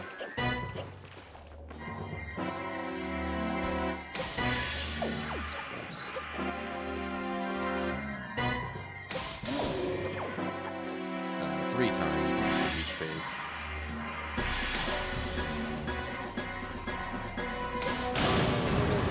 That was okay.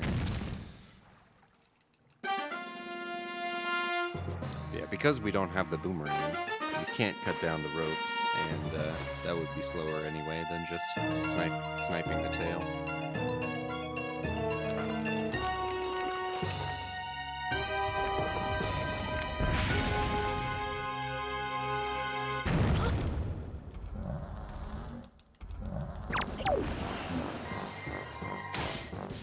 That was a bad shot.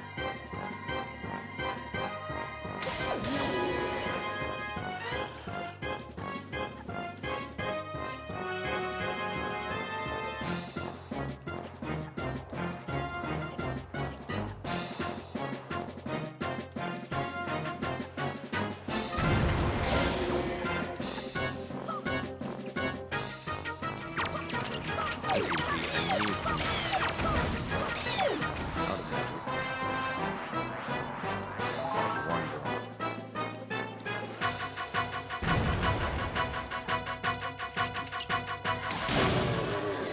Luckily, I made it around the leg to make that shot.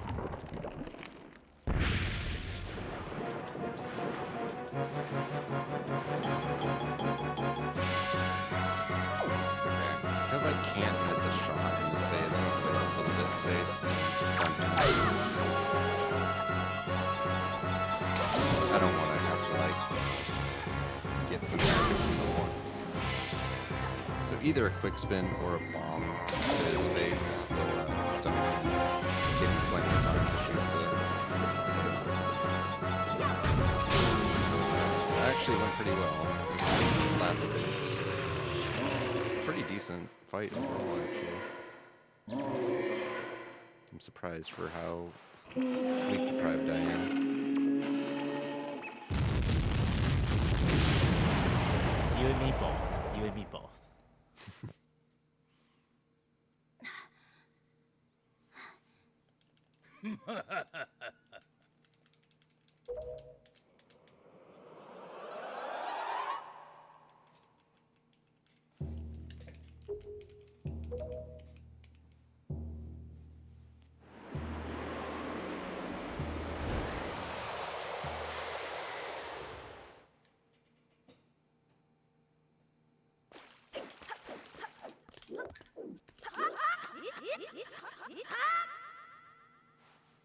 Just mashing A makes you climb the rope a little bit faster. But you can't go too far, otherwise you'll just jump off.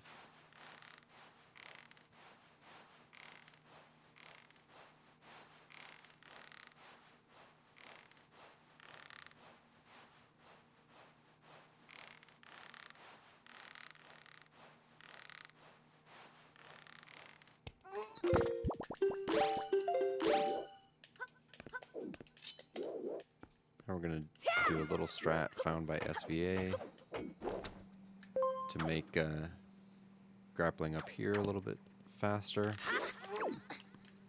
So instead of like having to grapple that and then stop swinging and then climb the rope, you can use that little strat to get up to this level quicker. And we can just use the hook shot to get up to this top level.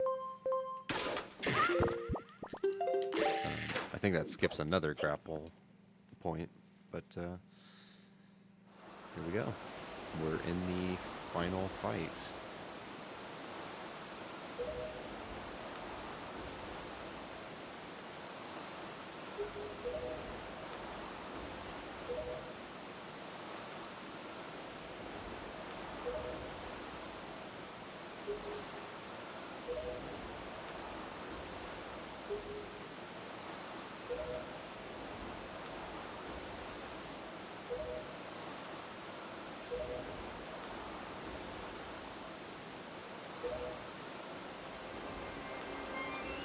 So yeah, I guess I'll say now that it's been an honor to be here at Californithon and running my favorite game, and yeah, it's been a lot of fun.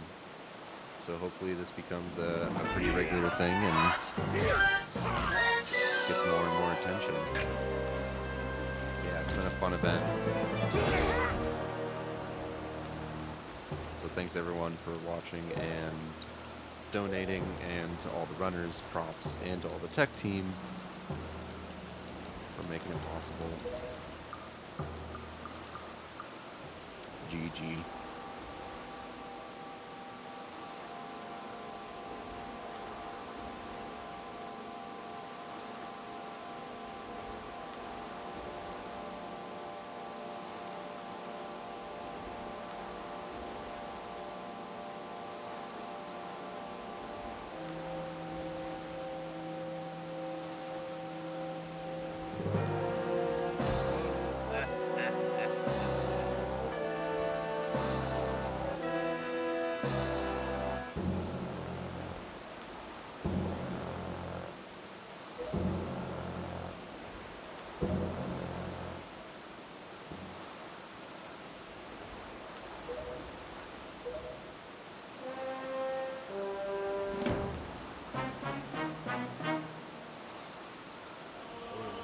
Is Jeff alive? Nah, he's still a resident sleeper back there. He has to make his closing speech for the marathon.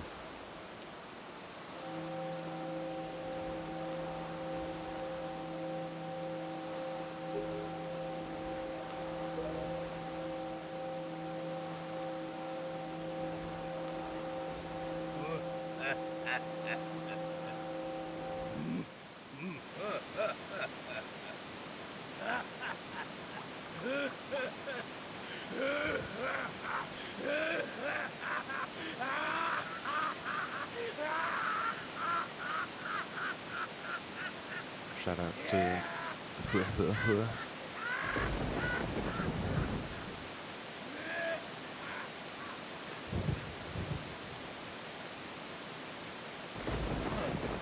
Don't worry, the chat is loving the applause sign right next to you right there. Give us more applauses there in the chat.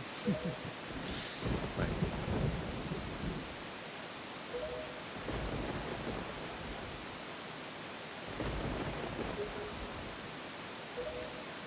So yeah, the time is going to be at the end of this fight, which is going to be in a minute or so. I'll give you a little warning right before. But yeah, it's coming up soon.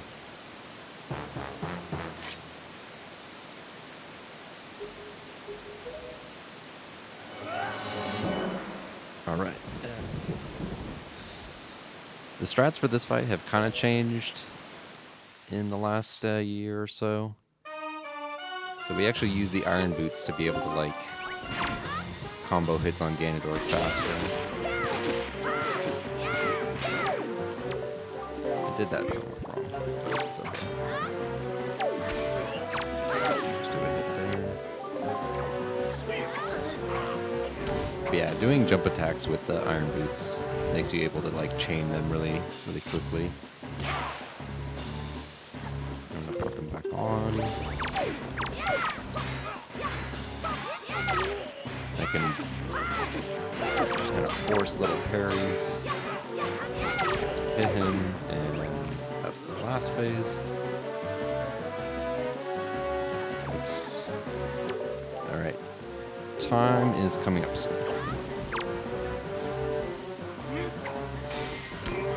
And time.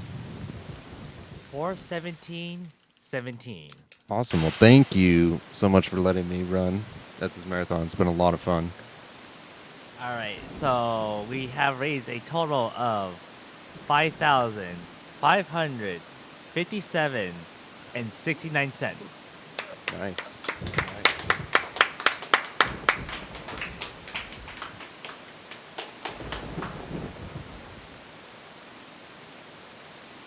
Can we get some final words from Jeff here?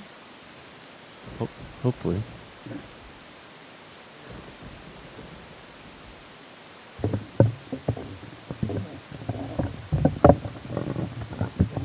It is too late o'clock. Yeah, man. Wow. Wow. Jeff, you're not on camera. Those aren't even words.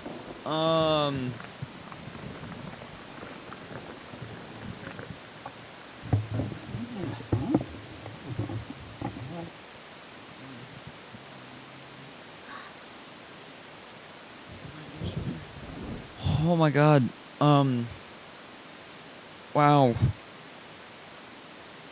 Oh my god. I want to say personally thank you to every single person who's involved in this, who donated, who shared the stream, who talked about it with anybody. Thank you. We hit our goal and then some. It happened. This was real and it happened. And I truly hope that I made something, that we all made something that was fun to watch, that was enjoyable the whole way through.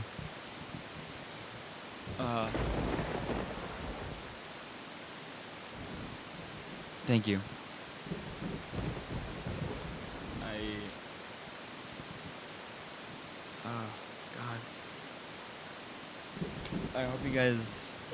I hope everybody enjoyed the marathon, because the goal from the beginning was to make something that was fun to watch, that was enjoyable the whole way through. And I really hope we made that happen. So,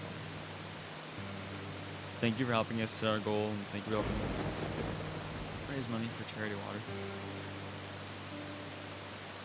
Thank you. Have a great night, everybody.